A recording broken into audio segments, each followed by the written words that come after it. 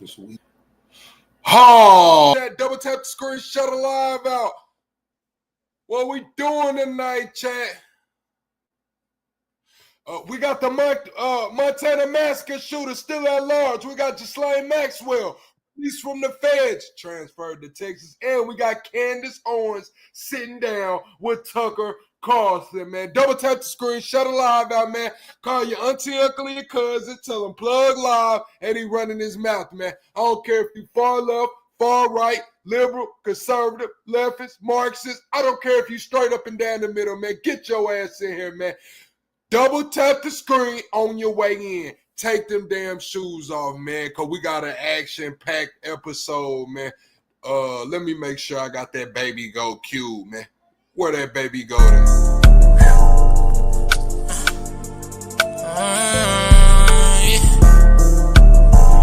JP. Go. I told that bitch don't get in my car if it don't come with no neck. I told my niggas I don't like the beef cause that don't come with no check. I told my niggas to mark my word, I guarantee that I'm next. I got the arms of a bodybuilder from the way that I flex. Might just hit the strip just to go blow me a check. They know what the fuck I'm on. They say that they got some of the best gas, they call it Southern Joy. Chain on chain and ice on ice like Adam Sandler, I'm Waterboy. I know I'm all in the head. Bad bitch laying in my bed. Wait till I give her a spread. I'm a master with the head. Don't let these social fool you, these niggas broke. I know that they ain't bought it. Ain't got no car but talking shit. Okay, then little walkie talkie. I told that bitch to come home. I ain't got time for no bitch that's healing. Puff the blunt, she called me daddy. And I'm screaming out no D. I'ma make sure that she come. I'ma fuck her good with my tongue. I know the night is still young. So baby, let's get it in. I know just how she like it tonight. She spicy, she added a friend. They ain't identical, but they fuck alike. So in the bed, I call them twin. I call them twin.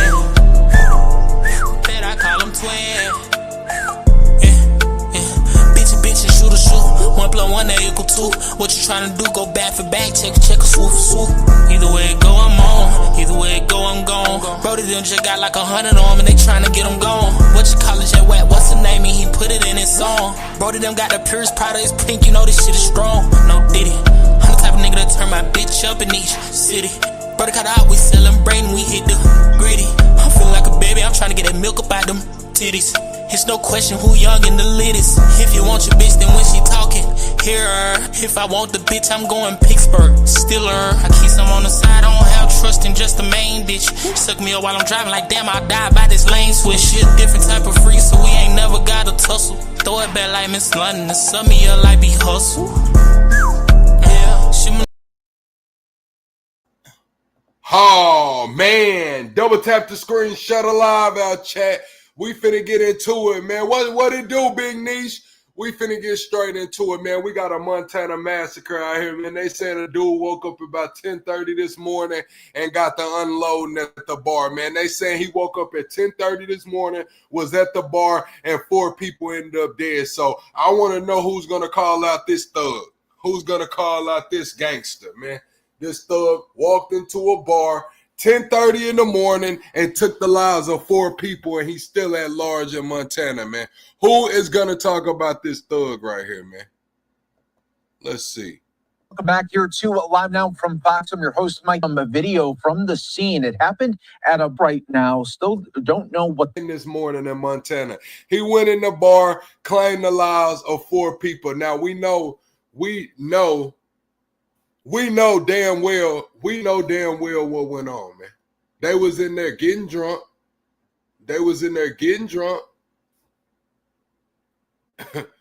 And something happened.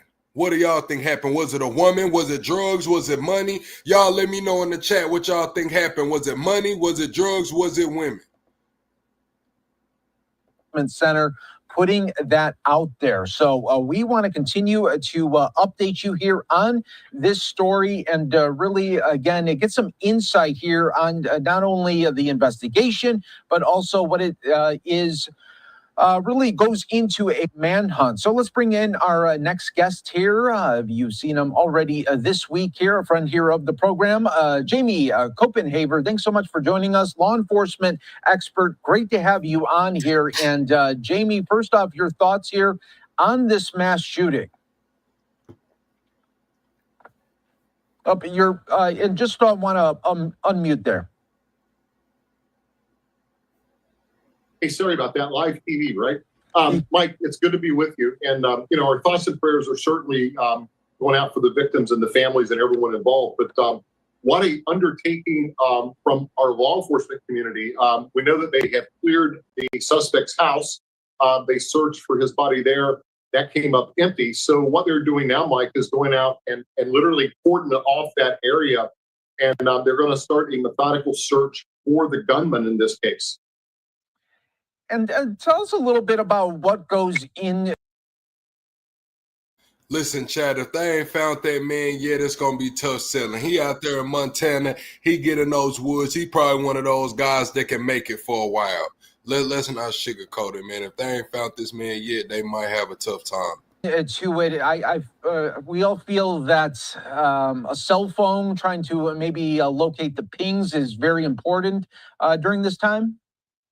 Yeah, absolutely. We've seen cases like this unfold. Unfortunately, the U.S. Marshal Service has probably one of the premier tech divisions, I would say, in our federal agencies of law enforcement officers. And what they're going to do is go out and locate the IME number and the data for this individual cell phone. And they're going to start running data checks on that phone number to see if they can pin that number to a specific area. It's going to triangulate that signal, Mike, and give them, obviously a fresh starting point for the search. And then also they're going to start coming social medias, emails. And at the same time, they're going to start interviewing family and friends of the suspect to see if they've known anything or heard anything prior to the shooting or where he may be hiding. And what about also, do they already got a sense there of, I'm talking debit, credit cards, and if that was used, would they know, if he uses it in the next 5 minutes, would they be able to know right away, sort of the location? Yeah, absolutely. In terms of any financial transactions as to a credit or debit card, they're on top of that as well. And that's almost real-time information, Mike. So that's very helpful if this guy would try to get an Uber out of an area or a taxi or what have you, or who's to say he's not trying to get cash, right? If he's mobile and trying to move outside of the area, he's going to have some type of transportation. So they are going to be monitoring those monetary transactions in the advance that he, obviously uses that card or an ATM to get cash for his trip out of town to hide. And what about, okay, so he's already killed 4 people here. Odds are that, he could kill once again and also maybe get into a situation with law enforcement. So now that they know that he is continuing to be armed, just how much more crucial is it to try to locate him? And how do you just go with that, knowing that he's already killed 4? Yeah, very methodical.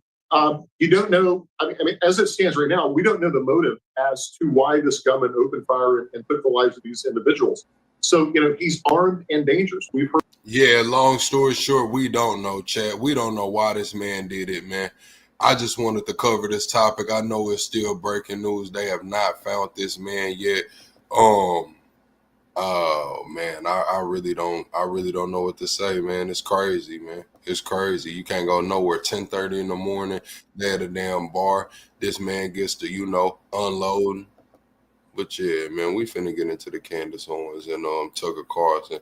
This is what I really wanted to sit down and watch with y'all. This Candace Owens and Tucker Carlson.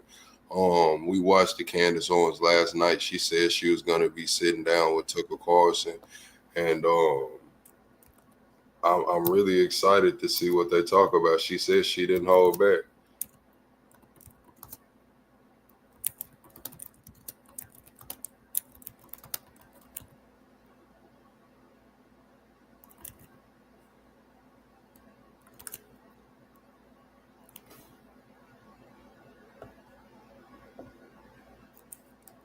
Hold on, Chad.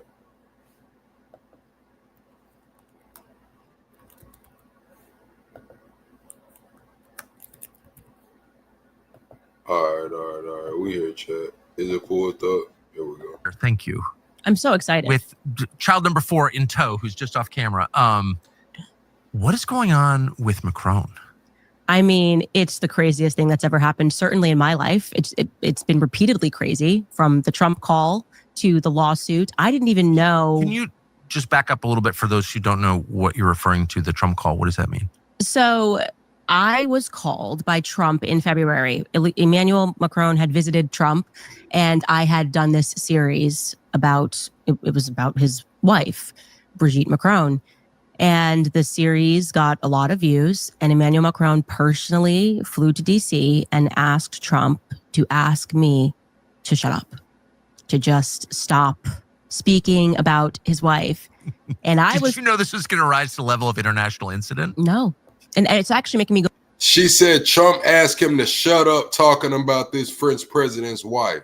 I didn't know that, chat. Press 1 if y'all knew that Trump told Candace to shut up talking about the French president's wife. Go back, and historically, I'm thinking, you know, all the times we were told that a war ended because of this or because of that. If this was one element of negotiation of Emmanuel Macron to Trump, and the topic of why he was, you know, ostensibly there was to discuss the end of the Ukrainian and Russian war, but you're taking Trump aside and you're asking him to shut up this podcaster in the US. I'm wondering if anything that we're told in our history books is real. So that is exactly right. I have wondered the same. That is just absolutely amazing. Mm-hmm.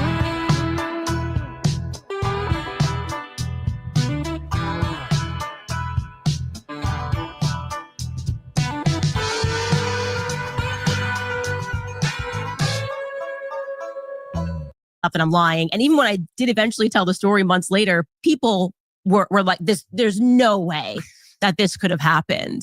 And until Trump didn't deny it. And then, of course, Emmanuel Macron is now suing me, and he included, as a part of the lawsuit, all right, before we get into it, chat, double tap the screen, shut the live out. Press 1 if you think Candace Owens is exposing a lot this year. Press 2 if you think Candace Owens just talking out her ass.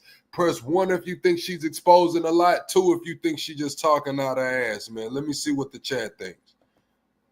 He referred to that phone call and how he believes that presenting it as an element of the Ukraine-Russian war was wrong. Like he was like, and so he's nitpicking there. But so what is he suing you over? What does the suit claim?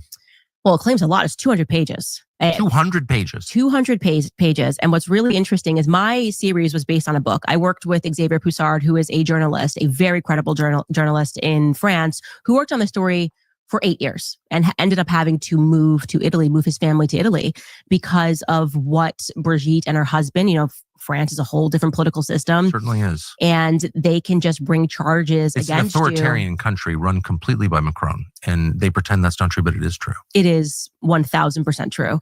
And so journalists that first got wise to the fact that Brigitte Macron kind of didn't exist for 30 years of her life were harassed by the government. They filed charges against them for, first and foremost, invasion of privacy. So there was never a dispute when she was bringing these charges about. She never brought a charge against people for saying that she was born a man. And that's what should be made clear to everybody. Like, that's not something that they ever say is not true when it comes down to the legality of it all, when they get into courtrooms. But they first sued for invasion of privacy. Then they sued for defamation regarding a statement, an error that the woman had made investigating when she said, in my opinion, you know, this document is fake. But that document actually was real. It was a birth certificate relating to somebody in the story. And so it was remarkably petty. And this is what they do. They get very legalistic. We'll keep you in the courtroom. We'll harass you. And for Xavier, things were happening where it was, they wanted him to know they were following him. Yes. And that the Secret Service was keeping an eye on him. They never actually brought a suit against him until recently, the same time as mine. They're not suing him for defamation, even though he's the author of the book that I based my entire series on. They are instead suing him for cyberbullying. Cyberbullying? A head of state? Mm-hmm. You can do that I in should Europe. just say, because it's true, that the French intelligence services, everyone makes fun of France as incompetent and weak, but their intel services are not incompetent or weak. And after probably CIA. Cyberbullying the head of state. I've seen people get blocked on Twitter for, you know, cyberbullying celebrities, but a lawsuit for cyberbullying the head of state is crazy, chat.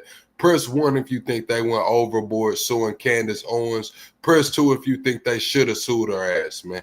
Press 1 if they went overboard. Press 2 if they should have sued her ass. Mossad. maybe the Russian intel services, like they are feared. Mm-hmm. And they should be feared. They are feared. Mm-hmm. They are feared. That they're very competent. They're violent. Documented. They've killed people, and they're nothing to play with, really. Right. That's why he picked up his family and he moved. I get it. And so it was this tremendous act of bravery that he did this.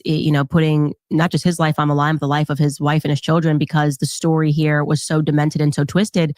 And just also the broader consideration that you could have an entire state colluding to protect a secret of that magnitude. And what's so compelling about this story, and I get into this in the first episode of Becoming Brigitte, is that by the time it made its way to the English-speaking world, people thought that this was like a, as always, far-right conspiracy dug up from the trenches of Reddit. And that's not what happened at all. The story begins with Emmanuel Macron and his wife is actually the journalists, the left-leaning journalists, the Condé Nast journalists who wanted to celebrate Brigitte, wanted to do documentaries on Brigitte. This wonderful woman is now empowered, and what is she going to do? And they were kind of getting threatened. They were told to come to the Élysée Palace, and there was only one person that they could talk to. They couldn't find or verify anything about Brigitte's history or Brigitte's past. And they sort of fell down the hole and were like, I don't know why I suddenly feel like I've done something wrong for asking basic questions about the First Lady of France. And so that's kind of where the series begins, and it kind of takes you through what they went through and what many people have gone through since, just trying to learn anything about the First Lady.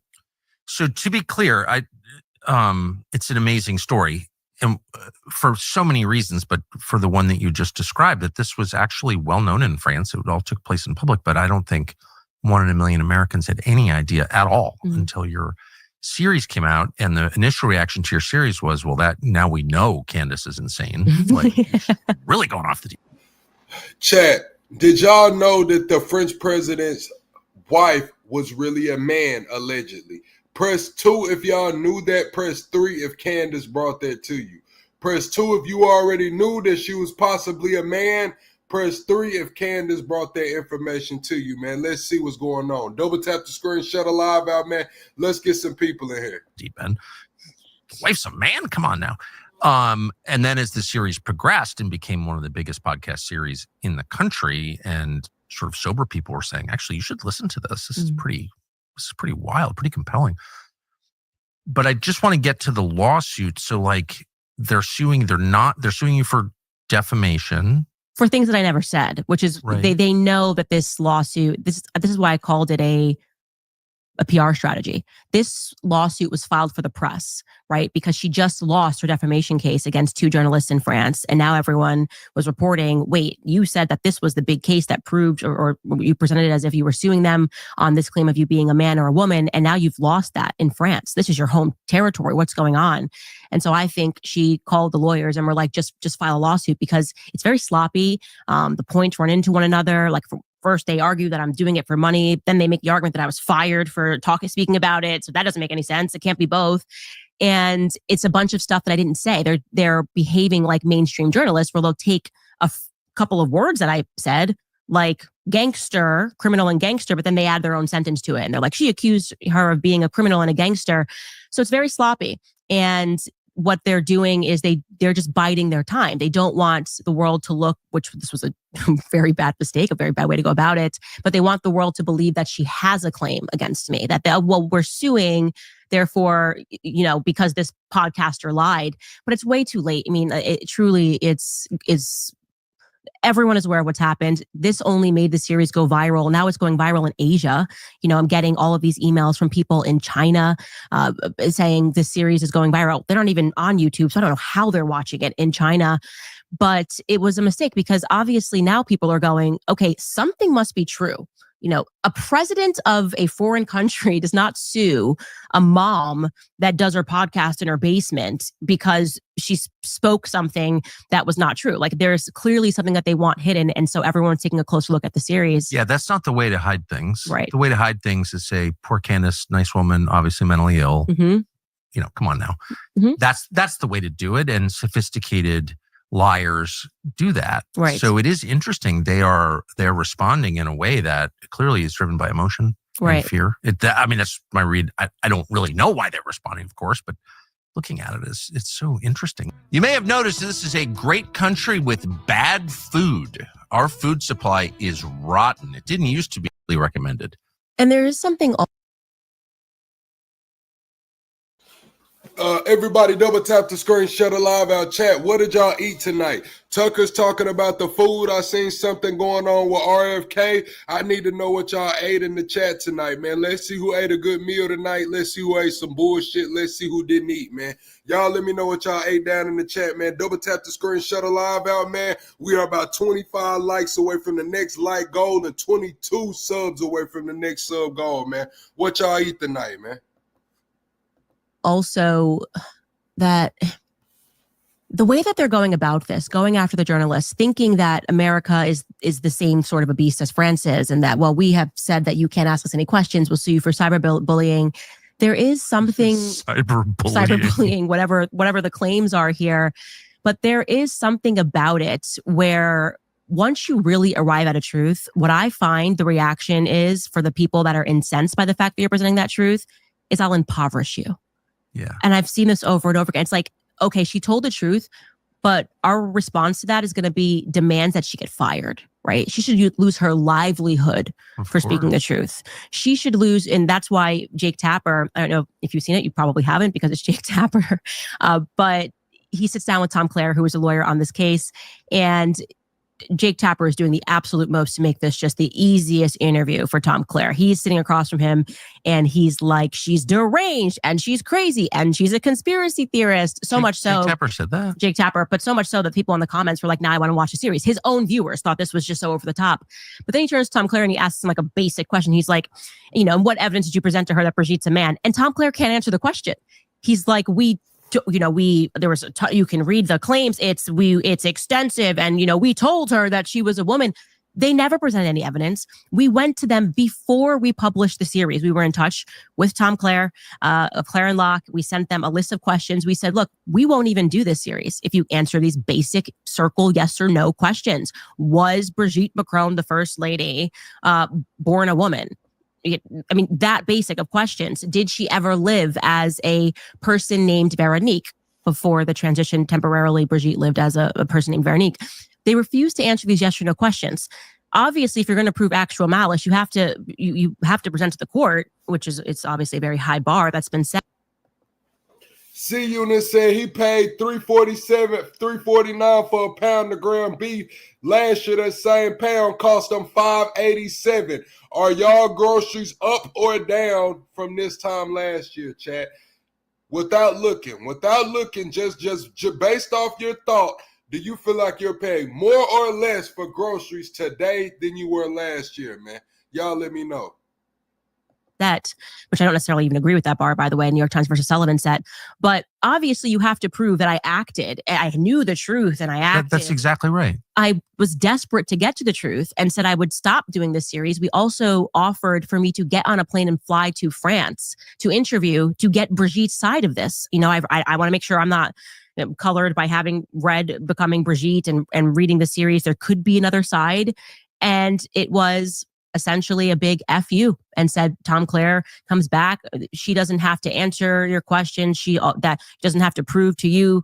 So they retained Tom Clare and Libby Locke then, or Tom Clare. So Tom Clare and Libby Locke are married, second marriage for him. But I know them.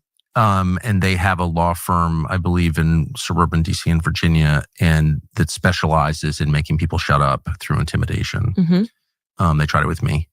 And in a really brutal, cruel way, I would say, to try and just scare you into shutting up. So that itself, I don't think anyone regards Tom Clare as a good lawyer at all. But certainly, his behavior is designed to intimidate you. So the fact that they hired them at the outset, that's the behavior of someone who just wants to scare you into shutting up. And the timing of when they first sent us a letter was actually December of last year. Sorry, the end of November of last year. We missed the letter because they sent it to an inbox that we would have never been checking. It was a very weird inbox, where you would go to return a t-shirt. And because we missed that, and I'm glad I missed it because I probably would have been scared. I think they knew, because that was right when I began speaking with Xavier Poussard. And I was in London at the time and I had agreed to interview him, but nobody knew I was going to do this interview. So what made them suddenly send this in? Double tap the screen, shut alive out. KR said 80 people will still vote for the orange man in the poll. Wow, y'all hate your neighbors and American values and freedom, etc. Sad. Glad you're a shrinking minority and half foreign bots. Press 1 if you would vote for Kamala if the election was held today. Press 2 if you would not vote for Kamala if the election was held today. 1s if you would vote for Kamala, 2s if you would not. Let's see what the chat thinks. Intimidating letter. And Tom Clare sent it? Tom Clare sent it. They'd already retained him. They had retained him and he sent a letter. And I think that they were monitoring Xavier Poussard. I think they were monitoring either his communications or monitoring how else him. Would they have known?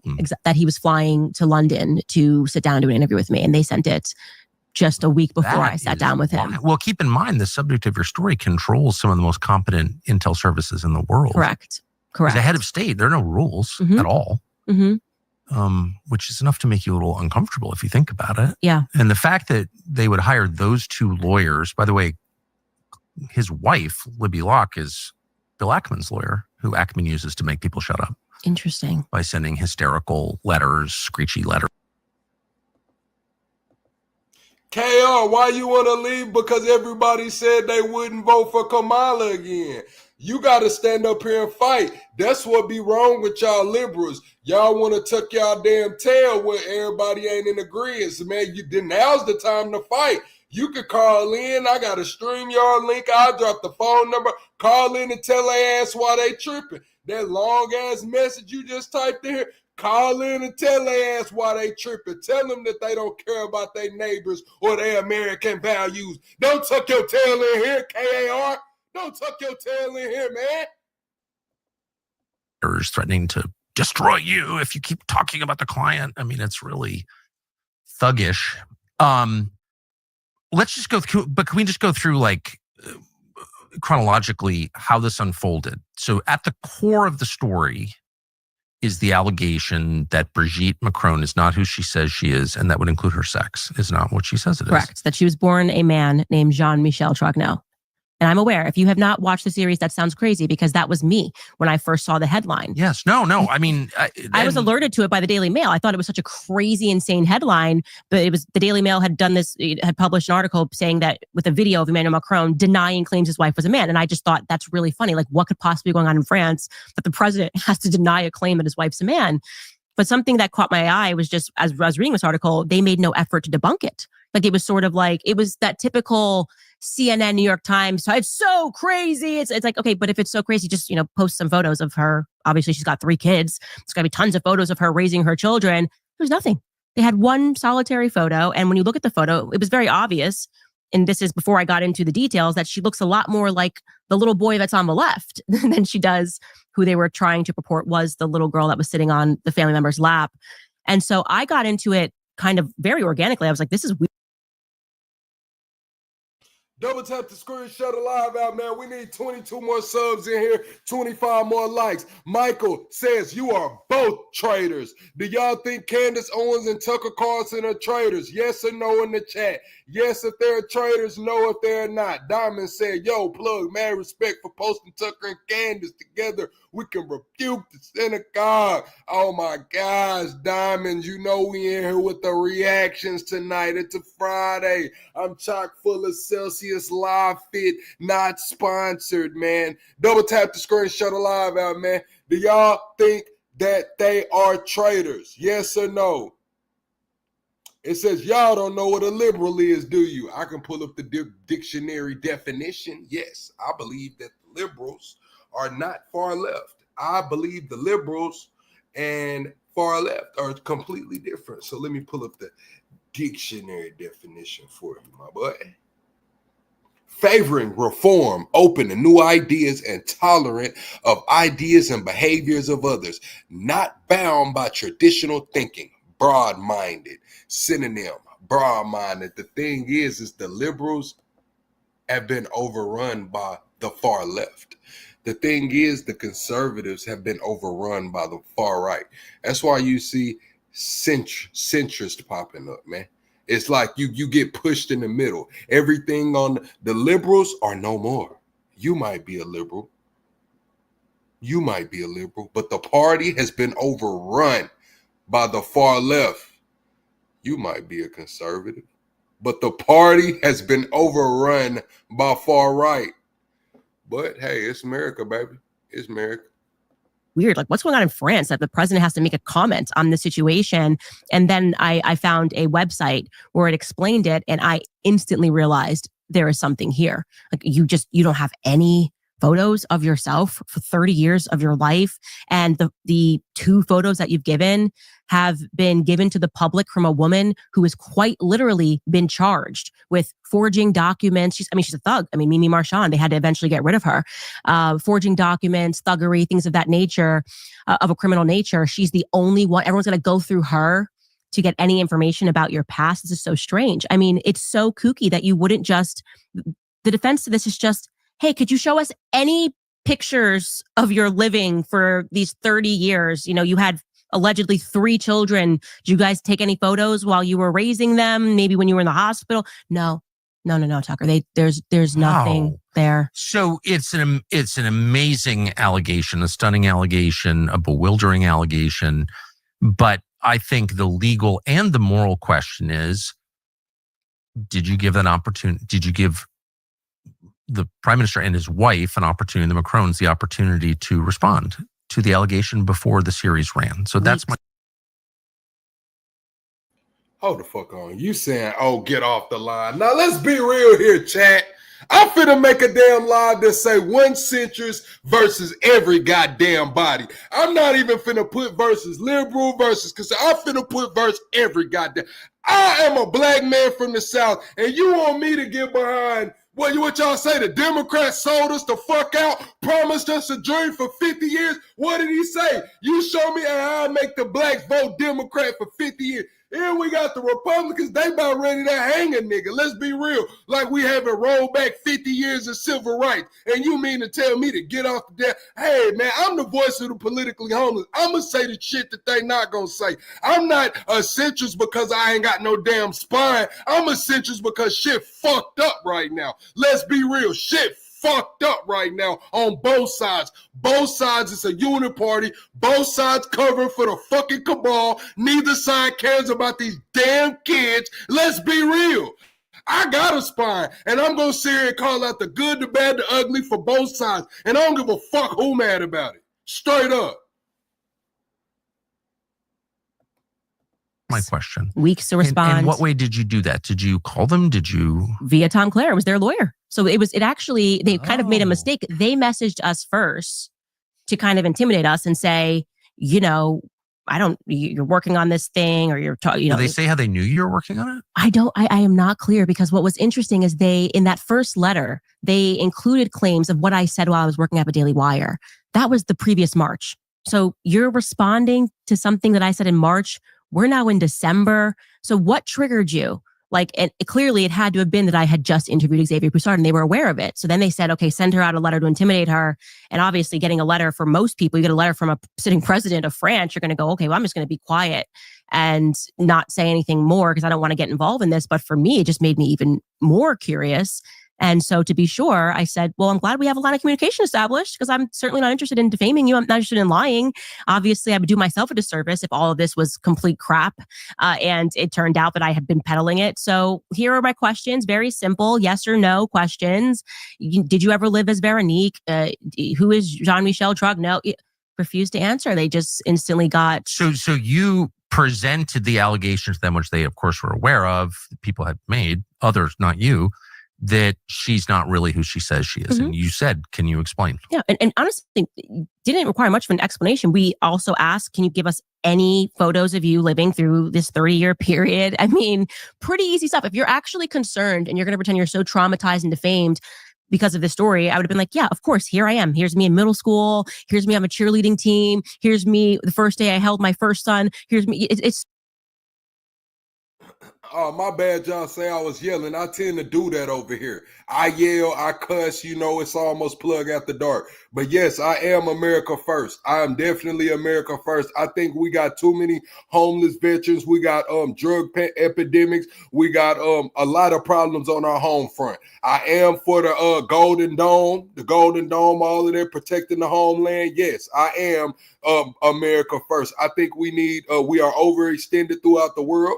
And we need to bring these troops home, and we need to protect home. We need to get all the homeless off the streets, man. We need to address this drug epidemic. They saying they got some new drug called Fly Sky, whatever the hell it is, in Pittsburgh, man. We need to direct some of that funding to stop this shit, man. We got a lot of kids growing up without fathers, a lot of kids growing up without mothers, man. We got a lot of shit going on here, straight up. I'm sorry, man. I do have empathy for the world, but shit, we got our own kids and our own damn problems we got to worry about right now. Such an easy thing to debunk that it requires the suspension of common sense to believe that this is a conspiracy theory, because it's so easy to debunk, and yet they refuse to do it, and they're being extremely petty and going after every single person that speaks about it. Now, have they ever provided that evidence to anybody? No, that's the point. They haven't. To this day. They would have never had to sue anybody, because everyone would have then laughed at them. Like, if someone was working on a story saying that I lived as a man for 30 years, I don't need to lawyer up. I want you to publish that story so that I can then come out and say, this person is a psychopath. Clearly, here is the trove of me growing up with my sisters. Here's my middle school yearbook. To the contrary, even when Xavier Poussard, because he has been worked on this for 10 years and therefore filing paperwork with the government to get pictures, Jean-Michel Tragneau has a military file. He also filed to get Brigitte's school yearbook, where she's allegedly has a picture, and he won that case and then took it to Sacré-Cœur, which is Sacred Heart. And they said, we're not releasing it. I don't care if you won the case. We're refusing to release this to you. So in every regard, something that would be able to dispel this rumor, even her children, where are your kids in this? If that's my mom and she's so attacked and it's so horrifying that she's got to put, my dad, stepdad on a plane to go speak to the president of the United States, way before then, I would have released pictures of me and my mom. Her kids are all adults. I would have said, here's me and my mom growing up on my first birthday, my second birthday. Please, everyone, leave her alone. They won't do it. It's bonkers. Have to the think. kids spoken in public? Only one child has ever spoken and called the rumors crazy and upsetting, and that's her youngest daughter, Tefan. And I have a theory about why that is, but again, there's no evidence to supply. Tefan won't go under oath. Tefan won't speak. Tefan won't say, "Oh no, this is." She just says it's very hurtful and it's not true. And okay, Tefan, well, you have the power to dispel this by just releasing some photos of you growing up. You're a 40-year-old lawyer. It's pretty simple to release some photos of you as a kid with your mom, and they won't do it. Here's a revealing and unpleasant fact. Mexico is facing a dangerous outbreak of New World screwworm. Ugh. It's fine if that's what you want your legacy to be, because at the core of this case, which most people should be speaking about, is their defense here is New World School. I don't know what the fuck I don't know what the hell Tucker Carlson talking about, man. Y'all double tap the screen, shut a live out. Let's get to 120 likes right quick. Double tap the screen, shut a live out. We do have memberships available to get you access to 250 past live streams. All of them are bangers. And you get access to some cool ass emojis. Members, drop them cool ass emojis that we update weekly. I am admitting, which they've never done before, they've now admitting that Emmanuel Macron was only 14 when they met, when he was in that play. 15, she says, whenever this affair happened. And in my suit, they admit that Emmanuel Macron's parents took him away from the school because of this relationship. Do you understand how the audacity of, I'm a creep, I macked on a student at best, and I have the audacity to file this lawsuit? I mean, what is going on in France that you would so willfully put that in a lawsuit, which, by the way, debunks their earlier claims. When he was first running, the press said he was 17. Then when Xavier Poussard proved that wasn't true, then suddenly we're saying he was 16. Now we've got them writing that he was 15. But the truth is that Emmanuel Macron was 14, and they can't go back on that truth because she has... Isn't that child molestation? Cloud, Candace is obsessed with this is because it's the biggest story of her career. Like, let's be real here. This is the biggest story of Candace Owens. There are millions of journalists throughout this world, hundreds of thousands of journalists that will never ever come close to having a story this big, let alone breaking a story this big, let alone being sued by the head of another government. That's why Candace will beat this into the ground. You will hear about this shit until the day they put Candace in a box. This is her moment. This is her moment. Yes, someone else's genitalia is her biggest story. Yes, this is her moment. Another thing I'm gonna say is earlier they got mad at me because I said, what's the guy named Pete? What's the Pete guy name? That they're saying should run for president. I butcher his last name. His name is Pete. I said that I wasn't for having a gay president, and they got pretty upset with me earlier. So y'all let me know in the chat. Am I wrong as an American saying that I wouldn't want a gay president? Am I wrong? Yes or no in the chat? Station. There we go. That's another big thing happening here. She's desperate now to keep it at 15. Brigitte wants to keep it at 15. No, he was 14 when he was in that play that she says that she watched him in. And as you know, 14-year-old boys, I guess as a 40-year-old woman, you would just be so swept away by a 14-year-old child on stage. He was in this play. I'm forgetting the name of it. It's a French name, Mila Kundera's play. And that's when she alleges that she saw him and he just was ahead of his time, a savant, so brilliant in his demonstration, his ability to act. You said why not? Because I seen the agendas get pushed on the presidents that was quote unquote straight, and I feel like that's gonna lead into the schools playing that role. You know, yes, I understand you can't homeschool. I have homeschooled my children up until this point. But the just kid teachers not having to relay messages to certain shit. Like, now if your kid go to school and your kid's smoking or something, yeah, they're gonna tell you. But if your kid comes to school and says that they want to do something like this or maybe explore and this kind of change, they don't have to tell you. And their basis is the child abuse in the home. I just don't want to see more of that going on. You know what I'm saying? Another thing too, dealing with the world leaders, you know what I'm saying? Dealing with these other world leaders, like it's gonna be a certain undertone there. There's going to be a certain undertone, especially when you're talking about these leaders in Africa and these Middle Eastern countries. Like, yeah, it's going to be a certain level of undertone. Basically the same reason that y'all would say, a lot of people say, oh, no woman president, you know, it'll be the same kind of undertone with an openly gay man for president. That's why those are my bases, you know. Just saying. He's a little kid. He's a child. And this is a very creepy, sadistic story. And the more that you learn how much the press lied about that earlier story, I mean, even yeah, I cannot assume their policies regarding LGBTQ, but I can also assume what's gonna be going on. You know what I'm saying? I cannot assume, I can also assume. You know what I'm saying? Because let's just be real here. Right now, one thing that I can assume is that how we have it to where it's only two genders now, how Trump just came through and he done away with that they, them, he, she, it, non-binary, when he done away with all of that shit. I can assume that shit will come back. You know what I'm saying? Those kind of things.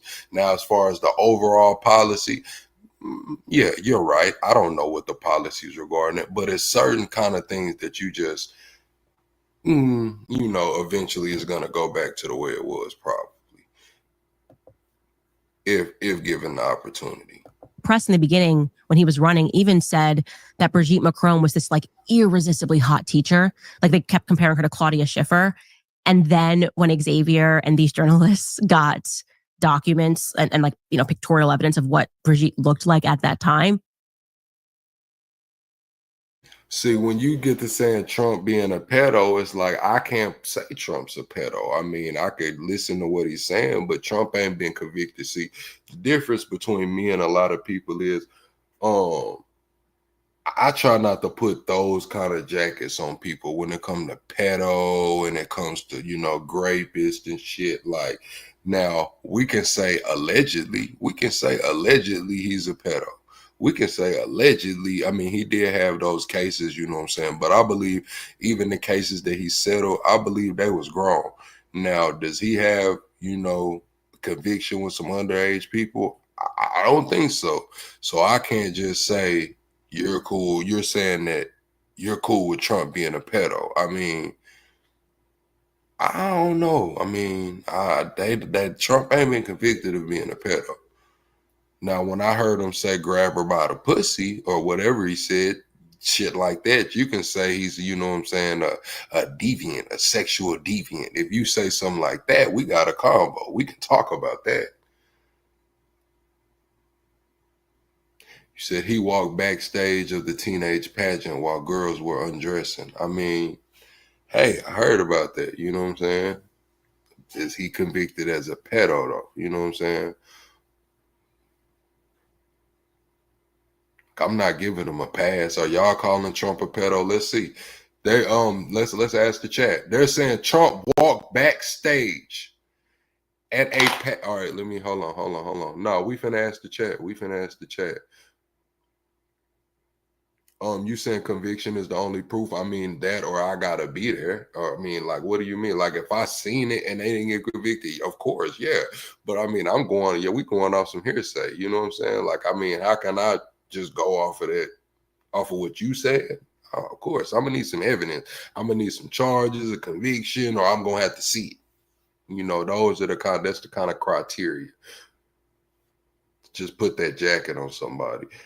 Or if there's a lot of, what do they call that shit? Circumstantial evidence. Now, what we're talking about here, what Cloud is talking about, is some circumstantial evidence.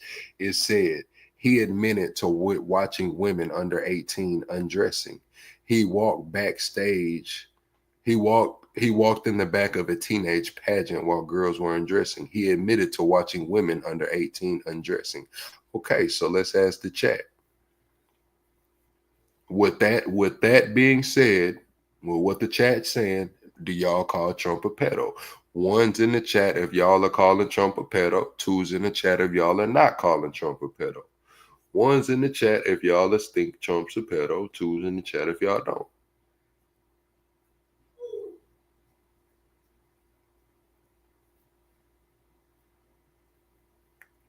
Seeing stray ones out there. See 1, 2. Seeing stray ones out there. I'm seeing a 100. I'm seeing another ones. They saying if true. See, we not saying if true. That's what I'm saying. I'm saying if true. Y'all telling me that when I say if true, that's not enough. We can't go with the if true. It's either do y'all think he is or do y'all think he's not. We're going to switch it up. Instead of the 1s and 2s, put yes or no so we can refresh this. Yes or no. We're not worrying about if it's true. I want to know from what y'all know right now, yes or no.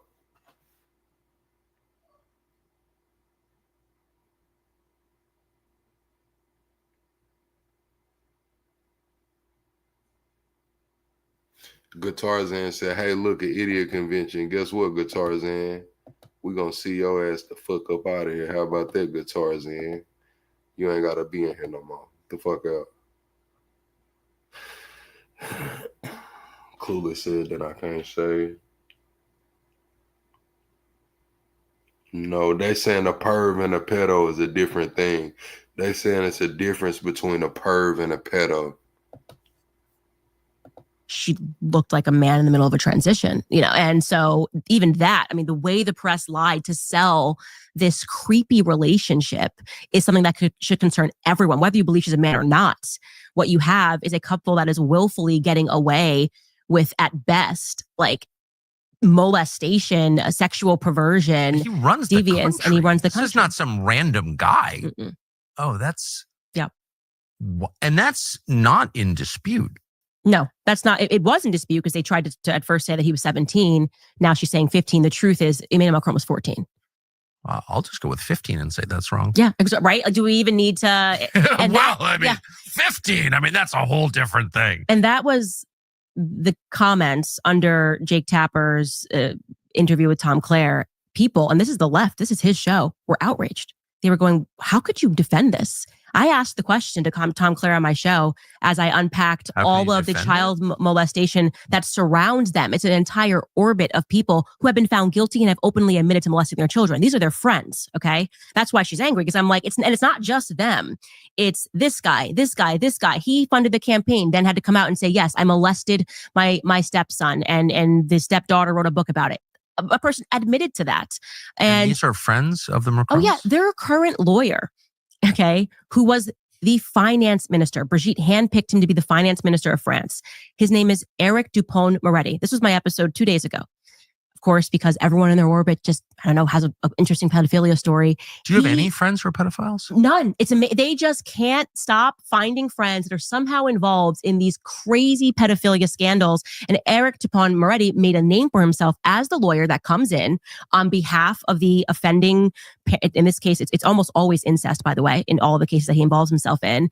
And he convinces the court, as he did in one certain case called the Manouche affair, that, okay, yeah, it is incest.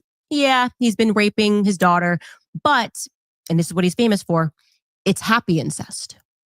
And he sold to a court and got this guy sentence reduced. He had been raping 2 of his daughters. Come on. I'm not kidding. You could look this up on Wikipedia, no less. And he sold this to the court, coined the phrase, along with another person who, another lawyer who Emmanuel awarded the Medal of Freedom to.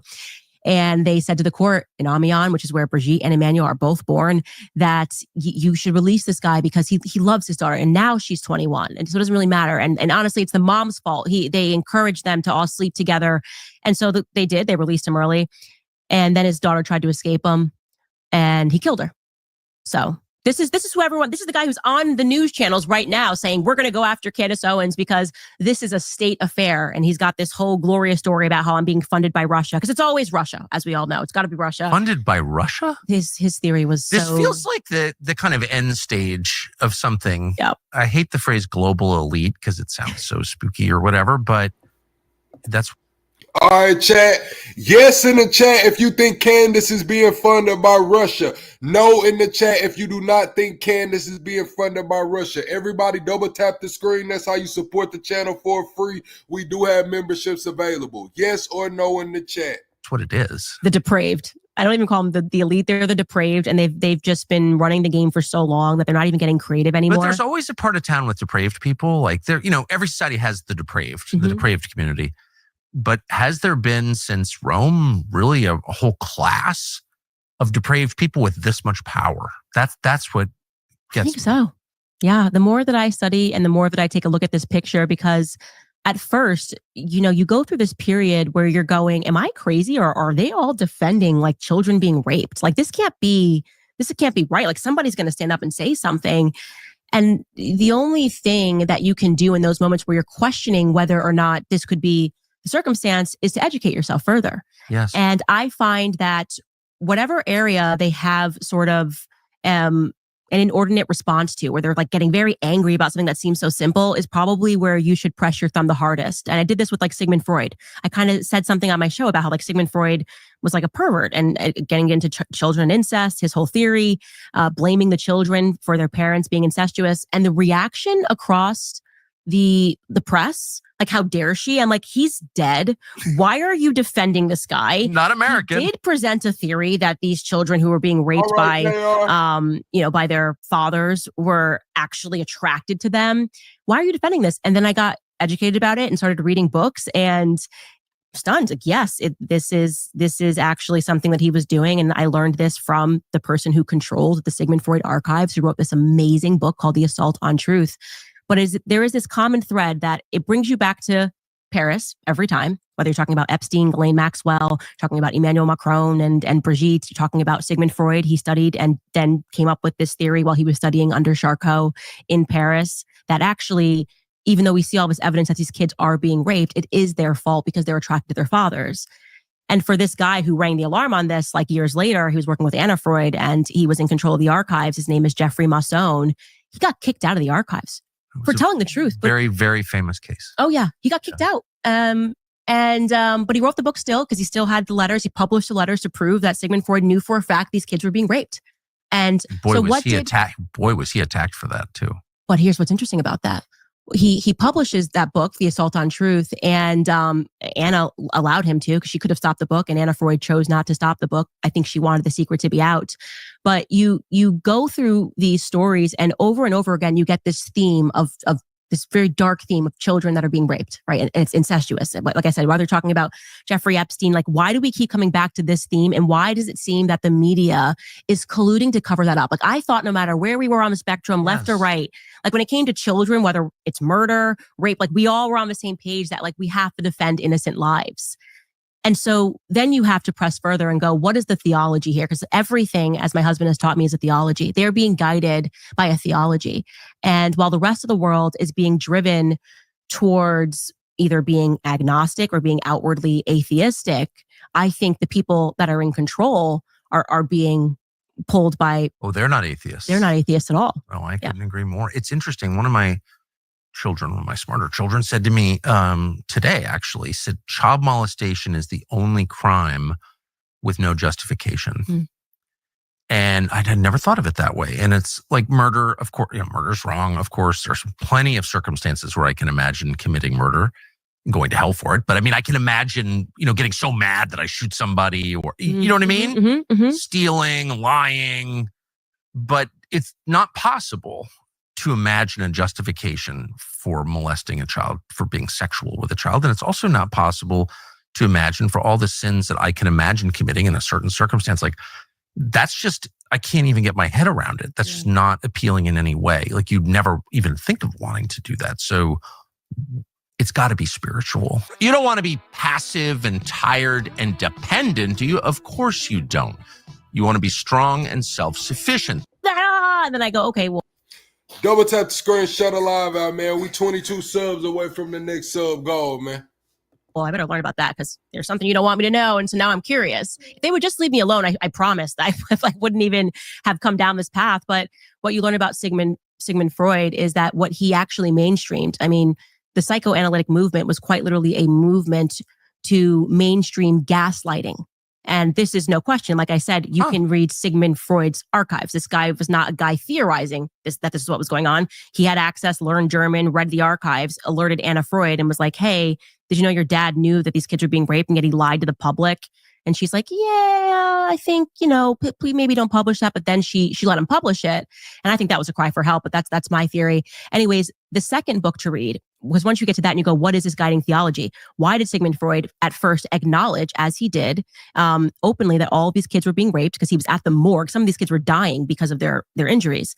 And he was at the morgue in Paris. He saw this up front. There was no dispute. The literature has been published. He's studying under Charcot, and then he does this pivot suddenly when he turns 35, and he says, "Never mind, these kids are not being abused. They're attracted to their fathers. They're the sexual provocateurs." David Bacon published a book, and he relates it to, and he makes a very sound argument, and then proves his theory that it's called Sigmund Freud and the Jewish mystical tradition. And he relates it to the Kabbalah, this sort of Gnostic idea that you have to descend into hell and then you'll be brought up. And like the worst thing that you could possibly do, the worst sin, they believe in this idea of holy sin, is to harm a child.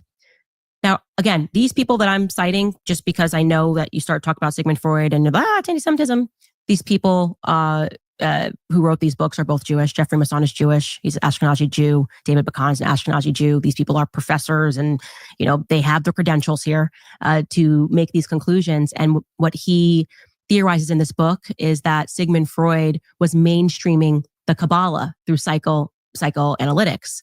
And the reason why he waited until he was 35, as he explains, is that in the Kabbalah tradition, they think it's so powerful, whatever the Kabbalah is. And I'm not educated on the Kabbalah, I will admit that. But whatever it is, they don't tell their kids about it until they turn 35. And when Sigmund Freud was 35, he received a Hebrew Bible from his father. And it's like, I guess they believe in numerology, whatever it is. And he was suddenly awakened to whatever aspect of the Kabbalah that it was. After David Bacon published the book, a rabbi came to him. He got in touch with the rabbi and spoke to this rabbi who told him that, yes, Sigmund Freud was a Kabbalist because he knew him personally. and he had a Zohar in his apartment or in his place. And he then verified that his theory, as reading through his papers, was correct and that he was a Kabbalist. And so I think it's important for people, as I started a book club, to read these books. Like, don't take it from me. And I always say, yeah, we need to stop falling for this credentialism. You shouldn't listen to me because I'm Candace Owens and I have a podcast. I want you to read these same books and to recognize that something very wrong is happening in this world. And when we point to these facts, we're all being... Damn, Candace saying some shit right now. Chat, press 1 if y'all believe Candace. Press 2 if y'all don't, man. Double tap the screen, shut the live out, man. Let's get the likes up. Let's get the 200 likes right quick. We 22 subs away from the next sub goal, man. 1 if y'all believe it, 2 if you don't. Being gaslit. Like, we're suddenly being told that having a response, as just one example to right now, to like kids dying in Gaza makes us monsters. Well, Sigmund Freud is the person that introduced the idea of sort of this, that gaslighting could be an effective strategy. And gaslighting, as I understand it, is the process of inverting blame. Mm-hmm. So I punch you in the face and attack you for assaulting me. Mm-hmm. How dare you hit me? Right. So, and it feels like we're constantly being gaslit. Well, it does feel like there's an awful lot of blame shifting. I see it in a very different context, but it's on economics. It's like, you know, the working class in the United States has been like completely under assault. It's not accidental. They were kind of targeted for extinction and treated with maximum contempt. And then they're like blamed for their medieval attitudes. They're all racist or whatever. It's like, no, actually, I think they're the ones who aren't winning. They seem to be losing out in a deal that is making a lot of other people rich. Why are we attacking them? Well, then you get called a racist, right? You get called a racist for noticing that. And these people who are like, I just want to be able to feed my families and go to work and feel good about that. Yeah, it has nothing to do with race. Like, how did race become part of this? It's like, what? But that's an element of that. And one of the things to recognize about Freud is that, so the Freud family creates a psychoanalytic movement, Sigmund Freud does, and they're gaslighting people. But then that turns into modern propaganda because it's the Freud Bernays family. It's the same family. Edward Bernays is the person that created propaganda during World War II, the OSS. Like, they were using him to figure out how can we mainstream, like how can we convince an entire population to want to go to war, you know, to hate Germans. This is the guy that they brought in. So it's the same, the psychoanalytic movement then turns into propaganda with Edward Bernays and then turns into PR. Like, the biggest PR person in the world right now is still the Freud family. The Freud family are the PR for the royals. His name is Matthew Freud. So you can draw a direct line in understanding that Matthew Freud was married to Rupert Murdoch's daughter. That is true. That is correct. Mm-hmm. And so it's very interesting to... just noting. Yeah. And it's important for people to recognize this, though. These people have had a tremendous head start. Okay. Nah, America can't be the father of propaganda, man. America's not old enough to be not an old enough nation to be the father of propaganda. Nah. It ain't no way. They know how the mind works. They have run these experiments on people. They have had this relationship with the state forever. In fact, I think they are the state, if I'm being honest. They are the state. I shouldn't even say it's a relationship with the state. And what they are constantly trying to do is to infect your mind. Okay, so picture you being that, you know, child who lived through this horrific experience. And now you have an adult sitting before you and saying that never happened and you're crazy. And what's wrong with you is that you're like attracted to your dad. That's what they're doing to all of us in a certain way. Obviously, way more devastating when it happens to a child in that regard, in that sinister regard. But when you see the mainstream media apparatus today, and they're gaslighting us. Like the case of Brigitte Macron is the most gaslighting I've ever seen in my life, where it's just like, you could debunk this in 1 second, but you won't. And you're calling us deranged, and you're calling us crazy, and you're calling us anti-Semitic for caring about a dead Palestinian kid. And it's like, they created this system. And the only way that we're going to be able to defeat it is we have to first understand it. And that's why I really encourage people to get educated. And I just made it my point, because I constantly kept getting this claim, like, anti-Semitic, talk about Sigmund Freud. So I was like, you know what I'm going to do? I'm only going to read Israeli historians and I'm only going to read Jewish books that are written by Jewish authors, so that we can just go ahead and dispel the rumor. I've never heard that. It's interesting. Sigmund Freud has gone in and out of style. Well, he was very in style when I was young. And then... Same for me. He was very in style. Yes. And then he was really knocked off the pedestal by feminists, as I recall, because he had like some non-fashionable views on women and calling them hysterical, et cetera, et cetera. But I don't recall Sigmund Freud being like a protected figure. Since when is criticizing him a hate crime? That's what was so weird to me. I did one episode on the Daily I don't Wire. think he was a religious guy, at least.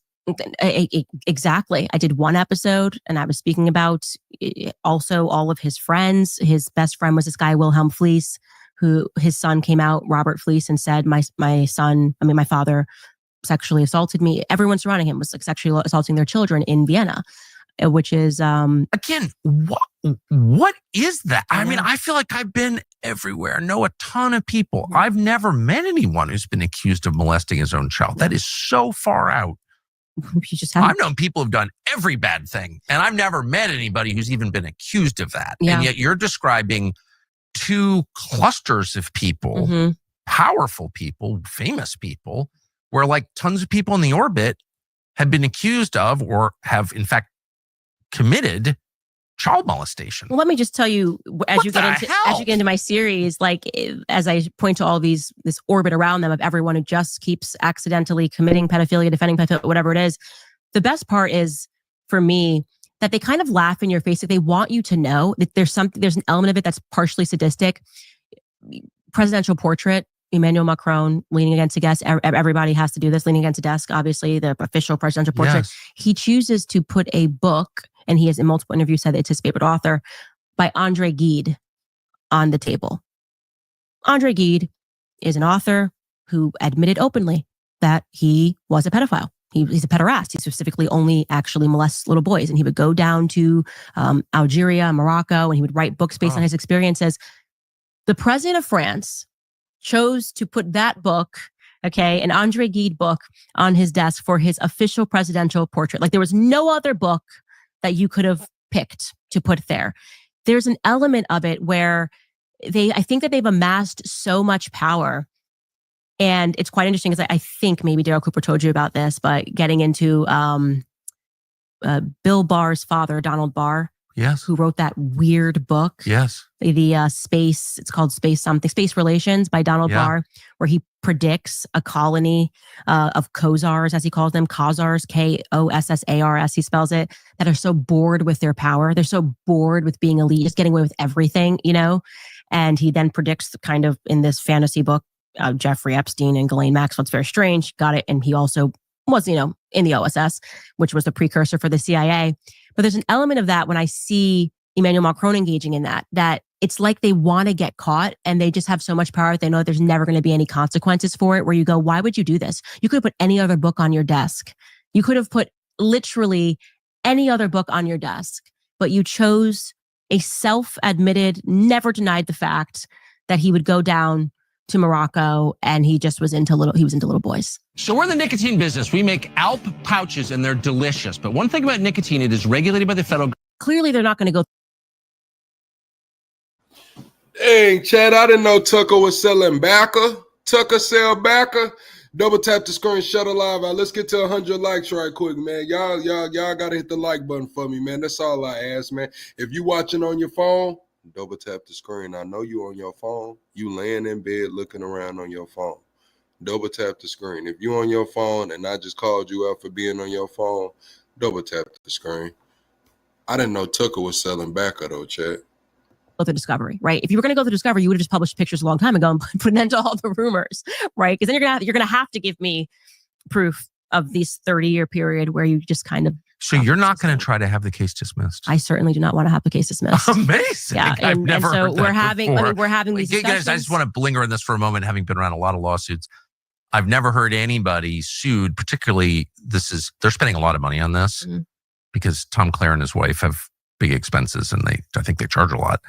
I've never heard anybody say, I don't want a well-funded case against me to be dismissed.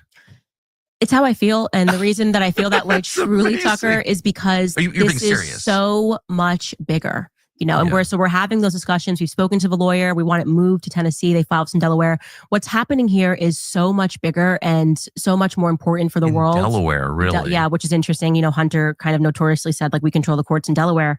But Fox News found out. Absurd case against Fox News by Dominion. I was not named in it. I got sucked into it. But Tom Clare was involved in that case, and it was in Delaware. and they just had a completely compliant judge. It was just a joke, actually. Well, that's very interesting because they did file in Delaware, and it is a place where we know that the courts are corrupt, but this would be a kind of precedent that would be, I think, almost even too crazy for Delaware.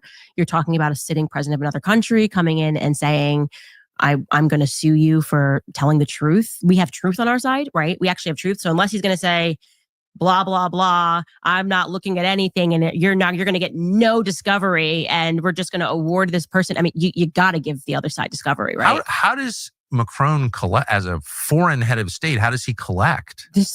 There is nothing that we can look at. We are pioneering this, obviously, because this has never happened in the history of the world that a sitting president of a foreign country has sued a journalist and a podcaster in another country. It's never happened.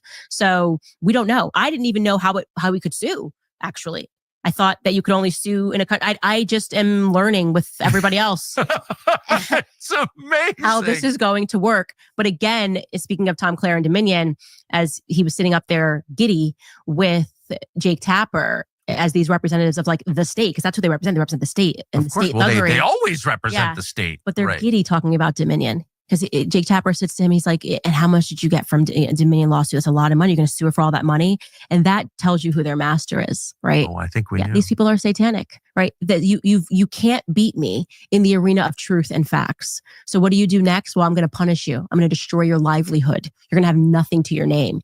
And that's why I say this case matters so much more to me, because we can't have this sort of behavior coming from people that are governing us, right? That say, even if you find the truth, even if I am a pervert, even if I got away with sleeping with my student, even though his parents try to take him away, there's nothing you can do about it. And I'm going to impoverish you for even telling people. Like, that's what this lawsuit is. I'm going to impoverish you for telling the truth. And they're happy. You got to see, they're like, he's like giddy discussing it. And then he turns in the camera, Jake Tapper, and goes, Fox News did this. Yeah, Candace got that money to fight the case, man. That's why, Erica, you asking why she's still talking about this? Hell, she got a lawsuit going on right now. She need the money to fight against the French president. So she's gonna beat this into the ground. This live she just did 1 million views on Tucker's channel. She's probably gonna clip it up on her channel. She's making money out the ass off of this story, and she's gonna need it to fight this case. And how much money did you get? Like, it's totally bizarre. I'm like, that's your master. And you're going to come up against a hard rock here, because I don't care about money. If I hope the story of Candace Owens over the last 2 years, people have come to understand that money is not my master. I think that's very obvious to everyone. What's interesting, though, since I know everybody you're talking about, is you're the happiest person by far. And I don't mean to be like fake pious or whatever, like the good guys win in the end. But it is true that you can tell who's speaking truth by who is calm and happy. It is true. Yeah. Lying makes you afraid, brittle, angry. It does. I've lied before. It makes me afraid, brittle, and angry. And the more you tell the truth, the calmer you are. Right. I just think that's real. And anyway, I don't think in the end you win siding with the state against the truth teller. No, and that's why I asked that question. Like, Tom, I know you've watched every minute of the series. You know that they are surrounded by these people. You know about the children victims that have been silenced. Is it really worth it? You said that to him? Yeah, on my podcast. I just said I have to openly, as we went through this Manouche affair and this woman ending up dead because they fought to like get this pedophile and creature in Amiens released. I just asked him, like, is it really worth it? Like, because for me, I couldn't look at a case that involved the abuse of children, or a network of people who are involved with the abuse of children, who have admitted to abusing children, who are defending people who have admitted to abusing children, and put my head on the pillow at night. And that's what matters most. In everything that I do, I have to be able to put my head on the pillow at night and say, I feel like I did what I thought was the right thing to do, and it was a good thing to do. Yes. And most people are not guided by that. They're guided by this master of money, right? And they're willing to do these sorts of things to look the other way because you're going to cash a check. Like you and Libby are going to cash a check, and like, that's going to be good. Do you want that to be your legacy? I ask him that genuinely. Like, I hope that we do get to court and I get to ask him that face to face. Maybe he's deposing me and I get to ask him, like, is the money worth it? I just want to know. I need to know that, because I could never, when it comes to children, I will breathe fire on Tom Clare before I would sign up to knowingly aid people who have harmed children. having sat in a long deposition with Tom Clare, I can tell you, the game is to make you mad. And that's very easy with me because I'm a hothead. It probably won't work with you. You seem to have way more emotional control than I do. But I do think I don't want to be mean, but I just want to say when people have in mind, when Shakespeare wrote about lawyers, and I'm like, ooh, that's a little harsh. Kill all the lawyers. What are you doing? He had Tom Clare in mind. He really is a discredit to the profession. I can say or that. Or credit to the profession. Or credit. If Maybe I was legit, I mean, the godfathers of my children are lawyers, Yeah. and really good. My college roommates, really good guys, great guys, men of integrity, true integrity with wives who respect them, kids who love them, and just good men. But if I was a lawyer, if I was one of them and Tom Clare is stalking the earth, I'd be like, man, we got to disbar that guy because he discredits the entire profession. Yeah, I mean, it's very interesting. I don't know what is guiding him at this point, but it's definitively not goodness, right? It's definitely not. Does he think he can win? I know he doesn't, because like I said, I got advice from their law firm not to pursue a defamation claim. So you're in this, to help bolster their idea to the world that they haven't done anything when you know that they're lying, when you know that your client is lying and you still represent them. I don't know how people put their head on the pillow at night. And what's interesting about me, and he'll just come up against a rock, is I have nothing to hide, right? If I had anything to hide, you guys would have found out last year, right? That where I went through and physically felt like an X-ray from the press. Yeah, they did put that spotlight on Candace. You know what I'm saying? They did put the spotlight on her, man. We 22 subs away from the next sub goal. We go live every single night over talking politics, entertainment, and current events, man. If you having a good time in my live stream, press 1. If it's your first time in my live stream, press 2, and I give you a shout out. As they tried to destroy everything that I had, everything that I held dear. I mean, it was nonstop. I mean, banned from Australia, demanding that my speaking events get canceled because I'm an anti-Semite, fired in front of the world. I mean, last year was really one for the books, and anything that they could find on me, they wrote articles about, and they smeared me and they libeled me, and the idea. Yeah, they did smear. Corey, what it do? Welcome in. Hope you subscribe. Cam, Robert, hope you subscribe. No B, what's up with it? Deanna, hope you subscribe. Cynthia, hope you subscribe. Brad, hope you subscribe. I hope all the first timers feel welcome. Y'all welcome the first timers in. Was to kill me. It was like, lay it dead. This girl should no longer have a career. And I survived it. And I survived it because I had the one thing that they couldn't quite kill, which is truth on my side. I told the truth, okay? So at the end of the day, it takes so much more energy and persistence to lie. You have to lie repeatedly. You have to keep telling the person that the shadows on the wall are real, and when you tell the truth, you really just have to say it once. And it hangs in the air and it resonates and people can feel that it's real. Mm-hmm. And so... You said add you to the stream. I got an email that's pinned in the comments. If you send me an email, you can come up here, or you can just click that StreamYard link and come up here. I mean, you can come up here, just don't come up here on no bullshit because I'm gonna put you in a box. You can screenshot the chat right here. When I drop this link, screenshot the chat and go to your pictures, and it'll be a clickable link, or you can email me. They were unsuccessful in trying to destroy me, to try to destroy everything I've ever worked for in my entire life with smears and libels and lies. And so what's left? What is he going to say to me? What are you saying to me during a deposition? Yeah, I think that's a man. And I think that everyone around them is way too close to pedophilia. And I think, Tom Clare, that you should be ashamed of yourself and any person that would ever launch a defense knowing that children were hurt in the process. I think, you better hope karma's not real. Have you ever talked to Macron? He texts people, I happen to know. I wish he would text me. I'd love to speak to him. I view him as a victim, by the way. Okay.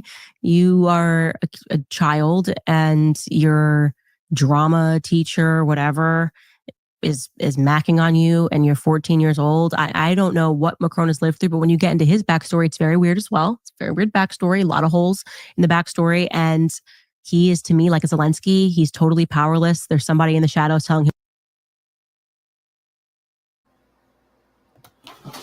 Nah, these ain't my gold teeth, and these ain't Plies gold teeth. If you don't know where these gold teeth come from, I'm gonna ask you to go get into your DVDs and your hood library and refresh up, because you might not be invited to the damn barbecue, man. You might not be invited to the barbecue. Y'all want me to switch my picture, man?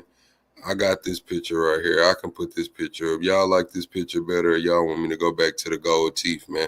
One's for the gold teeth, two's for this picture right here of me looking at y'all ass confused as hell.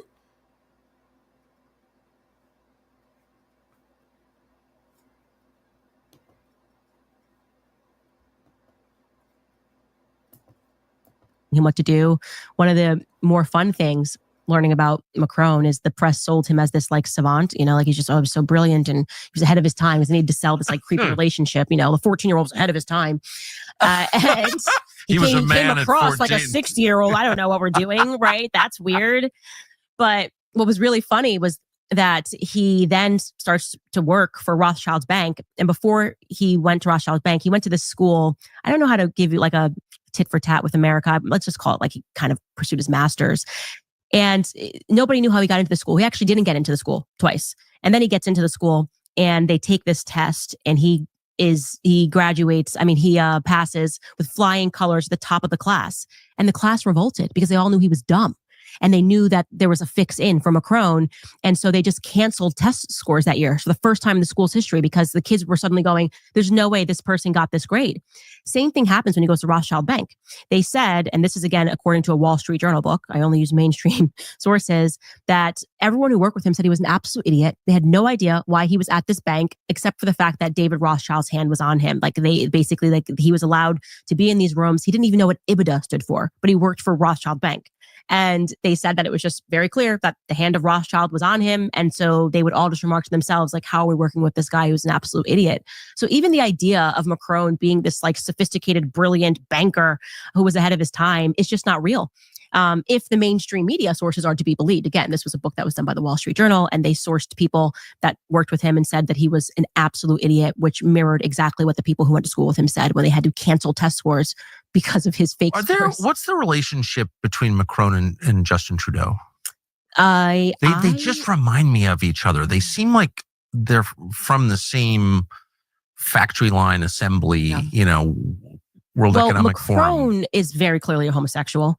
I think that's very obvious. People have come out and talked about sleeping with him. Men, he's never sued them for anything. Very weird. Men, really? Oh yeah. Right when he became president, there was and I'm blanking on his name. He came out and spoke and said, this guy is, watch out for Macron. He's got some issues. Like he said that he was a part of a sex party with him. Macron never disputed it. And since he likes to sue for defamation, that would have been a pretty good one to go after if a guy is saying he slept with you and that you have mental issues, like that he's like almost like a masochist in many ways. But if you just kind of look at the world right now, a lot of theater boys are getting power. Zelensky was an actor and a performer, and he actually played the role of being the president and then actually became the president. Macron, he was a theater boy, okay? And now all of a sudden he's like playing the part of the president of France. I don't take any of these people seriously. Like you are as people. This is your next act. Yeah, you are told to pretend that you're the president of France and somebody behind you is telling you what to do. And we can definitely, as Americans now, I think we can all agree, whether you're left or right, that is a circumstance after having Biden in office, because we know, irrespective of whether you loved him or hated him, that he was not cognitively there. Right. And yet the government still ran. And that should terrify you, who was in control. Well, exactly. While he was on a steep cognitive decline. It's the same for, I think, the entire Western world, that these people are not in real control, and that they're just made to kind of delude the public into believing that this is a republic and a democracy and you have a say, and look, you elected this person, but somebody else is obviously pulling the strings. That's a fascinating observation that has never occurred to me, that the theater kids have taken, like, literally. Yeah. That is crazy that she put that out there. Who do y'all think is running the government? When Biden went down, she said the whole Western world. Y'all give me some opinions in there. Who do y'all think keeps this shit running, man? Who's really making the decisions, man? Y'all let me know in the comments. Double tap the screen, shut a live out. We 23 subs away from the next sub goal. The literal theater kids. That's just. And here's your next role. You're going to be president. So speaking of theater, I just hesitate even to ask this, but because it just opens up all this stuff I don't want to deal with. But you just interviewed Nick Fuentes. I did. Or had a conversation with him. What did you think of that? What do you think of him?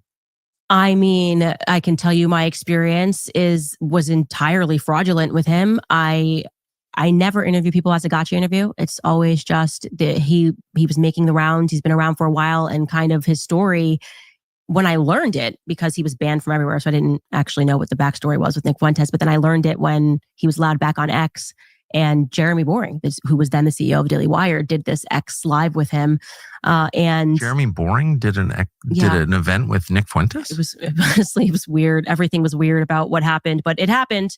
And Nick told his story, and I was listening in, and said essentially that he was canceled because he started asking questions about Israel. He was 18 years old, and he alleged that it was, very much the fault of the Daily Wire or whatever he said. And I found it very interesting. And I was like, oh, I actually didn't know this was the backstory. Maybe this really is a person who had, just ahead of everybody else, was questioning Israel and had like a bad hand given to him. So I had him on the show, welcomed him into my home, and he was very nice. We told him, we're going to cut a controversial trailer. We're going to show you like these clips of you talking trash about me, and you can talk about whatever you want for as long as you want. Ask any questions you want to ask. It went great. He left. He said, thanks. We can now be friends. And I am not kidding. We published this 11 days later, and I don't even know how to, he just starts screaming, calling me an effing bitch, who set him up. We didn't edit a single thing.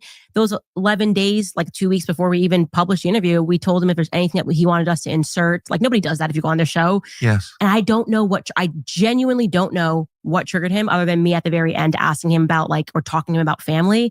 And it was just the rage that was coming out of him was just weird. And I don't know why he did that. I don't know why he did a 180. You had access to me. You could have said anything after.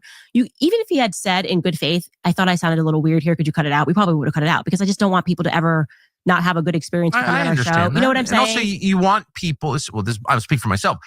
When I invite someone on, especially just to hear their views, I want them to be able to express what they actually think. Right. Exactly. And you decide what you think, and you decide how to express it. I mean, that's like a basic human right, kind of. Yeah. And so I'm not here to trip you up into saying something you don't mean. I want to hear what you do mean. Yeah, exactly. Right? So, and he told the story. He did all of that. And apparently then, and I don't know if it was driven by insecurity. He didn't know how his followers would take the interview, but he just did a complete 180. Lied to his audience, pretended that he was surprised it was behind a paywall. We spoke about him and how we were going to release it. He said, great. I mean, it's a total 180 flip. So I can now say that I didn't listen to other people say that Nick was a bad person. I didn't care about what happened when he was 18, 19, 20, 26. I sat across from a person, had a conversation with him. He behaved one way in person and then put on a show for the internet. So I actually can say my experience with Nick Fuentes is that he's a terrible person and a terrible human being, because why would you do that? There's no reason to do that. I agree. You could have come back onto the show. You could have had... Y'all think Nick Fuentes double-crossed Candace Owens? Press 1 if he did, press 2 if he didn't.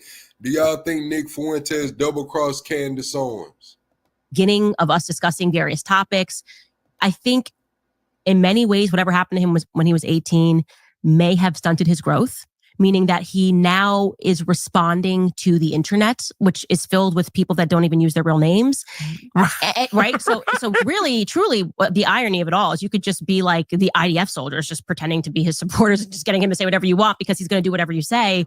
But it was strange. It was totally strange. It made no sense. And Does I just he went, have a family or a normal life? I asked him about that. He said, yeah, he comes from a 2-parent household.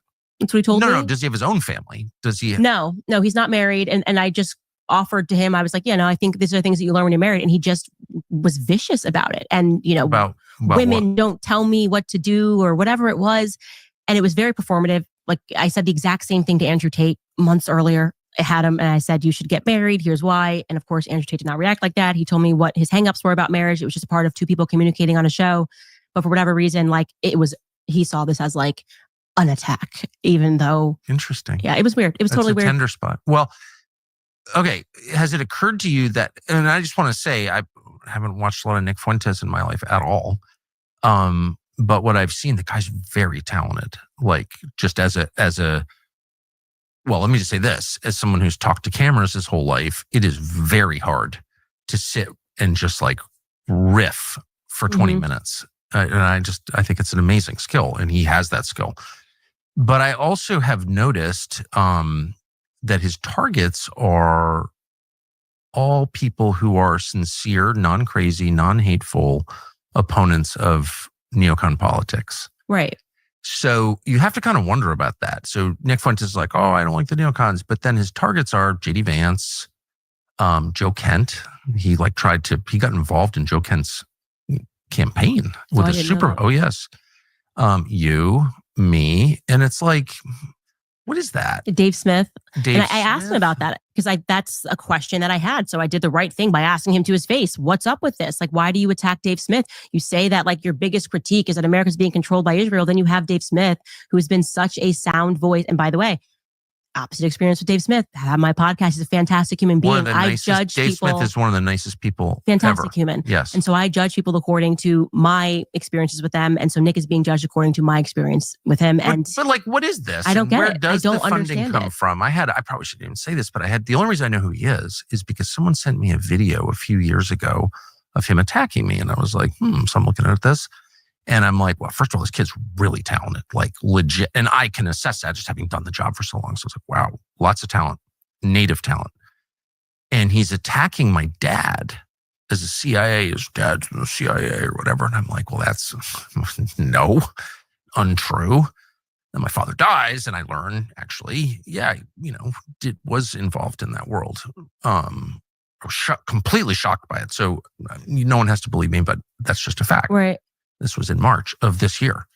And I'm like, well, how the hell would this child from Chicago, my dad was 84 when he passed. Like, who does this guy know who my dad is? And like, he's in intelligence. How would he know that? And I Wait, so that was his critique of you? Because I didn't see it. Someone just sent me this video and was like, you can't believe anything Carlson says because his father was in the CIA and he's a CIA working on behalf of the CIA. Well, I mean, I think it's pretty obvious, and I actually feel emotional in my anger towards CIA. And I think that comes out of the air quite regularly. Right. And so the idea that I'm working for the CIA is like deranged. Well, if it helps, he said I'm funded by Russia now. Since the interview, he then did a thing and said I was funded by Russia. But you would be a lot more likely to take Russian money than I would be to work for the CIA, because you would never take Russian money and you're not Russian. But I mean, I really hate the CIA. And I mean, Right. That's like very offensive to me. So why would you? It's like personal for you. Well, a little bit. Yeah. And anyway, like, who is this kid exactly? Mm-hmm. And maybe it's just an accident that the guy exclusively goes after people who are in roughly the same. And then he gets up there and he's like, making Holocaust jokes. And it's like, is it possible that this is like David Duke? And David Duke, every time I had a new show, David Duke would endorse my show. I don't know, who the hell is David Duke? Well, David Duke is obviously part of a campaign to discredit people on the right, obviously. And I think it's very obvious that Nick Fuentes is exactly the same. Doesn't mean everything he says is false. It doesn't mean he's not talented. He's enormously talented. Doesn't mean he's a bad person. I'm not attacking him personally, but he is clearly part of a campaign to discredit non-crazy right voices.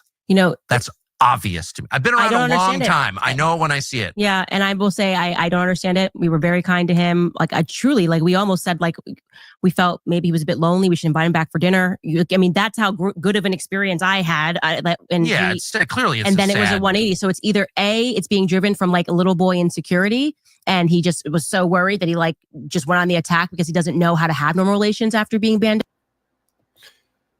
Invite him for dinner is crazy. Press 1 chat if you think you would like to have dinner with Nick Fuentes. Press 2 if you would not want to sit at the dinner table with Nick Fuentes. 1s if you would, 2s if you wouldn't. And everywhere. Well, I think there's that could be one element. The angry gay kid thing going on. Yeah. Or it's what you're saying, where he does this, he's lying to everybody and pretending that things are one way when it's not. I can say why is he attacking Joe Kent, who, Joe Kent worked as a CIA contractor, paramilitary contractor. He's in the U.S. military for years fighting our neocon wars. And his wife was killed in Syria in one of those wars. Joe Kent is the single most sincere critic, and I would say the one with the most credibility in the United States to say this foreign policy is bad. It killed my wife. I was a part of it. Joe Kent is actually someone the CIA doesn't like at all because he understands how it operates.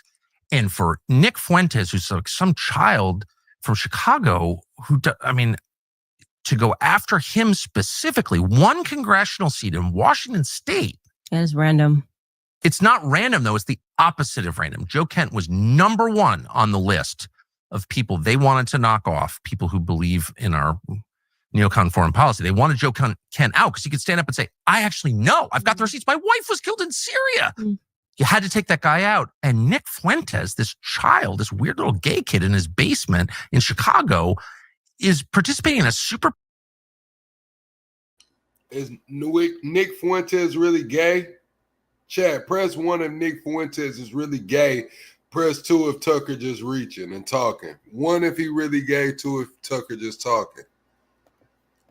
Pack to bump off Joe Kent? Like, I've been around this my whole life. I know what that is. It's just an organized effort. Yeah. And he also did the thing that David Duke always did, including to me, which is be like, oh, yeah, it's my friend. And everyone's like, oh, Tucker Carlson's been endorsed by David Duke. I've been making like the anti-racist argument my whole life. Right. Like, I'm not for David Duke. Do I think David Duke is right when he's against affirmative action? You bet I do. But I'm not for David Duke. But David Duke would try to discredit people by hugging them. And that's exactly what Fuentes did. He goes out there, meet all these people, show up, hi, I'm Nick Fuentes. Can I get my picture with you? That's a campaign to destroy credible voices on the right.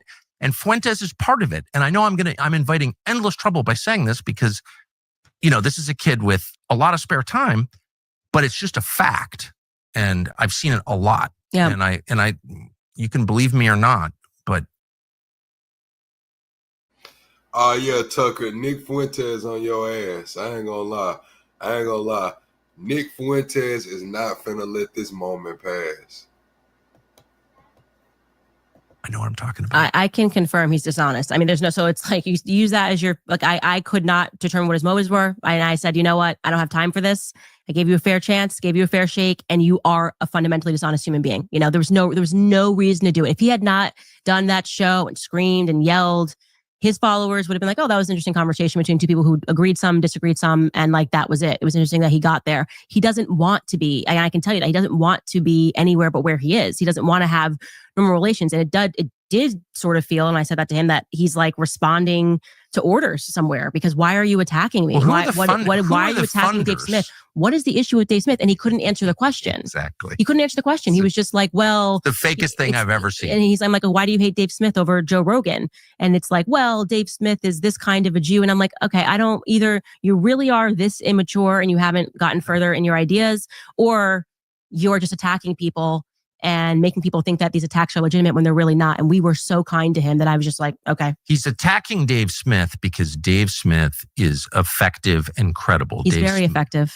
Because he's smart. He's a decent.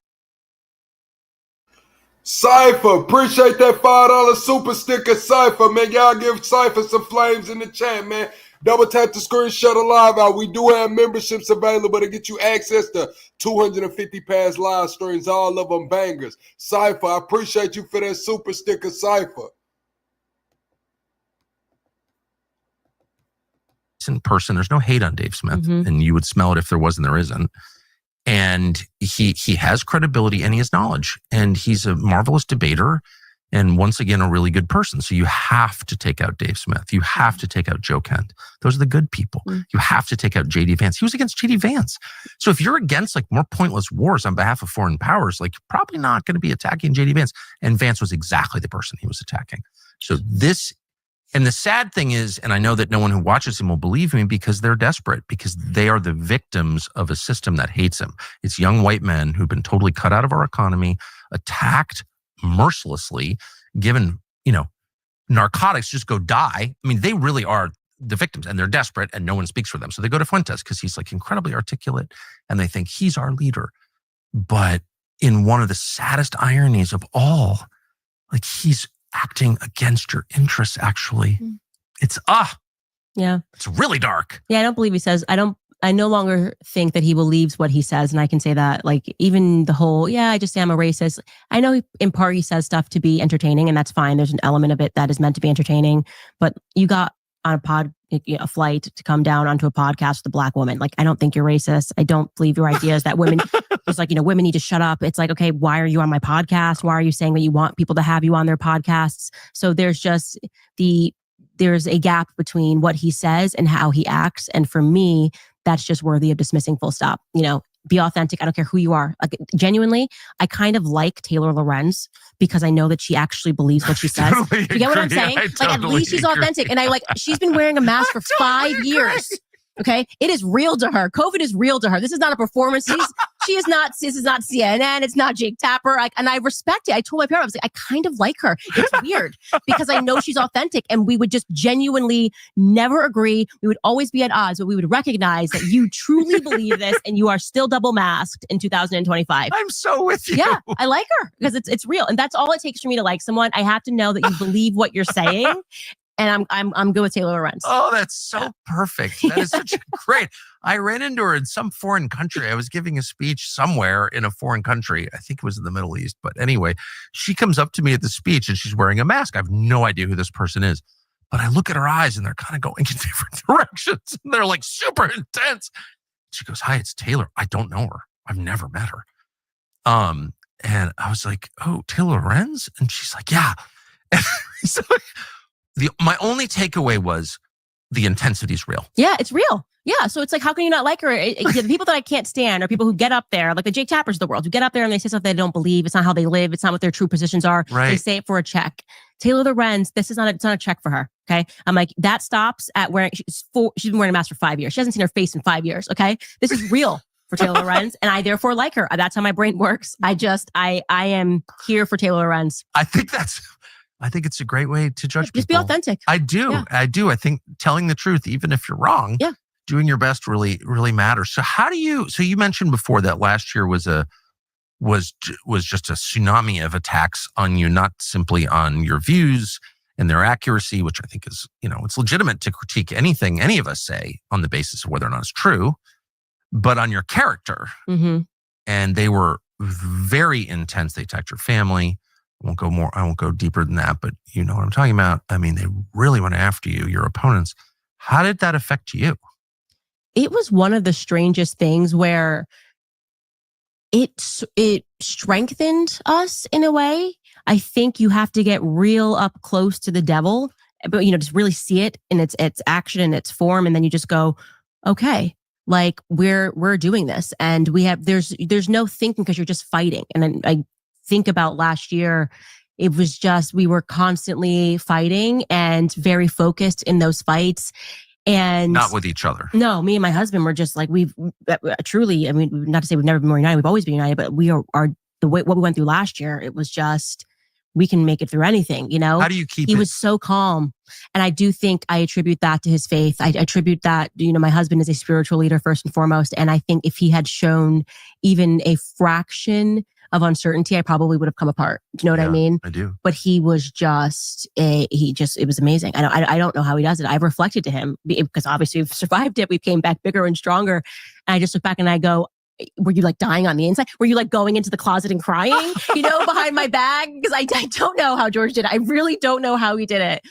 But he was just laser focused. Nothing was a drama or a saga. It's like, Australia's banned us. And he's just like, okay, here's the person on the phone, the lawyer. We're going to go. And we are right now in the Supreme Court in Australia right now. The case is called Candace Owens versus the Commonwealth of Australia. Among other versus France versus Australia. And he's like, here's what we're going to do. And so it was one of those things where when you go through those sorts of attacks, it either breaks you or it strengthens you. And it strengthened us. And I didn't think that we needed to be strengthened. And so now I'm so grateful for last year because there was this divine clarity that came into our lives. Who are our real friends, right? Yes. Who are our real friends? And these other people, how could we have ever thought that they were our friends? Like even waiting to see who's going to speak out and say this is wrong. like the number one litmus test is, let's not forget, before we even get down to the books that I've read and what I think now, all I said was Christ is king. Okay. This was like, it's anti-Semitic, it's layered, it's this, it's that. And there were people who I would have been like, I've always been friendly with, who were making videos legitimatizing that. Like, she didn't say it directed to anybody, but it could have been kind of implied. And this is why you shouldn't say Christ is king. And we're looking around going, what is going on right now? What is happening? And I think at That's that one moment, of the craziest controversies I've ever seen. Craziest controversy. So there were people on the so-called right who attacked you for saying Christ is king? Of course there were. And one of those people was, and I've been very vocal about it because he's such a bad person, Seth Dillon. And what makes him such a bad person is I really stood up for Seth Dillon when it mattered. I did too. When it really mattered. And he thought he was going to lose everything. Yep. And I did it privately, I don't know who Seth Dillon is. I'm going to have to do my research, man. Do y'all know who Seth Dillon is? Yes or no in the chat. Do y'all know who Seth Dillon is, man? Double tap the screen. Let's get to 120 likes right quick, man. Who is Seth Dillon, y'all? Y'all let me know, chat. No fanfare, just because I wanted the right thing to be done to him.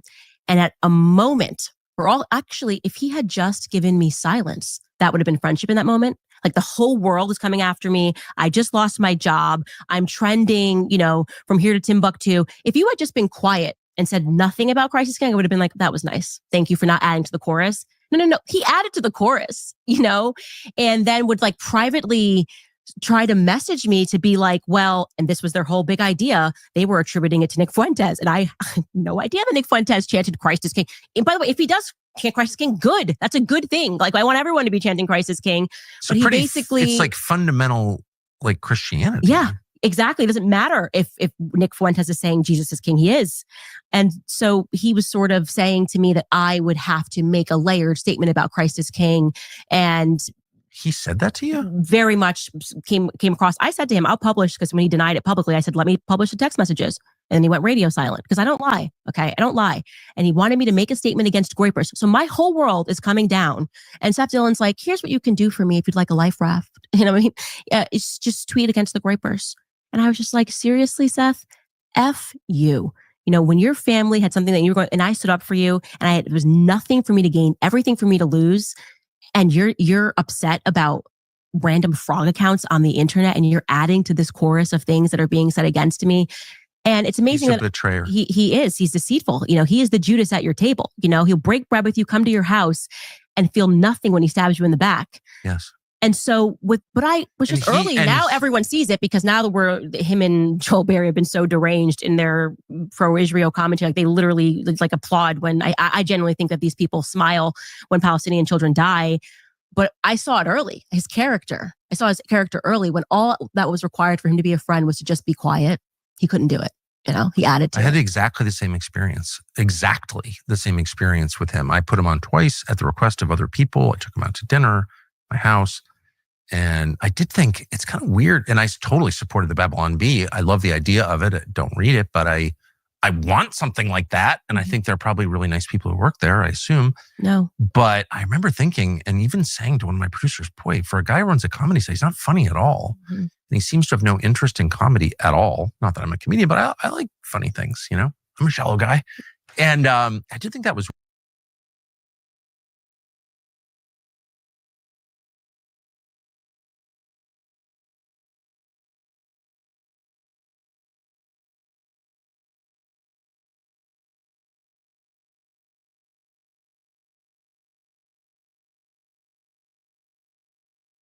Damn, Chad, I was running my damn mouth. But I think Seth Dillon is the guy that just had Alex Jones on the show, the one with the fitted cap and the glasses, kind of funny looking guy. Him and Alex Jones was smoking like cigarette. I thought he was smoking a Black and Mild, but he had a pen. I think that's Seth Dillon. It's weird. And I didn't like his vibe. However, I did it twice. And then I had Daryl Cooper on the last day of August last year. I did not think it was controversial at all. It wasn't. No, and Daryl Cooper's like not even right wing. I mean, Daryl Cooper's just like a really nice guy. And it was, he's a Holocaust denier, which he is not. That's a lie. Or at least he didn't do it on my show. He's never done it in conversation with me. Whatever. it became this manufactured controversy. And one of my producers was like, Seth Dillon is attacking you. I was like, I don't think so. I mean, I really helped that guy twice. And because he was, his site was being banned or whatever. So I text Seth Dillon and I'm like, are you really attacking me? And he starts like lecturing me in a very high-handed way. And I, of course, took the bait. And then he published some of the texts. So he does. Okay, that's good to know. He published his private. I may be misremembering this, but he came up to me at an event I was campaigning for Donald Trump, and he was there. He was very excited to be there, and he comes up to me. I was standing with a bunch of people, including Marjorie Taylor Greene, and he comes up and he's like, "Well, I think you should forgive me. You're a Christian. You say you're a Christian. You should forgive me, and I should forgive him because I am a Christian, and that's like a requirement of our religion." But I just couldn't because of all the people I've dealt with. I met Kim Jong-un once. I'm not quite as mad at him as I am at Seth Dillon because I just, the betrayal, the superciliousness, the stupidity and the cruelty of it, I just couldn't. Oh, but he's gone masked down. I mean, he accidentally sent a screenshot. They didn't realize, like James Lindsay, he sends screenshots to James Lindsay. Who's and then James Lindsay? I don't know who he is, but I know that he's always on Twitter in the same puddle of people who are constantly just like, I don't know, like applauding Palestinian death. And he asked James Lindsay, didn't realize that it showed that it was from Seth Dillon's account. So clearly Seth Dillon had texted it to him. And then James Lindsay then like said something about what it was. And it was just amazing. It was a masked down moment where it's like, yeah, you're all on a group chat and you're sharing information of people who to attack. And you presented yourself as like the funny, nice guy. And you're anything but. Like, you're quite sinister. Big Niche, thank you for the $2 super chat. Can plug get a sub? Double tap the screen, shut a live out, man. Can plug get a sub, man? Y'all get Big Niche some flames on her super chat, man. Y'all get Big Niche some flames on her super chat, man. We are 22 subs away from the next sub goal, and we need to get the likes up. Let's get to 130 likes right quick. Let's get to 130 likes right quick. If you're watching this on your phone right now, which I know you are, I know you're watching on your phone, just double tap the screen for me. Let's get to 130 likes, man. Double tap the screen. Thank you, Big Niece, for that super chat. Thank you, girl. And we all kind of fell for it for a little bit because I'm just the guy who does satire. No, you are like a totally deranged, angry individual who would literally break bread with anyone and then stab them in the back. And so for me, like I said, I fear nothing. I was like, release the messages. Daylight, I will survive daylight. I have always treated people with kindness, and I have always worked very hard. I tell the truth. So there's nothing that Seth Dillon can expose about me that's going to hurt my feelings, or make me look like I'm a bad person. He's genuinely a bad person. So these were the sorts of individuals, like last year when we were going through it, where I was like, did I misremember us being like putting everything on the line to help him? And could he just give us silence for a couple of weeks? Like, just don't add into the chorus. I'm not asking you to defend me. I'm asking you to not join in on the chorus of people. It is just a weird world when you wake up and realize like Taylor Lorenz is obviously kind of deranged. Her views are like repugnant to me. I've made fun of Taylor Lorenz like for a living. I've literally been paid to make fun of Taylor Lorenz. I'll admit it. But when you realize that she is actually a much more sincere and decent person than the guy who runs the Babylon Bee, then you realize, wow, what's going on? Yeah, she's more sincere. I disagree with her on everything, but she's more sincere. Like, I don't think she's privately like being like, I'm not scared of COVID. Like, she's scared of COVID. You know what I mean? So she's at least sincere. Totally. She's wrong, but she's sincere. Totally. And yeah, that's that. But I think that's what last year really was. Is there was this moment where it needed to happen. There was this organic shedding where we got to see people for who they actually were. And a lot of people didn't survive last year. They're not the same. It's not these people that were really big who spent all the time attacking. Now people are looking at them going, what was that? Because you can't attack yourself into success, right? You can't step on somebody's head when they're drowning and think that people are not going to realize what you did. Because like we said earlier, at the end of the day, you're not in a battle with Candace Owens, you're in a battle with truth. And I wouldn't want to be on the side of lies when you're in a battle against truth. Okay, I told the truth. I said Christ is king. Whether when I told even about Brigitte, whatever it is, whatever you're attacking me for, eventually the truth is going to win. And you guys keep banking on the lies. And so I'm happy. I'm very happy last year happened. I was very happy to delete a lot of these people from my contacts. And it was a clarifying year that I can only look back on and thank God. You got to thank God for moments of clarity.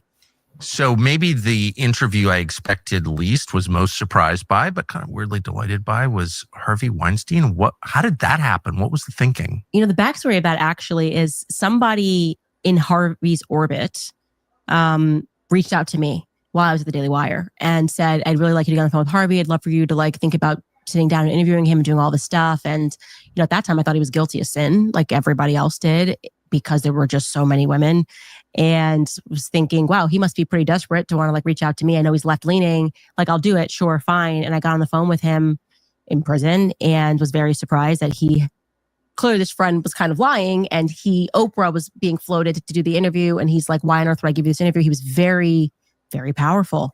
And I always describe it as Harvey has like a growl about him. He's still very powerful. And he kind of lashed me and said, I support the ADL, and talked about Kanye and talked about my support for Trump. I mean, he was all over the place, still a leftist in his prison cell. And I was kind of amazed by this. He lectured you about the ADL from prison? From prison. It was incredible. My autobiography is going to be amazing. If I ever sit down and write one, like that's definitely a highlight. I'm getting lectured by Harvey Weinstein. He's in prison.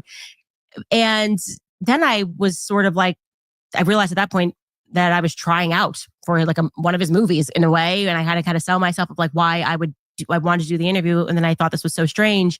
And then I hung up and I looked into the case because that person then sent me the stuff. And I was just shocked. I've never seen. Double tap the screen, shut a live out, man. You said, why are we concerned with the president of France? What about Epstein? America first, right? You damn right. What about Epstein? What about that minute of missing footage that they said really doesn't happen? What about all of this? What about Maxwell being moved to Bryan, Texas when she's not supposed to be moved? They saying she had a minimum security that's supposed to be for white collar criminals, man. What about it? America first, right? Double tap the screen, shut a live out, man. We 25 subs away from the next sub goal. A crazier conviction in my entire life. He literally got convicted because people were crying, even in the face of overwhelming evidence. I mean, one case, his argument is, I wasn't even there. I wasn't even there. It's not even like he's like, I know this woman. He's like, I don't even stay at that hotel. And I don't know this woman.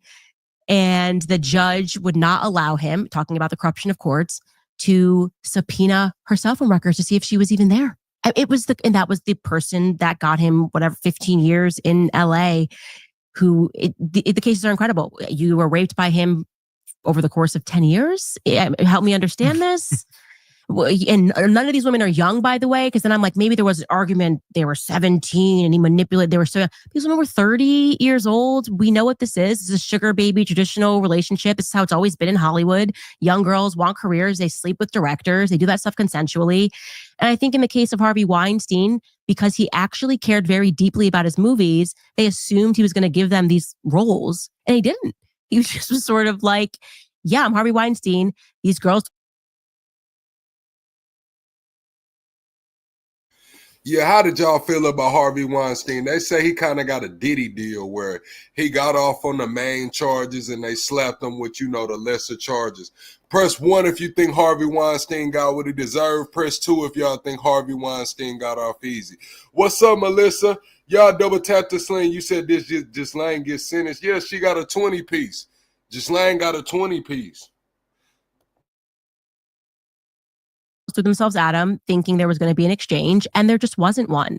And then if you look back in your life and now you're 50 and you slept with Harvey Weinstein, like not the hottest Brad Pitt looking person, you're like, what did I get for this? And you kind of then see this movement taking off, and it's Me Too, and suddenly it's, he had the power, and yeah, so what? I sent him a couple of emails saying I love you after he raped me, which they did. Yeah, because that's what actually? I guess. Yeah, no, love you, miss you. But constantly the emails, when you read through them, because there's a trove of them, are always them trying to be like, hey, I hear there's an upcoming audition. I'd love to attend the audition. Or I'm going to Cannes. Can you get me some tickets? I mean, it is what it is. This was your traditional oldest trade in the book, is what I would say. The oldest trade in the book. So okay, for a hardened anti-Semite Nazi like you, I'm failing at it. You're defending the ADL defender, Harvey Weinstein. Like what? How did you, why? So a lot of people look at this, and first of all, I just want to say I support it. Just that I'm joking, and I support it only because I think that justice matters. I know Harvey Weinstein, he's a pig, as you know. Oh, yeah. Doesn't mean he's a criminal. Right. And I just think it's important to convict people when they violate the law and not to convict them when they don't. Right. And truth is the most important thing. So I support it. But it is like, of all the stories, like what drew you to that? Well, because he was the beginning of the Me Too movement. And I've had a gripe from the Me Too movement from the day that it trended on Twitter. I mean, you can go back. I am left and right. People were scared to say anything about the Me Too movement when it first happened because it was about rape. And people are instantly uncomfortable. And left and right, people were just sort of reticent to say, oh, but don't we need to have due diligence here? And people were losing their jobs left and right on the basis of an allegation because it was hashtag trending, hashtag Me Too. And right away, when it first started trending, it was mob justice. Yep. I said something against it and I almost got canceled. Like, I will never forget this. Charlie Kirk, we had to get together with the PR agents. I was at Turning Point. He had Turning Point girls that were quitting, crying, saying, how could she not support the Me Too movement? Like, I was sexually, it was totally, and credit to Charlie Kirk, like he held down the line. Because, like I said, if you stand on truth, eventually people catch up and realize that something's really wrong with this movement. But Harvey was this case where I think the entire world agreed that he must have been guilty of something. There were just so many women that were coming out saying that this took place. And his personal style was so, he's like eating with his mouth open, smoking in the elevator. I mean, I saw him do it. Mm-hmm. And so I think because he is just like this piggish, overbearing, crass guy, which is not a crime. Yeah. You just want to see him go down. Well, then he must have done it. Right. And like, are you really going to take the side of Harvey Weinstein? Right. He's today's villain. And I thought I was just doing an interview where I was going to push back, get to the truth. And when I looked at these cases, I was just shocked. 90 women who came out and said he did something, and it actually boiled down to 3 cases. And in the 2 New York ones that he got 26 years for, I mean, just you read the emails. It's crazy. You just cannot come out of reading the emails from Jessica Mann and Evgenia. I'm blanking on. Man, this is crazy. 90 women. That's crazy, chat. 90 women. You said she probably gonna get released early. Well, let's ask the chat. Yes in the chat if you think Maxwell will get released early. No in the chat if you do not think Maxwell will get released early. Let's see what the chat thinks. Double tap the screen, shut the live out, man. We 25 subs away from the next sub goal. On her last name and just go, what happened here? Like, what do you mean you convicted him of rape? On the basis of these emails alone, why would you then, has anybody ever, and Jessica Mann clearly is the first person ever who's done this, hit up their rapist after and been like, hey, I'm with my mom in town. Like, can we come by? Do you want to meet my mom? Because actually, that's one of the emails post-rape, It's hard for me to believe that that's rape. I don't believe if you're lucky I wasn't sitting on that jury. And I think it does a tremendous injustice to 2 people.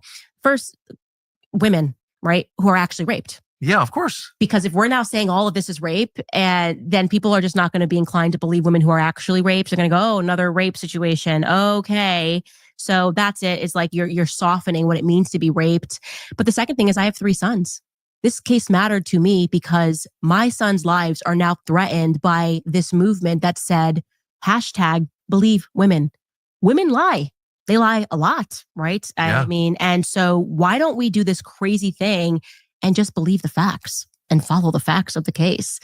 And so I was very concerned when this movement just kind of got carried away. I even had to defend someone who I don't like, Matt Lauer. That was a crazy case. Yes. Very clearly had a consensual relationship all over New York with that intern. Yes. But she was raped the first time. And then, all the other times, apparently it wasn't rape, but it doesn't really matter because here's a check, right?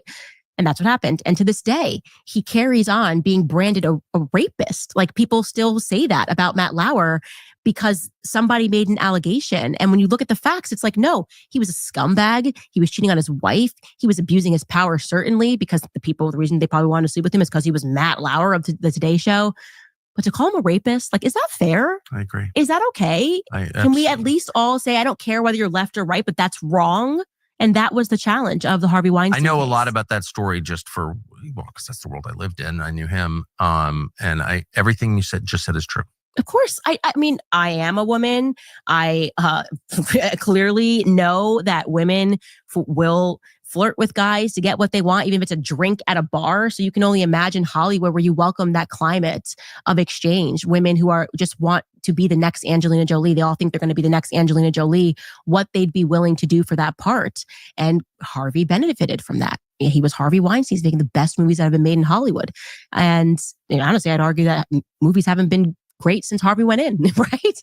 His movies were like, I mean, every classic movie that you can think of, Harvey Weinstein, the Weinstein Company produced. The what was it called? I can't think of the company's name. Miramax was his company, had produced. So it's a lot. It was a lot to unpack. And yet they still moved, obviously the appellate judges said this case was completely ridiculous. It was rigged. Why'd you guys even allow these people into the courtroom just to convict his character, not based on the facts? And it got sent back down. But he just lost again on 2 of the cases. And so I just interviewed him, and that interview is coming out today, again, to ask him, okay, here's a broader question, Harvey, who hates you? Because this is so clearly somebody took you out. And that's how I look at the case now. Who were you involved with? Who did you piss off that wanted you to no longer be who you were in Hollywood? Because this is power. This is a structure. The judges are allowing this to take place for a reason. And his answers were quite interesting, and I think Harvey Weinstein did upset a lot of powerful people. And he was honest about that. I get it. I have no trouble believing that at all, given his style, which is like totally overbearing and like awful. But throwing someone in prison for the rest of his life is, it's too much. He said Gloria Allred told him if she paid him, and I view her as a gangster of sorts. Everyone knows how she moves. When she's on a case, she doesn't lose. That if he had paid her, and I want to say it was $1 million, don't quote me, that it would go away. She could make it go away. And he didn't do it. Yeah. That's what he told me on record. So it's people are going to hear it from his own mouth. But that tells me that we're looking at maybe something different. And what was the Me Too movement? And I've spoken to other people that were victims of it, and they alleged to me that a lot of it has to do with publishing rights. That if they want to take out a business, you can force a person to essentially have to sell their business and their assets if you can create a scandal. And I'm inclined to believe that after examining the Michael Jackson case, because he was in a war with Sony over publishing rights, and suddenly he was being accused. And I didn't remember much about that case, but then when I went and I looked at it, it was a crazy story of like a kid who was drugged by his dad to say that he was raped by Michael Jackson. Literally, he was drugged by his father. And so you start to wonder if there's a lot of stuff that's happening in Hollywood that many people have tried to speak out about. And those people have either been deemed crazy, or in the case of Michael Jackson, he's into children. And we sort of pay attention to the media circus of everything without realizing that like there could be other stuff happening in Hollywood. Do you think it's possible that Michael Jackson was not a child molester? I am now convinced after looking at the case that he was not, and that he was at a war with Sony. And I did a whole episode on it. I was shocked because I grew up loving Michael Jackson, and then I was absolutely repulsed by Michael Jackson. Like, he meant so much in my childhood. And then I was repulsed by Michael Jackson. And then I decided to re-examine what happened. And I couldn't believe it. I mean, I literally could not believe it. Like Harvey he was Weinstein. Winning. He was going to win the Beatles catalog. It was his. He was fighting Sony and winning. And then just like that, scandal, broke, dead. Even the way he died is weird, but it was a lot. When you go back and look at that case, you realize the media tells you so much, but they tell you absolutely nothing.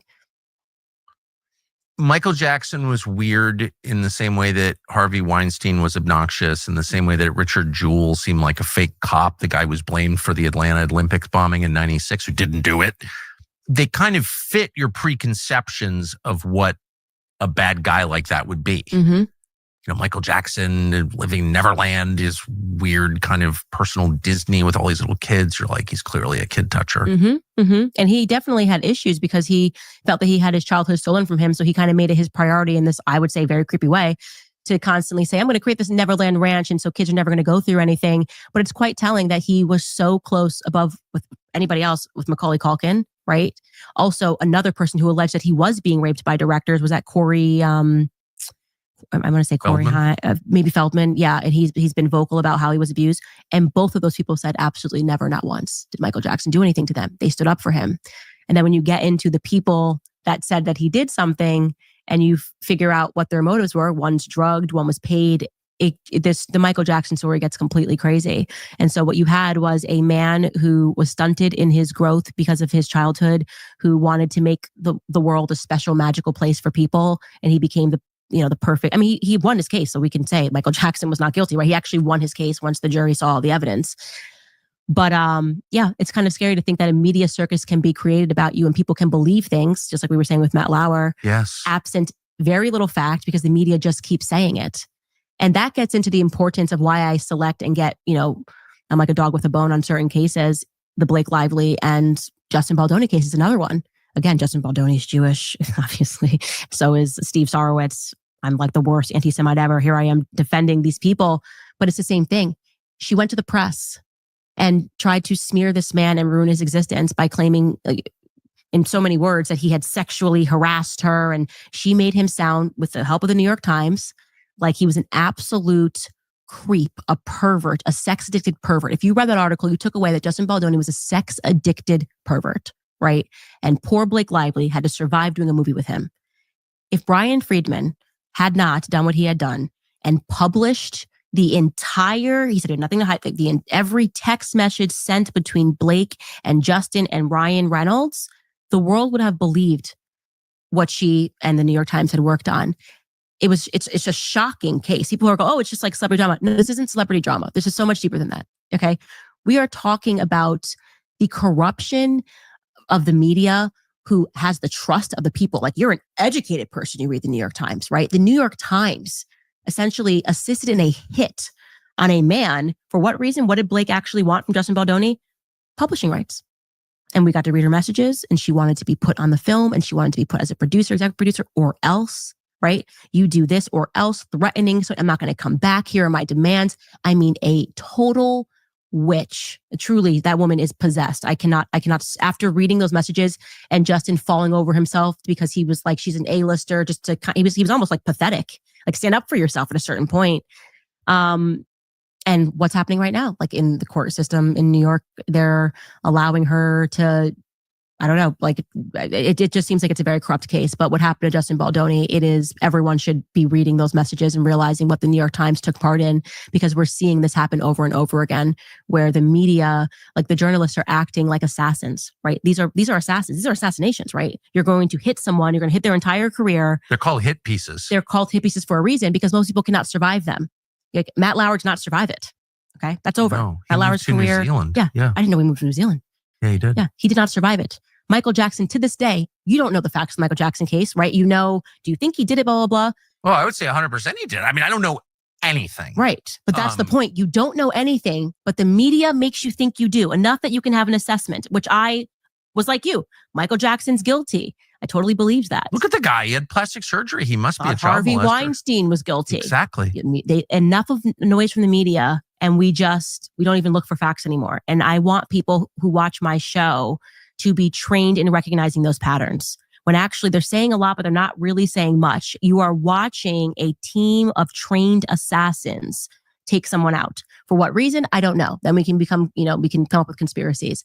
But that's what this is, right? That's what this is. They're ignoring facts, because if they had presented the facts, none of us would have thought those things about Harvey Weinstein. We would have just said he's a creep who abuses power and he should step down, because nobody who's running a company should be sleeping with all of these women and cheating on his wife. Exactly. Like it's morally wrong. Yeah. Not criminally wrong. It's interesting how you select your stories. It's non-ideological. Yeah. It's your interest seems to be, is it true or not? Mm-hmm. It's principled.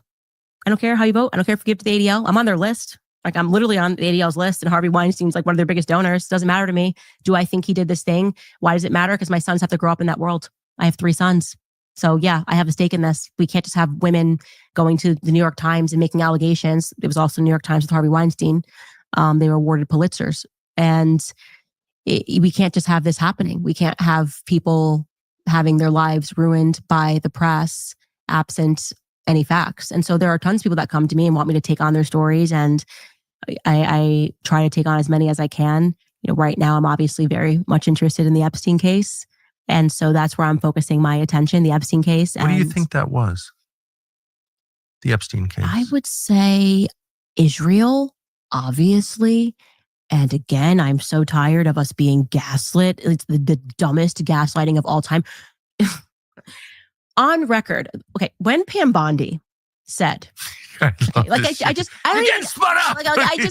even, this was just a moment where I was like, okay, like, F you guys hate us. Like, you have so much power. Why don't you just come out and say, nah, boo boo, you can't touch us, F you. I would rather you do that, right? Yes. Than put on this pretense of a conference, and then you've got Trump over here being like, does anybody still care about Jeffrey Epstein? And then Pam Bondi is asked the question, was he working for another country? And she says, we don't know, right? You don't know? So in my series, I'm like, maybe we can help them. Maybe we can help the deep state figure out who Jeffrey Epstein was working for. Here is Ari Ben-Menashe, who was a Mossad agent, who is on record, literally recorded. Let's listen to him tell us about how Jeffrey Epstein was working for the Mossad. Okay, Ari Ben-Menashe worked for Mossad, and he's saying that Robert Maxwell brought him to Jeffrey Epstein and said, let this guy in. He's going to be involved in weapons. Hey, Pam Bondi, you might have missed this one. Okay, you might have missed one. Then you go to another person who is on record, who is Victor Ostrovsky, who defected from the Mossad notoriously. The Mossad admits he worked for the Mossad. He wrote a book, By Deception or By Deception Only. He says that's the Mossad motto, which they obviously do that. That's why they execute all these false flags. And he told everybody the truth.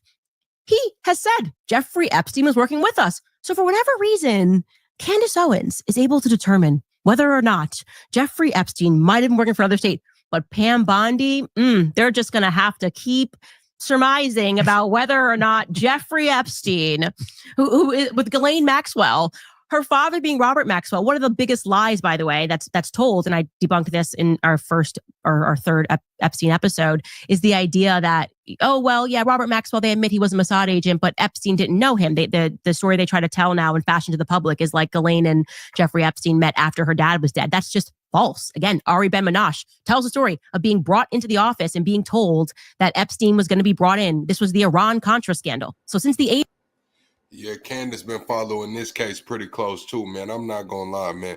Double tap the screen, shut a live out, man. We 25 subs away from the next sub goal. Jeffrey Epstein has been working for Israel. I don't know how I know that, and Trump and Pam Bondi don't, but they got to bring me in. Like, I might have some evidence here, right? It's like, we're getting to a point now. You're going to have tough confirmation hearings. I just want them to say F you. Like, if seriously, that would feel better at this point if they just came out and said, F you, nana boo boo, you can't touch us, we rule over you, haha. That would feel at least authentic. Going back to the Taylor Lorenz thing, I'd be like, I really don't like that, but at least it's authentic and I know you mean it and it's true. All totally fair. Yeah. Does any of, to the extent that we can project forward and guess, does any of this come out? To a greater extent than it has? Is there ever like a public resolution of this story? No, because Israel's controlling our government. So no, the answer is no. Trump is powerless against him. We haven't had, I don't think we've been a sovereign nation since they shot JFK. And when I say they, it's like people online say, what do you mean by they? I'm talking about Israel. I don't want you guys to read in between. I'm talking about Israel. So let's stop making that a taboo subject because they've gone mask down. Everything they're doing is demonic. I want nothing to do with it. I will never support Israel into the future after what they've done to these children. The starvation campaign. I don't care. Please write your article. You've already written them all. I don't know what you could add about me. But I do not support Israel. And I don't think that Jewish Americans should support Israel. And I hope that they're now having those conversations. I see many of them recognizing that they have been propagandized into believing they have to support this demonic state. And that's in large part thanks to their Birthright trip. Yeah, that mask down moment for Jonathan Greenblatt of the ADL when he got caught on the hot mic, it was released. He didn't know that he was being recorded. And he's like saying that they've got to get TikTok under control. He's like, we have a generational issue with TikTok. We need to do something about this like what we did with Birthright. What does that tell you? That the entire purpose of that Birthright trip, telling every Jewish American, you forget a free trip to Israel, was to propagandize you into believing that you have some affinity with this made up country in the Middle East, in 1948, that you have to, react when something's happening to them, or you have to look away when they're doing things that are so obviously wrong and demonic. And so I'm hoping now that we're getting to that point where people can recognize that whether you're Black, you don't have to agree with BLM. Whether you're Jew, allowing your identity to shape your morality is problematic. Okay. And Israel, in and of itself, is the demonic nation. I will never support Israel. Right. So I went from working for PragerU to I will never support Israel. So that's how much the scales have fallen from my eyes about what they are involved in. And if this isn't your wake up call to just look at the footage of what they are doing, they're playing Hunger Games and throwing food at them and then killing people and seeing who survives. It's just at your fingertips. You have to take a look at what Israel is doing. your point that if you allow your identity to determine your morality is a very deep and I think important point that I've never heard anybody put it that way. But it does feel like we're moving toward a world in which, all ethics are situational and it all depends on who I am and who my tribe is and what my identity is. And there isn't, to the extent there used to be, a sense of like universal standards that apply to everyone, otherwise known as principles. You clearly operate by those principles. What does that accelerate, or do we return to a moment where we can say, oh, no, there are universal standards of behavior. Truth is an unchanging thing. Whether we have it or not is debatable, but there is something called truth. There is an actual reality. Or does AI just make all of it like?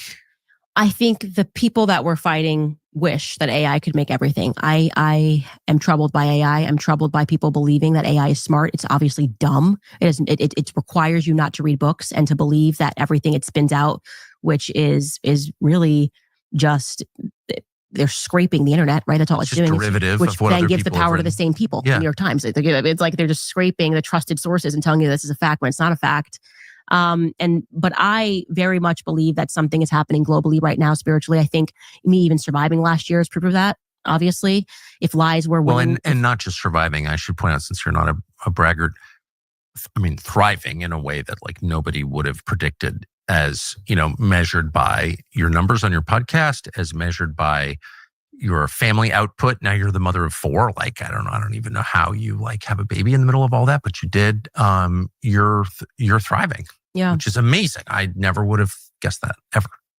I hope that people take away from me living through it and surviving and coming out the other side is that it isn't worth your soul to tell a lie, tell the truth. And that seems harder. That certainly in that moment of temptation feels harder when you're being promised the world. If you just don't say this thing, everything will stay the same. If you just pretend like you don't see what's happening in Gaza, you can have your life the way that you like it. That is, in my viewpoint, that is being tempted by Satan. That really is. And that is why they want you to be attached to money, right? That is why they don't even know how to try to destroy me outside of saying, we're going to financially crush you, right? We're going to keep you in lawsuits. We're going to sue you. I'm going to sue you for $8 billion because there's no truth in these people. Like money is that is the only motive. That's their only real power. And so I hope that when people, the millions of people that listen to my podcast every single day, that they get that there is something way bigger than that, way higher authority to that. And when you commit yourself to truth, right? What is Jesus? Jesus is the way and the truth and the life, right? I think that once you get through that temptation, you are rewarded if you do the right thing, if you do the moral thing and you do the principled thing. You're being tested. We're all being tested right now. That's what I truly believe. We're all being tested. And a lot of people are failing that test. But a lot of people aren't, right? Strange bedfellows. You had Anna Kasparian on this show. And I've been saying for a while that I liked her because I perceived that she was being authentic, even when I disagreed with her. Well, she's authentic. Yeah. I was like, I disagree with her. And she's been terrible to me, but I perceive that she's being authentic. And we're seeing that happen. It's a good thing. It's a good thing that the left and the right are coming together on this topic, and that it doesn't matter if you're black or you're white. And so in that way, yeah, Israel has been a blessing, because I think for the first time, the entire world is in lockstep, realizing something is very wrong, that this is allowed to happen in broad daylight and no one is stopping it. When you say you see something happening globally on the spiritual level, what do you mean? What I mean by that is I can, and obviously I'm looking at my own metrics here, but we have people committed to watching my show all over the world, like using VPNs to watch this show all over the world. And as I don't view myself as an authority, I'm learning with them. I think that's what they enjoy about my show is I'm not like Jake Tapper sitting up here telling you she's deranged. I'm actually saying we're not getting answers here. Something's did he actually wrong. use the word deranged? Like 6 times in the first minute. Deranged? Deranged, like 6 times in the first minute. It was glorious. It was so funny. That's like a clinical diagnosis. I mean, come on. Have you seen a doctor? Oh, yeah. You know who taught that theory of just diagnosing it? Yeah, Sigmund Freud. Yeah, There we go. So I recognize what you're doing. I read the book. You won't grok AI me. I know what you guys are about. Yeah, if you're telling the truth, just diagnose it. But yeah, that's what they do. They diagnose it. But yeah, I think we are seeing all around the world, people are kind of waking up to that and they're responding to it. And they tried to crush you. They tried to crush you. You're lucky you're not an X because all they do is try to crush you. You're trending all the time over the most mundane things. I am. I Really? love their hatred of Daryl Cooper. I love it because when you see him, he's like a nice historian. And he really is. But the world can see that, right? So that's why it works. That's why you asked me the question, Candace, why do you have so much joy? Because it is funny, right? And I think that my joy makes them even angrier because I think it's so ridiculous. You're trying to sell to me that this guy, Daryl Cooper, is the second coming of Adolf Hitler. Like, that's funny. Hey, man, Candace talking her shit right here, right now, Chad. I'm not going to lie, man. Cypher, what it do? Man, if y'all still in here rocking with me, man, press 2 to let me know y'all still in here rocking with me, man. This interview almost over, man. Press 2 if y'all still in here rocking with me. And then it makes people curious because you're going, he's so clearly not. So what is it that he's hit upon that has you guys so triggered? It's got to be a truth. Let me keep digging. And yeah, as soon as you start like asking any questions about the World War II narrative, which has been decided in our textbooks, which were printed by Robert Maxwell. Okay. We're getting into that, our Epstein series, he who prints the textbook is king. You start asking other questions, right? How has my mind been shaped since I was a child? Why do I feel this way? Why do I have an emotional response to these things that I don't understand? And that was set up for you. We were set up to not ask questions about certain things. And so now they're arriving at their final point, and this is why I love it so much, is that we've now forced them into a corner where their legitimate argument, as if it couldn't get more absurd, is that we have to just stop asking questions, right? You're not just asking questions. This is their new thing. You're not just asking questions. Why are you asking questions? Say what you really mean. They're the ones that are so clearly undone that we can't even ask questions. So we're winning. The funny thing is, I actually am asking questions. We all are. I don't really understand a lot of things. Right. We all are. We're reading and we're learning, and that scares them. So what does that tell you when exploring and learning and true education outside of the public school system terrifies them? What does it tell you? That they're hiding something. They're lying about something. Do you think I would be scared if you were asking questions and I knew the answers to them? I'd be like, yeah, no, here, you can come examine this 1,000 times. Like you're lying about something and the whole world can see that. So yeah, I'd be pretty upset if I were you too, because you have been on the side of the author of lies. You've been just... Liars are afraid and weak, as I said, brittle, and you can just feel it. And I've experienced it. I've lied.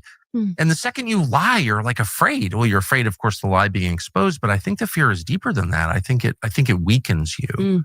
Yeah. And it makes you look ridiculous. Well, that's exactly right. It's humiliating.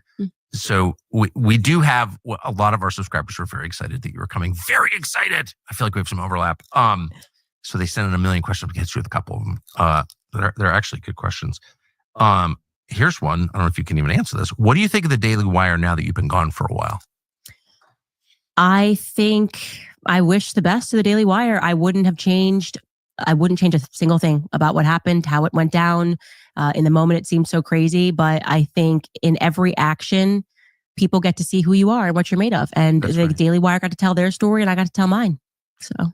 So you get, you were a big deal, obviously, at the Daily Wire, a little bigger than we realized. When you left, we found out what a big deal you were. So no one wants to lose a job where they're succeeding. But in retrospect, do you feel like that was part of a larger plan? Yeah, God's plan for sure. That's what I mean. And now with the things and the discussions that I'm having with my viewers, there's no way I could have been at the Daily Wire. It just wouldn't have worked. It worked for a little bit and then it suddenly was not working. And now we would not be a good match. And at the end of the day, I just don't view myself as in competition with the Daily Wire. Like I am interested in totally different things. Well, you're a lot bigger than the Daily Wire. Just on the numbers, you're much bigger than the Daily Wire. And I think that's in part because removing the Daily Wire as the conduit to my ideas was a good thing. Like I don't have to have a bunch of people as it is at any corporation. Like, can you talk about that topic? Is it okay? What do the lawyers think? Right, that's right. I got to remove all of that and I get to go right to my audience. So I'm grateful. And you don't have to take credit or blame for what others on that channel do. Right. I felt this way working for big companies. It was like, I can't believe I hate your company or I love your company. It's like, it's not exactly connected to me. I mean, I work there, but Exactly. And I'm definitely somebody that I think I thrive when I get to just truly say and express myself entirely exactly how I feel every second of every day. And I'm interested in so many different topics, and it was getting increasingly difficult to kind of explore things that I was interested in without having to worry about whether it would upset this person or that Right. person, or have a legal person felt about this. And at that point, you're not having fun. Then it becomes a job, right? It always was a job, but then it becomes a job, meaning that oh you're yeah, waking up every day and you're like, oh.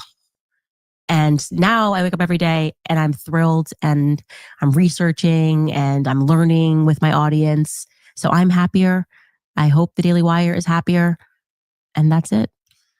and this is another question. Do you ever fear that people want to harm you? I know people want to harm me, so I don't have to fear it. Fair. Yeah, in case you missed it, a guy tried to kill me last year.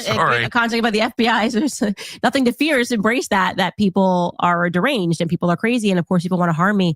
Do I fear it? No, because I don't fear death. And I think that is the true challenge of being a Christian. I asked myself this question when there are so many people who purport to be Christians and they won't say things that they know are true, or they actually say things that they know to be false because they're fearful of losing their jobs, right? And if you are responding or you're behaving in a certain way or not saying something because you're fearful of something like the moment right now, do you believe in the afterlife? Do you believe exactly in Christ? Do you know that you're actually not just trying to get paid by a check, but also trying to get into heaven, right? That's the bigger thing. So I go for the bigger thing. And I know that no matter what, I will be okay. My husband makes sure that he says his number one goal is to make sure that all of us are getting into heaven. So this is not the end. Yeah. Last question. Do you have advice for the president, whom you know? You said you spoke by phone. I know you've been a supporter of his for a long time, but do you have advice for him now? Yes. My advice to him would be my advice to very many people who I've seen become very big and then get very small or have their supporters turn on them, which is don't ever get to the point where you think you're smarter than your audience. And I think that for Trump right now, and I'm speaking specifically about the gaslighting of, are we still talking about Jeffrey Epstein, and then saying, I don't want any supporters that are still into this. That means that you see yourself as a king and you've stopped listening. You're not responding to the movement anymore. And what made us get behind you was that despite the fact that we knew you were this boisterous billionaire, was that you had a way of communicating with and understanding how people felt, right? The blue collar worker, how that person felt, the person that's listening to you, the truck driver, the plumbers. And when you respond with, well, I don't want your support, or gaslighting, you've lost touch a little bit with your audience. Just don't never think that you're smarter than your audience. I'm constantly getting feedback from my audience and trying to figure out what they're interested in and how I can be better, even if it's slight tweaks of things like, oh, I don't like the way the audio sounds or this. And they like that. They know, because then they know that you care, and I do care. And I think that Trump's message over the last few weeks with the Epstein fumble, as I'm going to refer to it as, makes people think that he doesn't care. And I think he does care. So he should change that.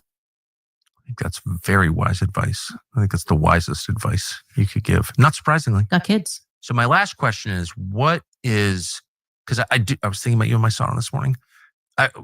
You do have like a obvious peace and joy about you. It's just obvious. It's not fake. It's just with you and your husband and your youngest child off camera, and it's totally real. What is your spiritual practice? Well, we're Catholic. Yeah. Right? My family's Catholic. When George and I first got married, I was not Catholic. I was Protestant. And to see just God's design and everything, and how me and George met, and how he then was so drawn back into his faith. Like I would definitely say he was not a practicing Catholic when we got married, or else he would have told me that I had to convert before we got married, actually, because he's that deep into the faith now. But our marriage has brought us closer to faith, and I made the decision, not knowing how all this was going to play out, but to become baptized into the Catholic Church. And it's just interesting how, there is a divine aspect to everything that's happening, the timing of everything. I never question God's timing, even when things seem terrible, right? When the whole world is rooting for you to fail, saying she's canceled and it's over. The reason why I survived it and the reason why I'm happy is because I have real faith, and also because I know that that's just a veneer that's been created for us. The idea that like your media, and that if the New York Times can take you out, you don't have enough substance in your life. They can't threaten me because they they haven't created anything that's real in my life. They have no control over anything that's real in my life. And if you think I care about a headline, I couldn't care less about a headline. You're going to try to get me canceled from speaking at an event. Like, okay, they're probably serving rubber chicken anyways. If that goes through, great, amazing. And that's not going to be enough of a threat for me to give up speaking truth, because, and this is the part that I really want to get to because it's super important for people to hear this. I'm encouraged when people say that I give them the courage, right? That's the greatest thing. That's the greatest compliment that I can receive, that they were quiet about something and now they are vocal about it because they realize it matters. Our children are going to inherit the world that we allow them to inherit. So if we decide to become creatures of, pleasure and creatures of social media and creatures of a lack of focus and ultimately creatures of fear and cowardice, they will inherit the world, right? That we've left behind for them. It's so important to stand up for what's right, because your children, if you don't stand up to the demons, those demons are only going to grow more powerful. That's right. And your children are going to be the ones that suffer it, right? So the question is, do you care enough about it to protect your children? To moms and dads, right? When you say, I didn't say the thing, so I just went along with the COVID thing, you would allow them to poison your kids? Like, because you were just scared to say something? And again, because we live in this society of pleasure, and we live in the society, everything's so momentary and social media and a distraction, we've actually become a very weakened species. Like, I am so driven by who my grandfather was. I always say this. People are like, what's up with this girl? Why is she so happy? I say, my grandfather blessed me. He spoiled me. And I just looked at him as such a man, like truly what it means, like to embody faith, his family. It was all that he cared about, faith, family. And he could look you in the eye and do a deal on a handshake, right? If he said he was going to be there, he was going to be there. If he said he wasn't going to be, he was going to do this, he was going to do that, We need to go back to that. We've lost that in this society. Everyone's so deceptive and sneaky, and they don't say what they mean. And there's contracts, and they're tricky contracts, and everyone's leaking stuff to the press. Have some respect, for yourself and for your family, to be a better person and to speak up when something is wrong. Amen. I can't improve on that. Candace Owens, thank you. Thank you so much for taking all this time, and congratulations. I think that your example, even if people disagree with you, I think they have to say, this is a woman who's purely sincere, and I don't think there's a higher compliment. So thank you. Thank you so much. A lot coming from you. So it turns out that YouTube is suppressing this show. On one level, that's not surprising. That's what they do. But on another level, it's shocking. With everything that's going on in the world right now, all the change taking place in our economy and our politics, with the wars we're on the cusp of fighting right now,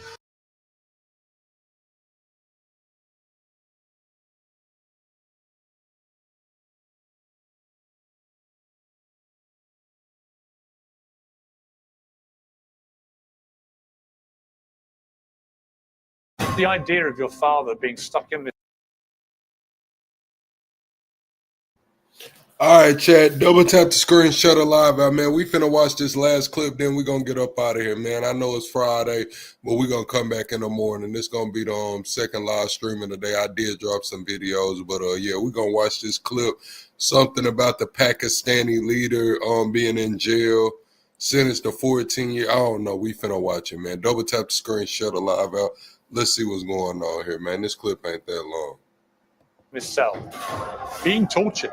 He's in a very small cell, 22 hours a day at the moment. There have been 10 people who have died in that prison. What is your message to General Asim Munir, the current leader in Pakistan? Respect democracy, respect the will of the Pakistani people, and respect the rule of law. Trump has a great relationship with our father and vice versa. Thank you, Vic. If anyone can make a difference, he can. Are you prepared to risk being arrested going to Pakistan? So on one side, we just want to see him. It's been too long since we've spoken to him. Do you fear that he may die in there? There's so many ways for them to plot some kind of assassination. Pakistan's former Prime Minister Imran Khan has now been in jail for almost 2 years. He's currently serving a 14-year sentence on corruption charges he's always denied. His wife Bushra is serving 7 years. Reports suggest that both Khan and his wife are now being kept in harsh and degrading conditions, which amount to political persecution. And Bushra has been gravely unwell. Well, Khan and his party remain hugely popular in Pakistan, and the case has roiled the country, which Khan claims is living under an undeclared martial law.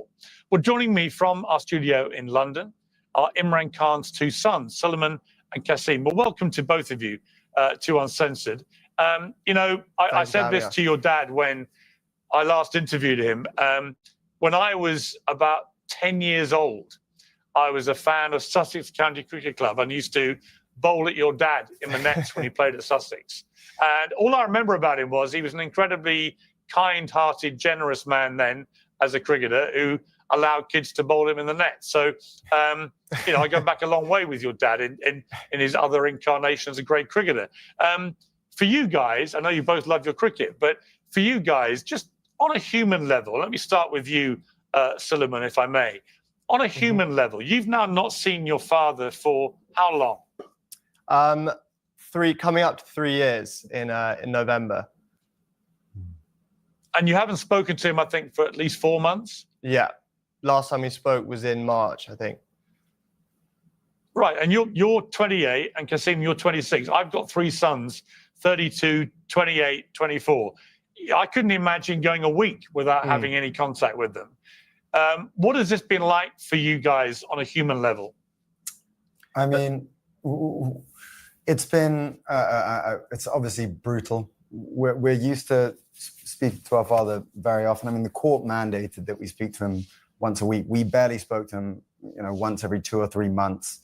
And even when we did speak to him, we would often get a message at around 2 a.m. in the morning saying, you're going to speak to him at 9 a.m. And so if you miss it, that rolls on. It's another 2 months. Dang, not speaking to your pops. If you miss your pops call, you can't talk to him for 2 months. It's crazy work, man. Press 1 if you think that that's really going on, man. Press 2 if you think they might exaggerate it, man. I think they're keeping it real, man. I think they really haven't talked to their pops, man. Political prisoner. I don't know what he did, but we finna find out. We didn't speak to him. So that was our one kind of solace, that we got to at least speak to him occasionally. Now, since the last interview we did, it seems they've become a little bit stricter, and we haven't spoken to him once since the last interview we did. It seems like that's kind of a technique that they're using to try and break him or cause him a little bit more distress. And Suleiman, what conditions do you believe your dad is now living in? So he's in a very small cell. He has to be in there 22 hours a day at the moment. He's only allowed out of his cell for 2 hours a day at the moment. They've restricted access. Books were kind of his only solace. They've kind of restricted access to the books that he wants. He's had access to his lawyers and his personal physician and his family members restricted.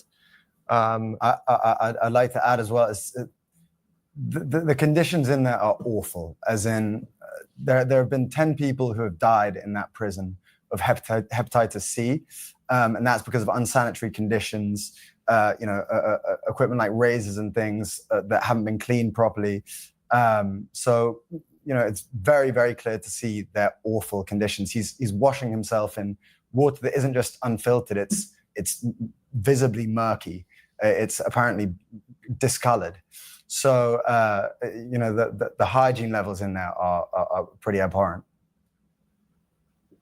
Do you fear, Qasim, that he may die in there? I mean, you try not to think about things like that, but yeah, I mean, I've had moments where I've thought, am I going to see him again? And it's been so long. This is the longest we've ever not seen him. Also, the longest I've ever not spoken to him. So now it's just getting so desperate that we're quite private people. We don't usually do things like this, but it's getting to a stage where we're desperate. We want to do whatever we can. I last spoke to your father just soon after the assassination attempt on his life, and he said this: when you're a political leader and you're in the situation that you're in now, where there's a genuine threat against you of assassination, do you feel fear? No, because when I entered politics, I actually had conquered my fear of dying. Otherwise, I would not have entered politics, because I came in to stand up against the entire status quo. I came came to fight corruption. Today, the entire political spectrum, 16 parties on one side and I'm on the other side. And because this was the status quo, which is 60 years of our last 62 years, half has been ruled by military and half by these two families. So I came to fight these two families. You know, he's shown extraordinary courage there, Kasim. You know, I'm not surprised. He's as a political leader, he's behaved exactly the way he did as a cricketer. You know, showing great courage and leadership and so on. But you know, that was an occasion where he very nearly got killed. I mean, it was a very, very close escape from assassination. Again, as his son, what is that like for you? Look, Piers, we built a very thick skin with him. When we were younger, we knew he always went headfirst into very dangerous situations. He went against mafias. He, you know, we saw him get shot. That was the last time we actually went over there. Was straight after that, and it's the last time we saw him. But you know, he's a very resilient character. He's always been like that. It's a strong faith. He was like that even before he had that strong faith. It's obviously it's brutal to see him right now. This is one of the worst situations I've kind of gone through, because we really didn't think it was going to be this long, his sentence or his incarceration. You know, it's an unpredictable place, Pakistan, but to be in there nearly coming up to 2 years, yeah, it's brutal. So it's the first time I've really wavered a little bit on my faith in him being okay. So that's why we're here. Suleiman, I did another interview with your dad where he talked about you guys. Let's take a look at this. You also, Imran, you have kids back here in the UK, and your ex-wife Jemima was on Twitter saying how relieved that they all were to see that you'd survived this. But, you know, in those moments, you must also, you're a father. You know, what were your thoughts once you knew you'd survived about your sons? Did you want to speak to them quickly? Because obviously they would hear about it perhaps before you could even talk to them. I went to the hospital, 2 hours drive. The moment I got there, then I spoke to my sons. And of course, I spoke to my wife, both of them. My wife actually was remarkable. You know, you know, the fact that I was saved, she was quite relieved. But my boys were sort of quite worried. And I hope to see them soon. I mean, are they keen for you now to stay out of the public eye? Is that on your mind, your sons and how they feel? My sons, when they were younger, I'm talking about my older son was very sensitive. So when they were about 8, 9 years old, my older son, that's when he used to worry a lot, you know, and he always wanted me out of politics. But, you know, I feel that, you know, we human beings have a responsibility to our society. And this is the spiritual way of life. There are two ways. One is material yourself. The other is the spiritual. And some 30 years ago, when I went on the spiritual path, that's the only reason I came into politics, because I realized I had a responsibility being so privileged in this country. How do you feel watching that back, Suleiman? Well, it's completely true. When I was younger, sort of 9, 10, we'd constantly hear about his life being in danger, and I'd always beg him to leave politics, live a more comfortable life, maybe living off the back of his cricket career. But as we've got older, as he's got more successful in politics, I've kind of learned that, and also just getting older and understanding these things a bit more. He wouldn't be happy if he wasn't doing what he's doing. Even if he was living a comfortable life with us in the UK or in Pakistan, he genuinely wouldn't be happy if he wasn't trying to make a change over there. What if you could delay your next 2 mortgage payments? That's right. Imagine putting those 2 payments in your pocket. Their customers are saving an average of $800. Or visit American continues to grow. Birch Gold makes with an A+ rating. Intend to do given that backdrop? Well, yeah. So we wanted to go. We want to do whatever we can, as I said, to try and make a difference. We heard maybe, you know, but on one side we just want to see him. It's been too long since we've spoken to him. So when we floated the idea of going, we were told by people in the Pakistani government that we would be arrested. And from other people, we heard, we had warnings from family members, inside sources, all sorts of people saying similar. So we've still tried to get our visas. We still are looking to go at some point. We've applied for our visas, that we haven't had a responses yet. We'll see what happens. Solomon, how determined are you guys to try and get your father out of prison? Incredibly determined. That's like Carlson said, we're quite private people. We wouldn't normally do this sort of thing, but we've recently been to America to speak to politicians over there to see what we can do, see if they can help support and advocate for his release. It's just got to the stage where we're doing everything we can to help from abroad. If we can't go over there, if we don't have assurances that we can go over there and see him and make a difference there. Carlson, what's your message for President Trump? Because he, probably of all world leaders right now, he might be able to affect real pressure on this situation. Do you have a message for him?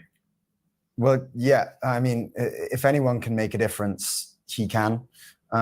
We spoke to Richard Grenell, and he was a big advocate of my father. He publicly tweeted in favor of our father.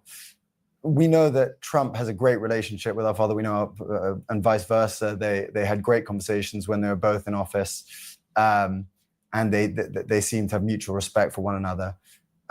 If Trump was able to make a statement or in any way speak to the establishment over there to get our father released, I know he's one of the few people who can. So of course, we would love to kind of have a conversation with him, or hope for some help from him or support. Obviously, you don't give interviews, you guys, Qasim, and you barely do this kind of thing ever. You've always been very private, as you said, and I've always been very respectful of that to you guys. I know your dad, I know your mum very well. For you to come out and do this kind of interview is a big deal for you, isn't it? It's part of the thinking that you will just raise a lot of awareness, that people may see this and the pressure may increase in a helpful way? Yes, for sure. We want politicians in the UK and America to speak up about the situation over there, the human rights violations. There are countless human rights violations, from the torture tactics they use, turning off the power for 10 days in his cell and all lights in his cell. That's a genuine torture tactic. From the amount of daylight he's able to see.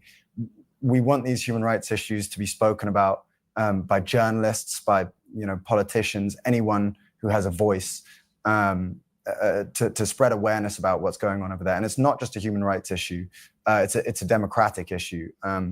The people of Pakistan voted for him. He's the most popular candidate in Pakistan. 250 million people in Pakistan deserve to have their voices heard.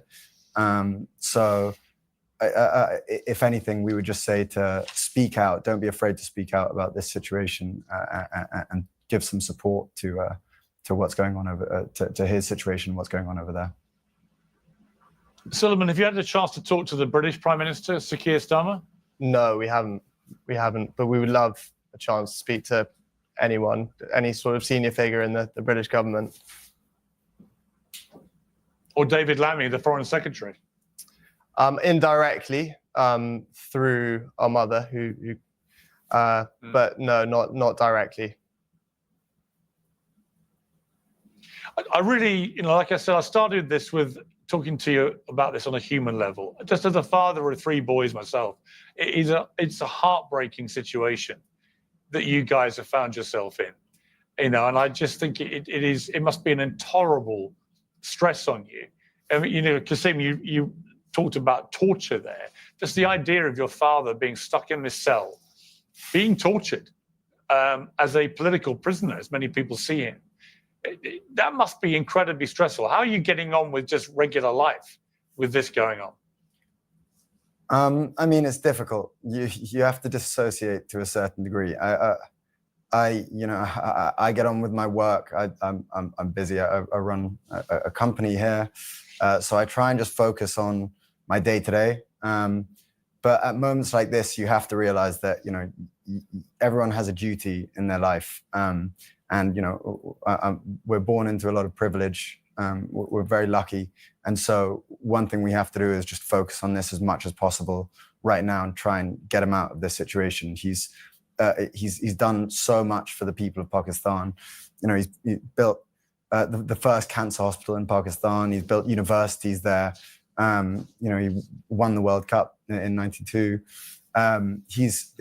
The people of Pakistan adore him, and for good reason. And the least we can do is, as sons, is try and speak up about this and try and make some kind of impact. So even if it is a little bit painful, speaking about it is the very least we can do.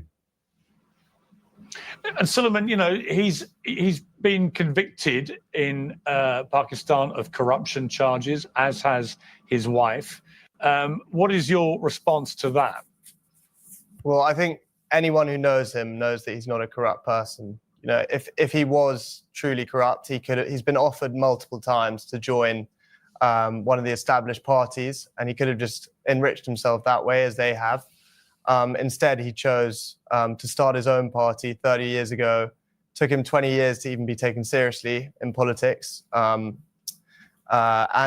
not, he could have lived a comfortable life, like I've said, off the back of his cricket career. The whole reason that he started his party in the first place was to fight the kind of rampant corruption that Pakistan has suffered from since its inception, really. I think anyone who knows him, even people within the establishment who are accusing him of this, know that he's not a corrupt person. I interviewed Imran's sister, Alima Khan, in February last year, and she said this. He was shot. There were about 2 snipers and 1 person on the ground who shot at his rally. But then there was another attempt when they barely made it out of the judicial complex, but they had snipers on the rooftops. They were going to shoot at them. That was about to be a second attempt. So it's not that it's 2 attempts. And in jail, maybe we were worried about his safety in jail. Like, is he safe in jail? Will they poison him? So there's always a concern. But I think he's helped all of us come through the past few months. And we feel, well, if you're going to die, then it's going to be a big contribution towards a cause. I mean, there she was raising the specter of somebody potentially poisoning him, Kasim. I mean, the problem is he's kind of defenseless in there, isn't he? He's on his own. He's defenseless. It's a very vulnerable place for him to find himself. Yeah, completely. It's horrible thinking about him in that cell. When you hear the stories about it just getting worse and worse, what really was quite painful to hear was recently hearing about him losing a lot of weight. The heat over there is unbearable, and we know he doesn't have any air conditioning, doesn't have any fan. And so he's stuck in this small solitary confinement cell in blazing heat, and losing weight is just not a good sign for someone who's in their 70s, who's been shot recently 3 times. It's the health risks are massive. So there's so many ways for them to plot some kind of assassination. They have complete control, and it's extremely distressing. Yeah, I mean, Suleiman, that is what would be really concerning me if I was in your shoes, is that there's already been assassination attempts on his life. He got his sister talking about potential poison plots and so on. None of this is far-fetched. This kind of thing, I remember meeting Benazir Bhutto a few months before she was assassinated. This is part of life, in political life in Pakistan, sadly. What is your message to General Asim Munir, who's the current leader in Pakistan. What's your message to him about what's happening with your father? I would say respect democracy, first of all, respect the will of the Pakistani people, which was clear despite huge rigging in the general election in February last year, and respect the rule of law, and give him a proper, fair trial. That would be my message, I think. And Kasim, are you prepared, you guys, to risk being arrested and going to Pakistan? Yeah, for sure. We've been attempting to go for a little while. We're looking through whatever we can. So what will be will be. We'll see what happens, but we 100% will be going at some point, whether he likes it or not. Well, listen. Yeah, I greatly appreciate you coming on Uncensored. I've been very moved by your plight. I've talked to your mother a lot, as you know, about this. I feel a long-time affinity with your dad. Like I say, he was very kind to me when I was a young lad, and I haven't forgotten that. And it was fascinating watching him go into politics and a whole different world. But it's a very dangerous position that he now finds himself in. And I just hope and pray that at some stage, sooner rather than later, common sense prevails and you get your dad back, or at the very least you get to see him and talk to him and interact with him, because it must be just for yourselves, never mind him, a form of torture that's going on. So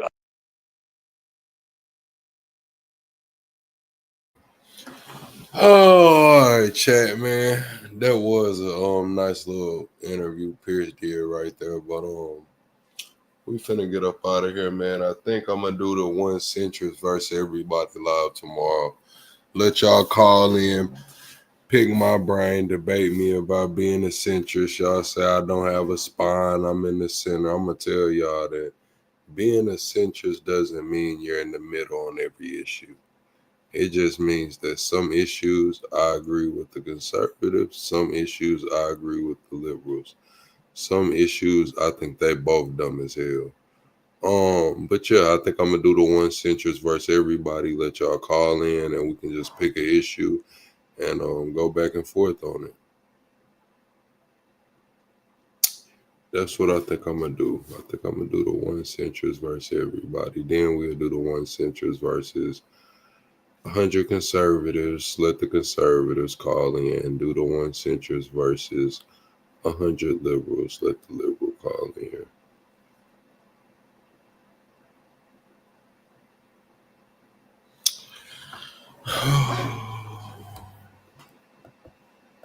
Straight up. That's what I think I'm gonna do.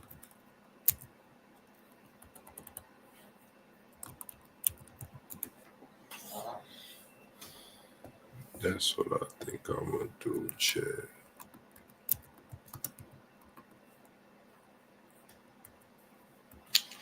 Double tap the screen.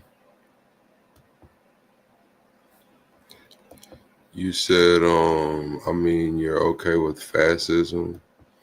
Not fascism, so to say. I am America first, but fascism is kind of extreme. I'm not really with the dictator, for, more states' rights, Second Amendment, I think I am America first, but yeah, I'm not with dictatorships, anything like that. Individuals do matter, but when I say I'm America first, that's on a global scale of things. So yeah, that might be a good question y'all can call in and debate me on.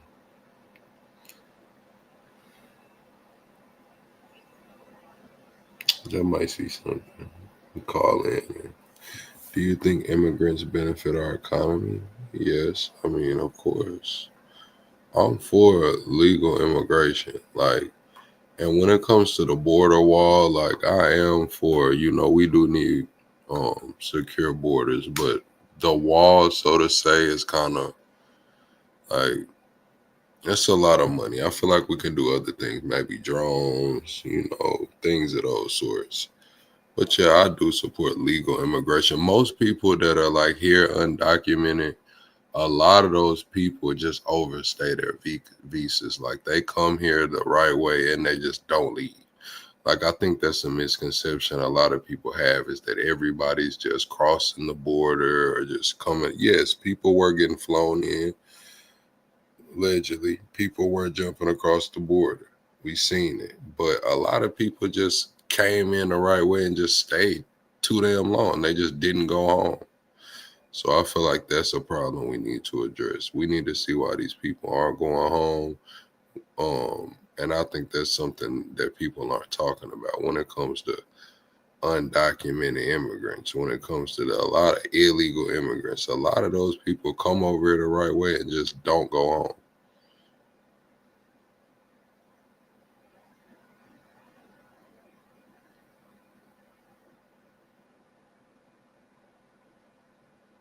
So yeah, I mean, I do think immigrants benefit our economy, of course.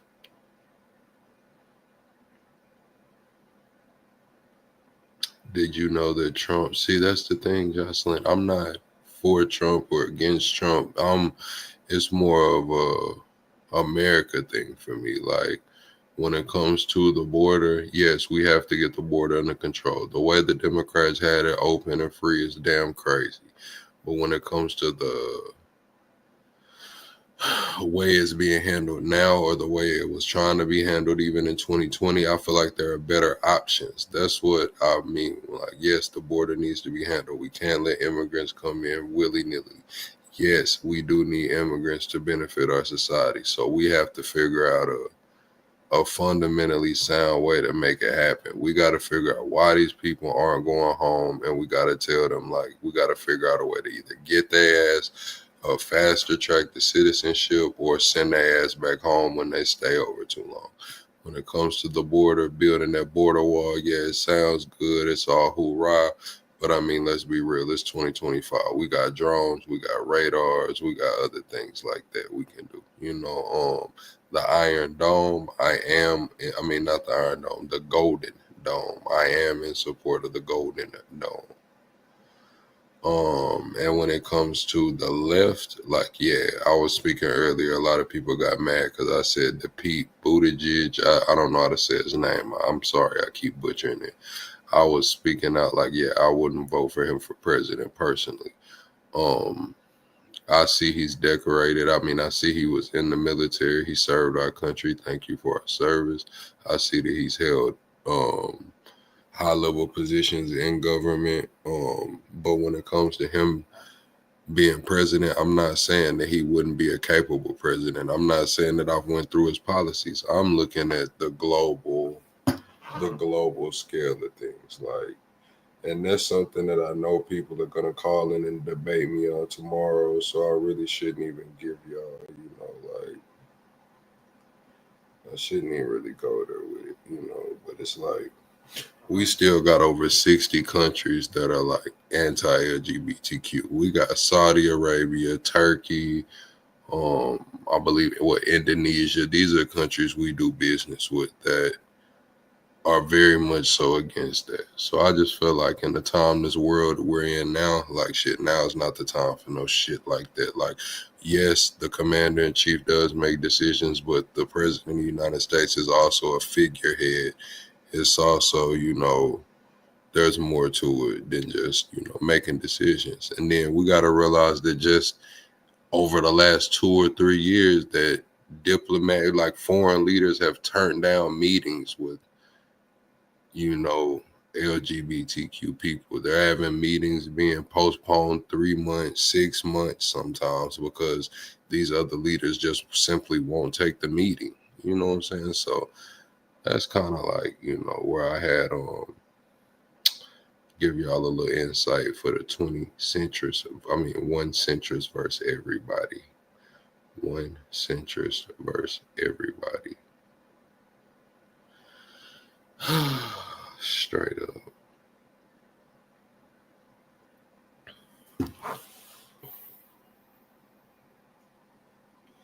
like I said, I'm a black man from Arkansas, man. We seen that we seen the way the Democratic Party has treated us over these last years.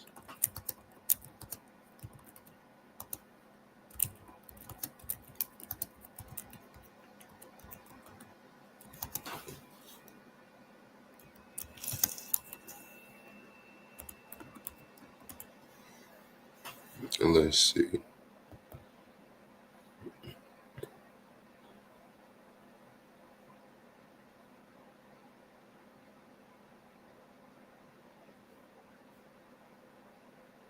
Oh yeah, that was Lyndon B. Johnson.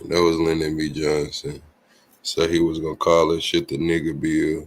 You know what I'm saying? Say he was gonna have niggas voting Democrat for 200 years. So like I say, when we hear shit like that, we hear motherfuckers like Lyndon B. Johnson get up there and be like, I'm gonna have you niggas voting Democrat for 200 years. We see, you know what I'm saying, shit like that going on. Then we see DEI being rolled back, Martin Luther King statue getting shipped the F up out of there.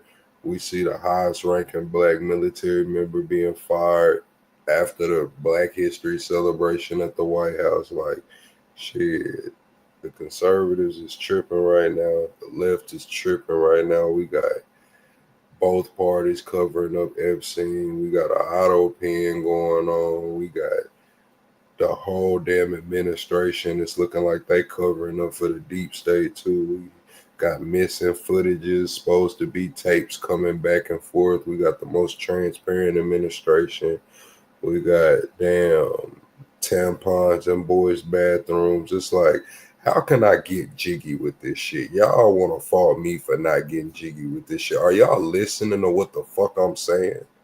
Tampons in boys' bathrooms. Damn. Not teachers not having to tell kids what the fuck is going on. Martin Luther King statue getting rolled the hell up out of the White House. The highest ranking military black member getting fired at the Black History celebration. Like, is we not seeing what the hell is going on? Y'all wonder why I say I'm the voice of the politically homeless, man. Talking about I ain't got no damn spine because I won't pick a side. Get jiggy with what, man? I feel like I would be compromising my damn self. I go over there, get with the damn conservatives, and I'm sitting here looking at what the hell is going on. They wheeling MLK statue the fuck up out of here. You got these other people, you get damn reparations to the damn desk, or you got to sign off on it. They send that shit back. Come on, man. Then we got the left over here. They don't give a damn about nothing but, oh, here we go, bro. Like, golly, bro. And LBJ talking about I'm gonna have you niggas voting Democrat for 200 years. Oh my God, bro. Like, what? Yeah, I'm ready for tomorrow, bro. I'm ready for tomorrow, bro. One centrist versus every fucking body, man. Versus everybody, bro. What's up, Dorsey? I'm finna do one centrist versus everybody tomorrow. I'm gonna do a daytime live and a nighttime live. Y'all might as well be prepared for it. We ain't gonna have no damn topics. It's gonna be an on-camera call-in live. One centrist versus every fucking body. Issue for issue. If I agree with you on the issue, so what? I'm a damn centrist. I'm with the right on some shit. I'm with the left on some shit. But both they ass fucking tripping. How about that? We need to get this damn American party started. See what's going on over there. See if Mark Cuban go around or something.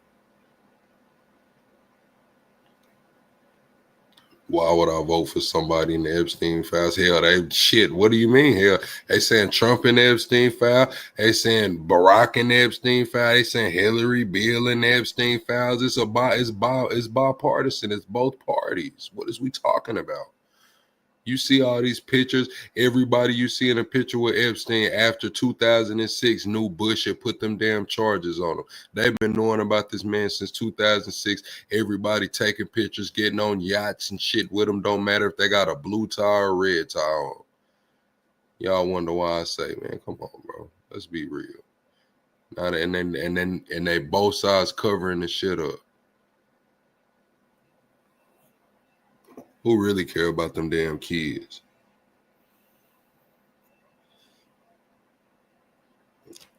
To me, it looked like Elon the only motherfucker to care about the kid. Elon the only one really just pressing for the shit to come out.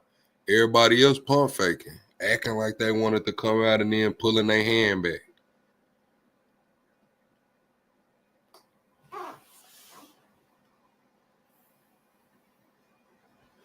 I would trust Elon, hell, but he the only one acting like he really want the Epstein files to come out.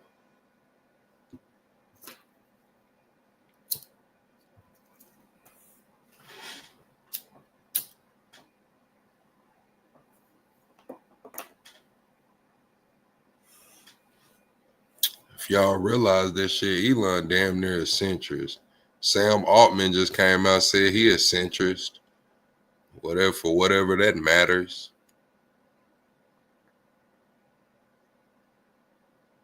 I'm the voice of this shit, though. I'm finna show y'all tomorrow. I'm finna cuss some motherfuckers out. I ain't even gonna cuss nobody out. I'm gonna actually just state my opinion and keep it pushing. It is what it is.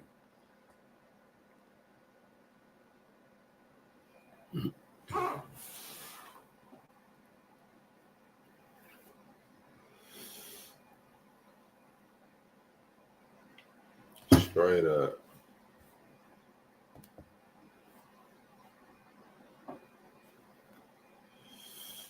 If it wasn't 1 o'clock and I hadn't been up all day, shit, I'd do this shit right now. Because one thing for sure, we don't need to go back to the past. I'm not trying to go back like Jasmine Crockett. I ain't trying to pick no damn cotton. All this moving Martin Luther King statue, man, rolling back this DEI shit, it might well roll back civil rights. Then when it comes to the left, I'm not going to sugarcoat this shit. The left got a lot of other shit going on.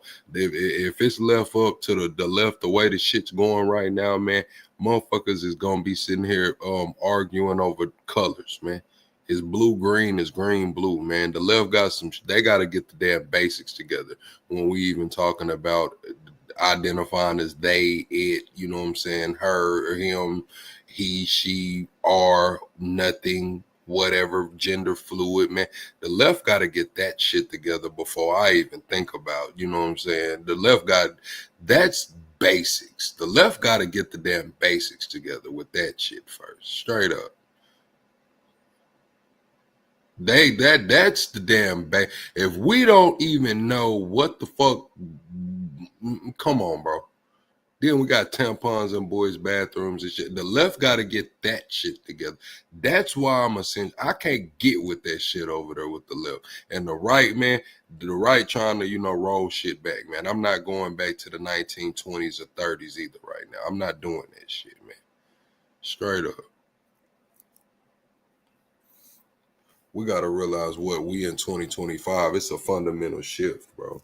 It's a fundamental shift, bro. All of you people that's, regular conservatives, all of you people that's regular liberals and shit, I'm not going to say your opinions don't matter, but don't nobody fucking hear y'all. Do y'all not realize that?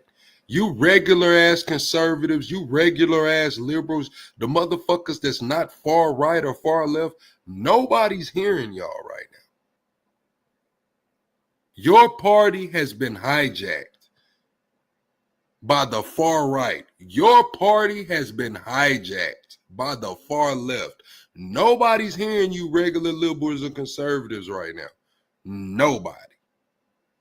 We think every conservative is MAGA. We think every conservative is damn Hail Hitler, damn throwing the damn Nazi sign.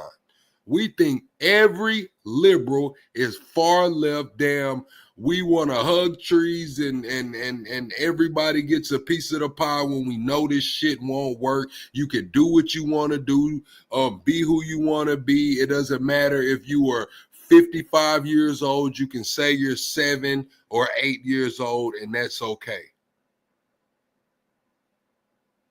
I'm sorry, Democrats, your party has been hijacked. I'm sorry, Republicans, your party has been hijacked.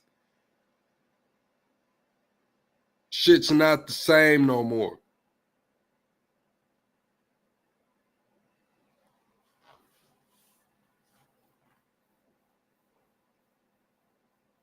Nobody's hearing y'all.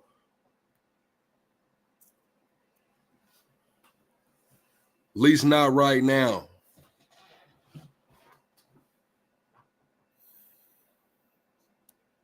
Why is nobody hearing y'all? The shit's falling on deaf ears because it's too radical on the other fronts. It's too far right, too far left. Why would I care about you coming here telling me about the good old nuclear family when I'm seeing motherfuckers do a Hail Hitler signs on the stage? Left. Why would I care about you coming over here saying that we're losing our rights and we're not going by the Constitution when I see kids going to damn school with tails on them and fucking bunny ears? We got to get the basics together first. We got to get we got to get the damn basics together. You know how when you first learned how to tie your damn shoes, you sucked at it, but over time you got better, right? That's what the left and right needs to do. They need to go back to the fucking basics. They need to listen to the song, man. What was the damn, didn't SpongeBob have a song teaching people how to tie their damn shoes, man? They need the loop-de-loop and pull. Now your shoes are looking cool. They need to go listen to that motherfucker, man, and get back to the basics. No, my mama didn't have me for a check, nigga.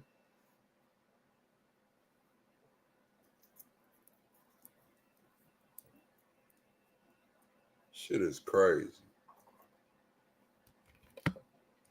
Motherfuckers so divided and so I'm with this and I'm with that they missing the damn point. Hell, look at the Epstein case. That's gonna tell you what's going on. One side didn't say shit, the other side said everything. Us as the American people get the same results in the end. Not a damn thing. Not a damn thing. Take a nigga like me to tell y'all. Ain't this shit crazy?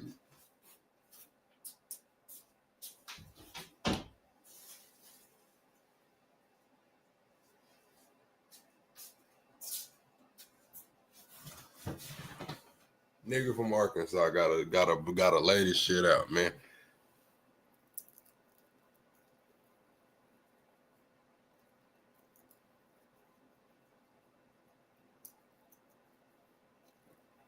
I had a caller call in the other night and say, "Plug,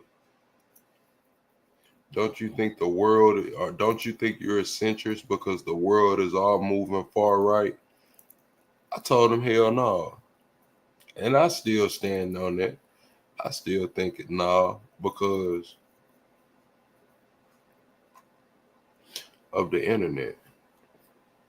I feel like that it's a battle right now. I feel like it's not moving as far left as it was. Because the left was doing some shit. Y'all gotta remember they done got rid of Klaus Schwab at the WEF. They got rid of his ass. So that gave some opportunity to shake some shit up. People missed that Klaus Schwab ass stepped down or got fired.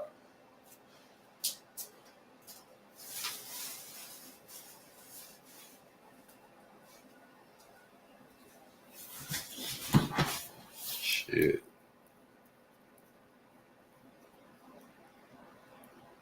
Yeah, watch the World Economic Forum. Straight up. I didn't even see your comment, but yeah, they fired Klaus Schwab ass.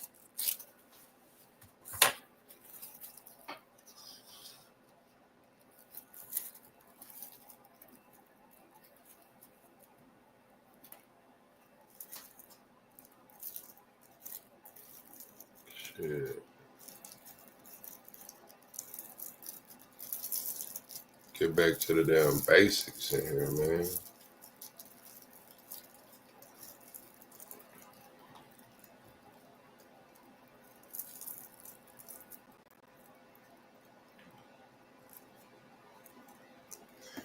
Shit, we sitting over here. Japan got just cracked the internet code, man. They talking about you can download the whole Netflix library in under 1 second. We still sitting over here on 5G. China got 6G. Man, listen, chat. We got to get back to the damn, and we sitting over here. It's crazy. It's crazy. You can download the whole Netflix library in under 1 second before people know if they a woman or a man. Oh my God. This shit is crazy. And we talking about this America.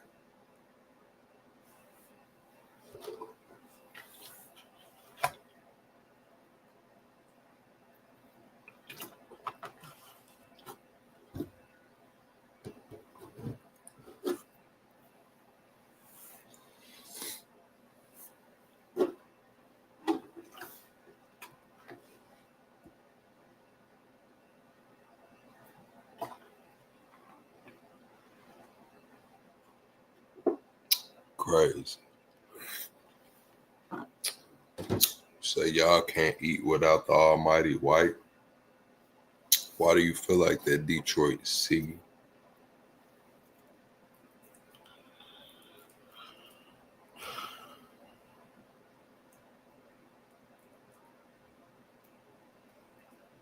Right, see, that's what I'm saying. Can't trust either side. That's how I am right now. That's why I'm finna make this run, man. Everybody's saying centrist ain't got no spine and we in the middle of the street gonna get ran over. I'm here to say, man, fuck all this shit, man. You motherfuckers is some cop-outs. You motherfuckers scared to stand alone. It's not that I'm up and down the middle on every single issue. No, I pick a side on every single issue. It's just that the issues that I pick a different side on, one side's not trying to hear that. Like the left is not trying to hear me come over there and say, hey, look, man, all that he, she, it, them, neither shit needs to go. They're not trying to hear me say that. They're going to say, oh, you're not being progressive, plug. Are you living in the 1960s? That's what they're going to say to me. Then I go to the right and I'm like, look, bro, my people that march for civil rights and do all of this shit for y'all to strip this shit back in 3-4 months, man. They're going to be like, oh, plug, you're a victim. You're a victim mentality. You know what I'm saying? Like, I feel like it should be a healthy balance. You know what I'm saying? Like, straight up. There's some fundamental flaws in both sides, man. Some fundamental damn flaws.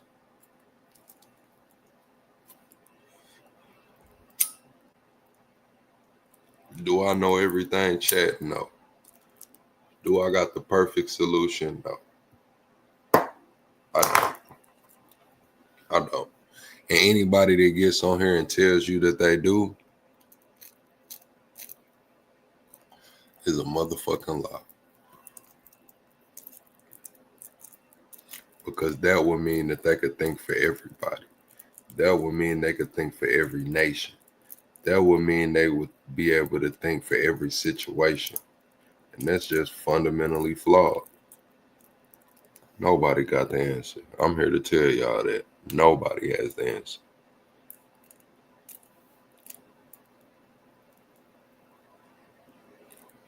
But that don't mean we can't make it better. I know this shit ain't it.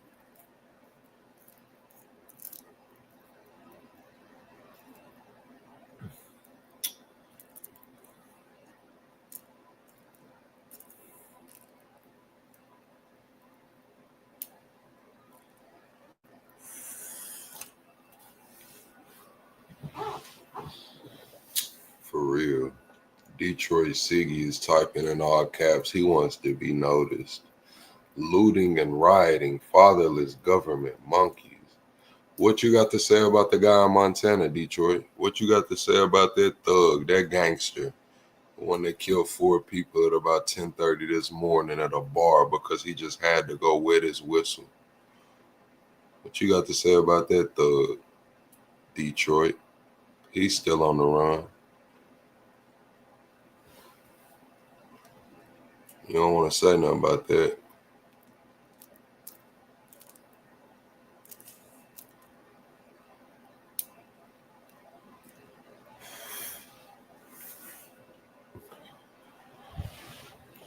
Detroit.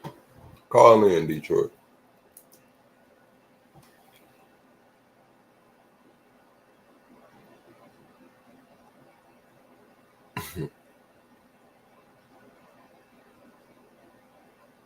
Now you want to move the goalpost.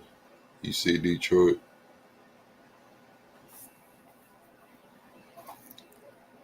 Now you want to move the goalpost. Right.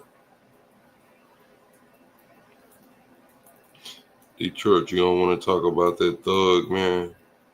The thug in Montana that took the lives of 4 people at 10:30 this morning outside of a bar. Who goes to a bar at 10:30 in the morning?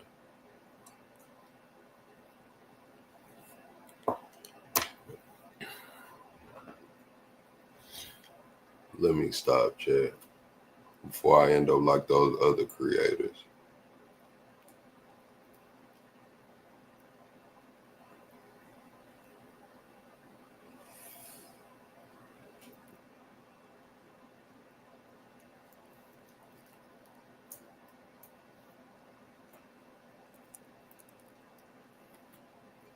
Be funny, bro.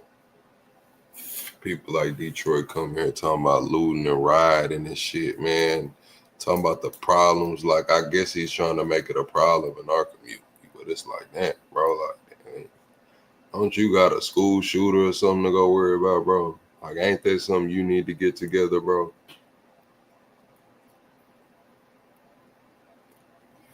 Ain't that something you need to get together, Detroit?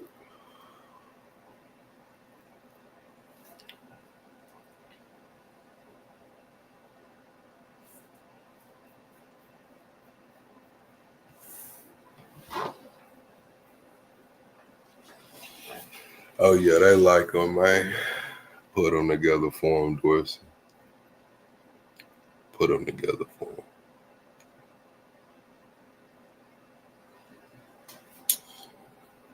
I'm finna open the phone lines. Let me open the phone lines for Detroit.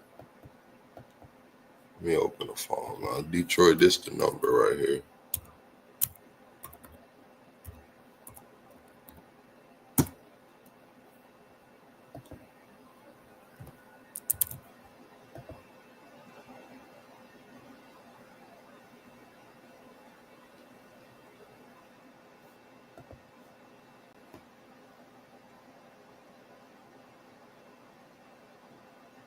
Say 4 children.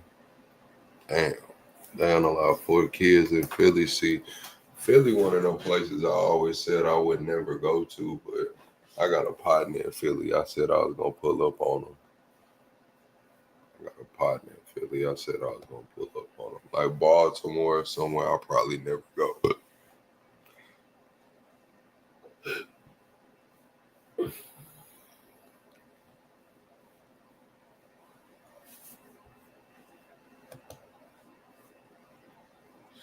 Yeah, I probably won't go over there.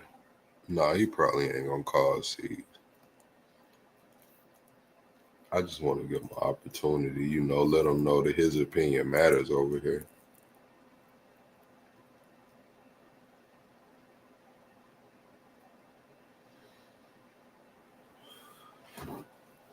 But yeah, chat, that's what I'm gonna do tomorrow, man.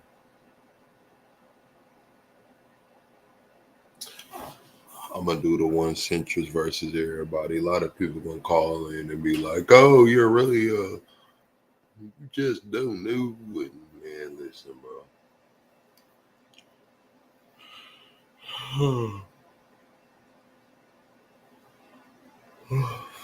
Shit, chat.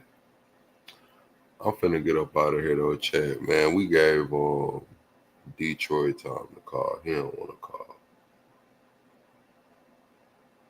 They look dirty with money. It's crazy.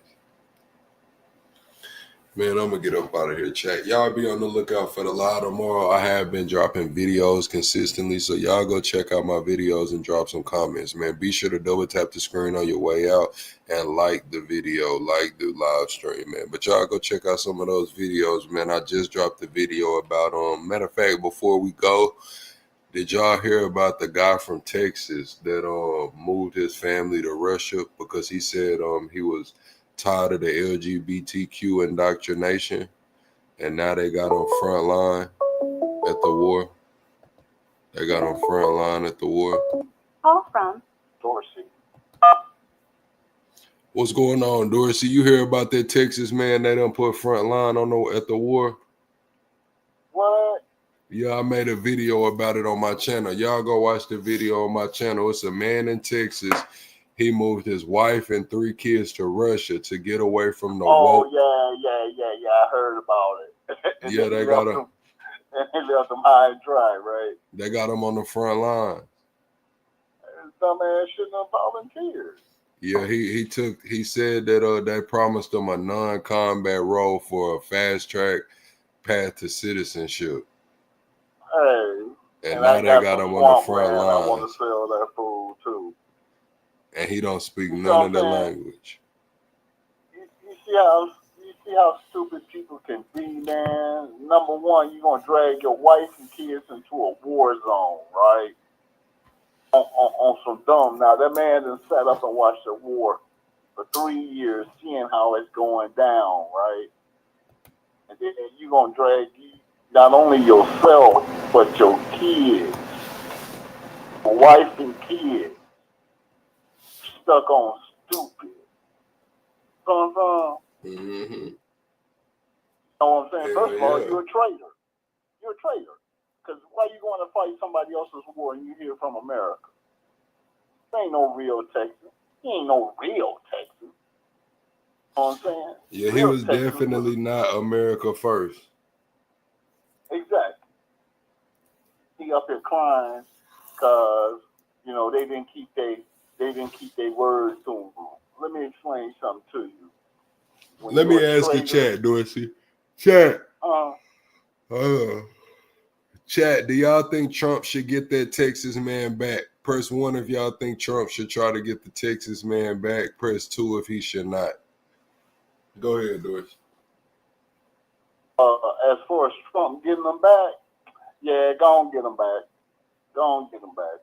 I mean, you did it for Brittany Griner. You understand what I'm saying? For her. So it's only fair that, we bail another stupid American out. Later too, because what's she doing going to play basketball for the Russians in the war zone? And so, whether they liberal or whether they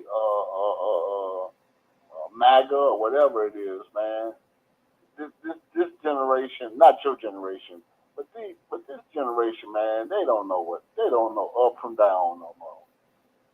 You know what I'm saying? What you expect was going to happen at the war zone? And dudes don't understand, man, you can get blowed up. Them drones, you seen them drones, right? Right. Okay, do them drones play? Hell no. Go right straight to you. Hey, you've seen grown men begging and crying in front of the drone saying, please don't kill me, right? Right. And they blow them up anyway, right? Right. Okay. So for the man, yeah, he American. He takes, for the sake of his wife and kids, come on back to America. Let him be the example of a jackass. You know what I'm saying? Let him be embarrassed. Let him have the public humility.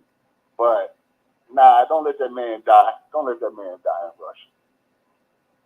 Get that man up out of there, and then he can come back and serve as a role model to everybody else and tell them how he was tricked, so don't nobody else get food out there. You think Putin gonna give him back? Yeah, Putin will give him back, man. One idiot ain't gonna change the war, right? His name is Derek. Hold on, I'll pull it up right quick, chat. Hold on. Dumbass.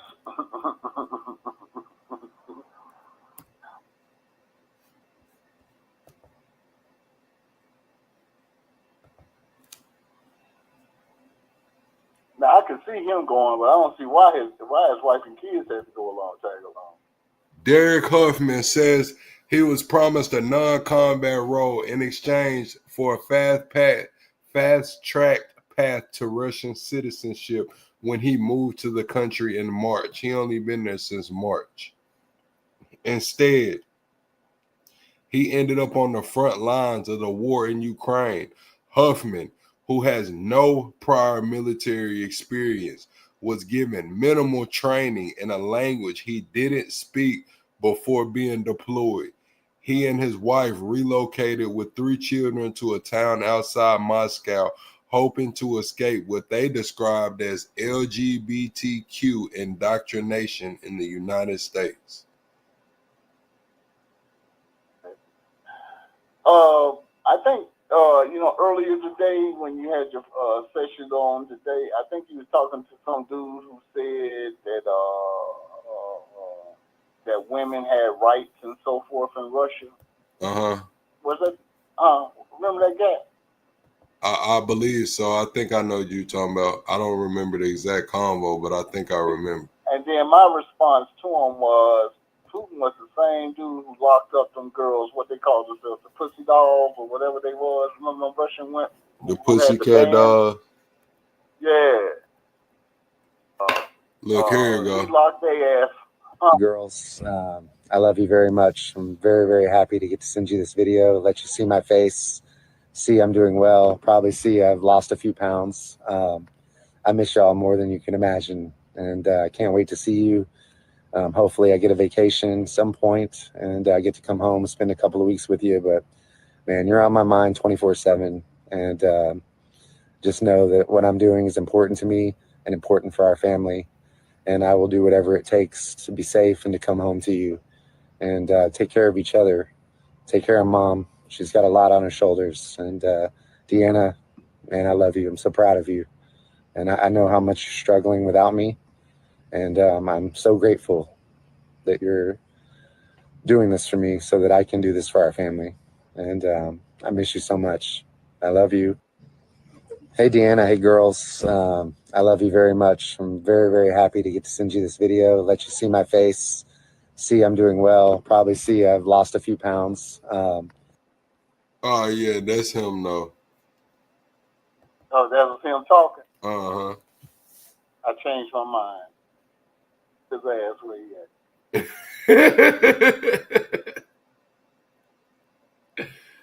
Why you say that, Doris? He sound like he want to be there. Oh, that fakeism. If you love your family so much, nigga, you would have went to Montana. You wouldn't have went to no Russia. He could have looked. He could have went to Idaho. He could have went to somewhere, where they have them little enclaves and, they all Christian and stuff. He could have went and lived with them folks in Arkansas. You know what I'm saying? He ain't have to run all the way to Russia. Now, this one thing, I'm going to keep it 100. Here in America, don't nobody force themselves on nobody. They say, man make plans, God laugh at them. Yep. Yep. That's one of them examples right there, boy. Yeah, because, hey, man, all he had to do was go on and put in that work, got him a nice little piece of property. He could have had his kids at the house.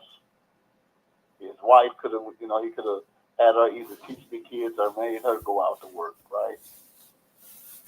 He could have made this little Russia here in America if he had really wanted to. You know how many people off the grid with their kids and so forth? You know what I'm saying? Move out somewhere and raise their kids like them Quakers or them what's some other people about Amish and all them other people, Mennonites and all. He probably got some Russian blood in him anyway. He probably fighting for his. He's gonna have some Russian bullets in his ass in a minute.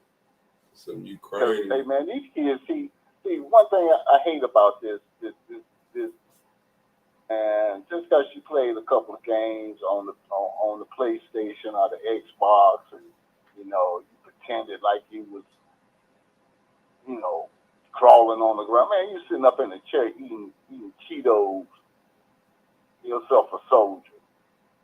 Oh man, crying because he's saying, "Oh, I'm the minimum."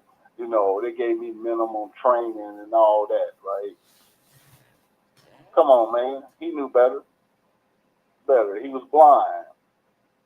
And like I said, man, for him to put his whole family in jeopardy for that, because, okay, say for instance he don't get killed, right?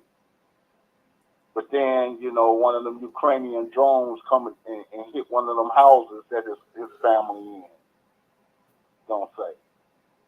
Then he gonna blame the Ukrainians, but no, you was here in America, one of the safest countries in the world.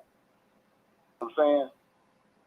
He was in one of the safest places in the world for him and his kids. Through his own negligence, he's put his families in harm's way. Ego. And he done put unimaginable stress and strain on his woman and his kids. He done terrorized his family over some nonsense. So I'm coming from, so we got, and I don't want people to take this the wrong way. Look, you got black niggas, you got white niggas, you got yellow niggas, you got red niggas. You got all kind of niggas in this world that's stupid, who don't care about nobody but themselves and their temporary satisfaction. Oh man, hey, check this out. I went to the Marine Corps before I had kids. All right. Once I got out of the Marine Corps and I had my kids, man, I'm like, I ain't never put myself in no jeopardy, because ain't nobody else gonna raise your kid the way you want to. That's unreal. And once again, I salute you as a father, because when your kid needed you, you dropped everything, even your little radio show. You know, you left a little dude from Hawaii, Kona. What's his name? Yeah, Kona. You left Kona hanging. You know what I'm saying? Kona was lost for a minute. Yeah. No, but that's what a father's supposed to do. You see where I'm coming from? Mm-hmm. That showed me. See, that right there shows you that black fathers are outstanding fathers. But damn about nothing. If my kid want chicken nuggets, he finna get them chicken nuggets. Yeah, you know. I'm being real, man, because I've seen some piss poor excuses for parents in my day. And they go on both sides of the thing. I was down in Florida one time, man. Bro, it broke my heart. They was white too. So that left me in shock, because I was like, man, I ain't never seen nothing like that. Again, I've been around black people, black women who smoke weed in front of their kids. You know, the kid be only 2 years old. Mm. So, you know, I don't have too much respect for them either. Your kids come first. Most definitely. Every If time. you didn't want to have,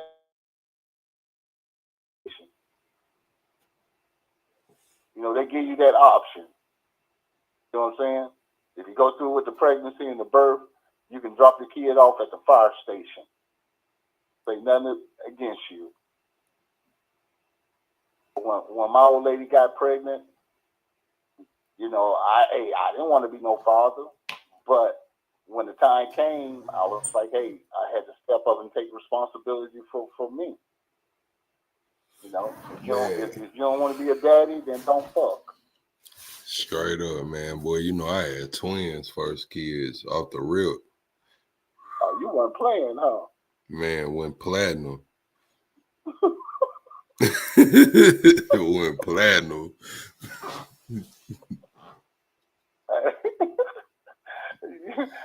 You pulled a double header. Man. Hey, but see, God bless you twice. Man, that's a blessing. Nah, for sure. It is. It's a blessing. You know, most people don't see at first. I mean, to be honest, man, most dudes, you know why they fear. You know why they fear fatherhood? Why? Because they fear they're going to get a goddamn job. Yeah. Life straight. See, most dudes, you know, they don't get their life straight until the responsibility is put on their shoulders. You know, like I had to talk with I think his name Chaotic. Yeah, Chaotic Truth. We had that argument a couple of days ago. Any man is a vain animal, and a man who don't love his kids don't love himself. Mm-hmm. And like I told my man, I said, look, man, you know, we vain. We want to see ourselves on billboards. We want to see ourselves on TV. We want to see ourselves in magazines. You know what I'm saying?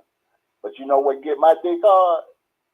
My face on another little person, right? Right. Kid, my genes, me off.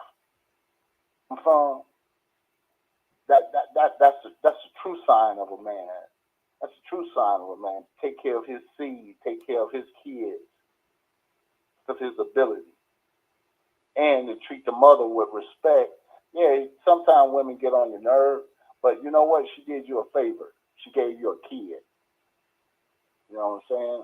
Now, you ain't got to be with her for the rest of your life, but you do have to respect her for the rest of your life. Facts. Feel now. Nah, facts for sure, man. You do. That's why, man, like I say, I'm blessed to have the mother of my kids is the one that she is, you know. I see a lot of people going through it, and I'm just grateful that I don't go through half of that shit, man. I'm grateful. I get my kids every other week. Yeah, look at your kids. Your kids is born healthy, man. Look at all the other kids. Look at the other people who kids had, you know, some kind of birth defect or health problems and so forth, and how they being so dedicated to achieve that it breaks their heart. You know what I'm saying? Mm-hmm. Them the people I have sympathy for. Mm-hmm. The outstanding mothers and fathers who, at no fault of their own, their child had a birth defect, but they ain't stop loving their kids. They ain't throw their kids away. Yeah, they I double was down saying. to work. I was reading a story about the bubble boy, about the little boy that had to live in that little bubble his whole life. Oh yeah, Bubble Boy was a motherfucker, wasn't he? Mm-hmm. They made a story of him or a comedy about him back in the 70s. John Travolta, that's who it was. John Travolta played the boy in the bubble, in the plastic bubble. You ever seen that? Nah, I ain't seen it. I was just seeing a little documentary about his story. I was like, dang, like he never. Yeah, old boy, hey man, old boy was sad, man, because John Travolta made it seem like, you know, he wanted a girlfriend, right? Mm-hmm. But the little bubble was in the way. He couldn't even touch the broad. You know what I'm saying? Couldn't kiss, couldn't do nothing. Then I think he risked it all, right? With a one time, right? Got sick, right? Straight up caught pneumonia the next day. You know, because he just wanted to be human. He just wanted that touch. Mm-hmm. You know what I'm saying? And that's what people don't understand. I think are very ungrateful for the blessings that they have. You know, yeah, here in America, you know, life can be challenging, but hey, man, I ain't never seen no other country that does for its people like America.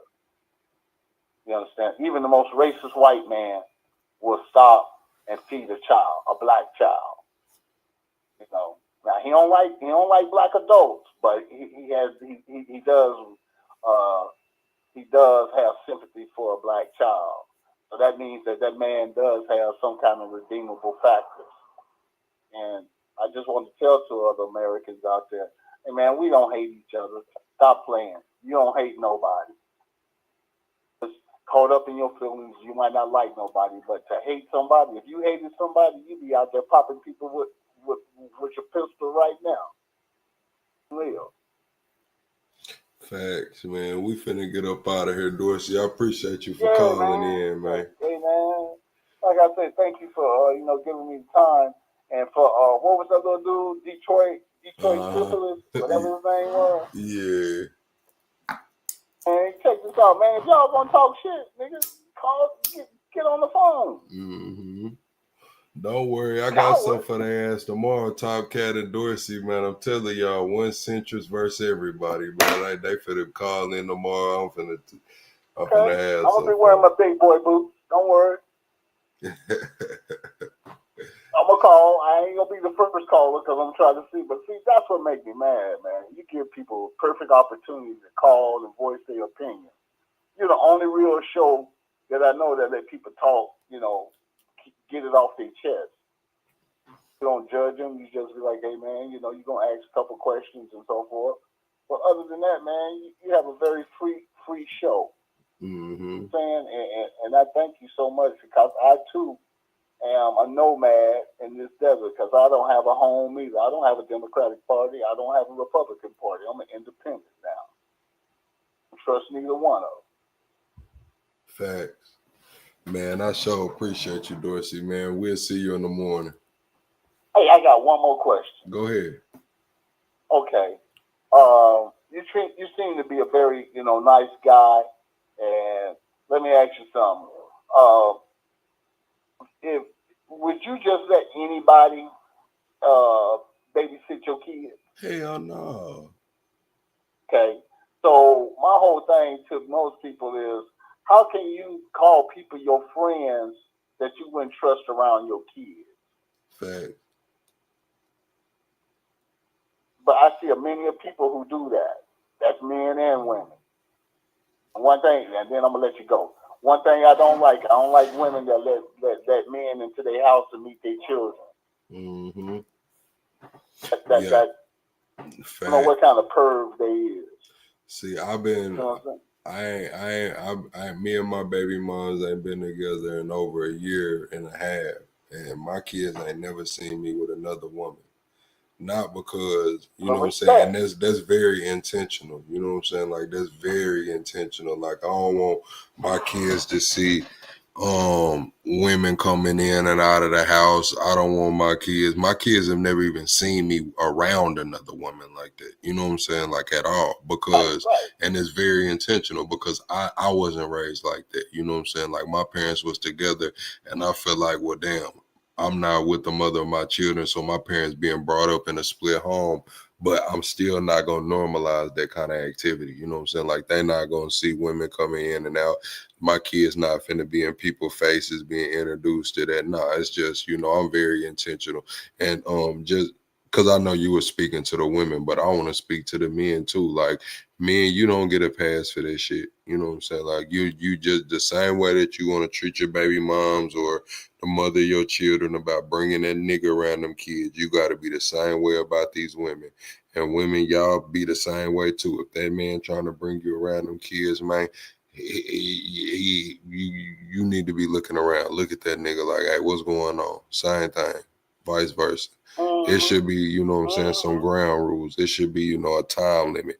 6 months, 1 year. I set my time limit for a year. Like, look, if I ain't dealing with you for a year, you might well not even think about seeing my kids, meeting my kid, nothing. It gotta be a year at least. Other people, it might be 6 months. It might be never, but you got to have some ground rules. It can't just be all willy-nilly out here. That's how these kids end up in compromised positions. Yeah, well, see, one thing I did, I dated a lot of women in my lifetime, right?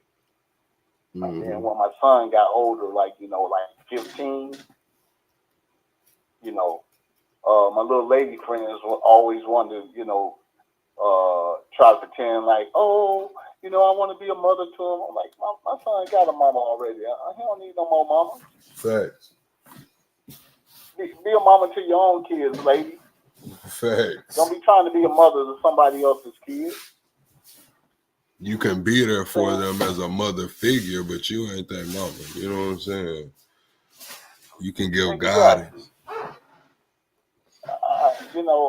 And I used to tell my son, I used to tell him right in their face, I said, man, she's faking. She can't even boil water. How she gonna be somebody's mama? She can't even cook. Come on now. Okay. So other than that, I'm gonna leave it at that. I mean, I'm sure, you're gonna get a lot of people who criticize me saying, I'm old-fashioned. Nah, me too, man. But I appreciate you, Dorsey. I'm gonna talk a little bit, man. You too, man. You have a blessed night, man. All right, you as well. I'm gonna be right there early in the morning. What time you think you're gonna start your show? Shit, I'll probably get up early. I'm gonna post a video in the morning, probably about 7 or 8. Then I'll probably get on around noon. Okay. I'll be there. All right. Hey, man, you have a blessed night, man. All right, you too. Good night, America. Love All right. you. God bless. Damn, I done hung up on Dorsey. My bad. Dorsey did pose a good question though, about the relationships and things of those sorts. We gotta be very mindful because a lot of my ranting and raving today was about protecting the kids and how I feel like neither party's really stepping up when it comes to this Epstein shit and protecting the kids. But yeah, don't let your kids around any and everybody, man. As much as you want to think that this world has good intentions, it doesn't. It doesn't. I'm sorry. I'm gonna have to be the one that said it doesn't. It doesn't have good intentions for your kids. It doesn't have good intentions for you. We can just look around right now at the headlines. So be very mindful. I'm fortunate enough to have a situation to where I co-parent, so I have time to myself. I understand that not all parents have time to themselves, times to, do what they feel like they want to do. I'm sorry.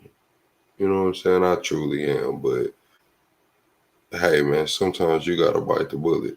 You got to bite the bullet straight up, man, before you put your kid in a compromised position or tuck that kid up in the room. You know what I'm saying? Like, no. We gonna do shit the right way, But that's enough for my rant and raving. We just made it to 4 hours. I'll see y'all tomorrow. Good night, chat. Be sure to double tap the screen on your way out and go watch my videos. I need y'all help to get my videos in the algorithm. We go live. We have really good lives, really good combos. But my videos, man, if my videos are ass, go on the comments and say, plug, this video is ass, and tell me why. Please. Because go tell me the video is ass. Be like, nigga, this shit is ass. Good night, chat.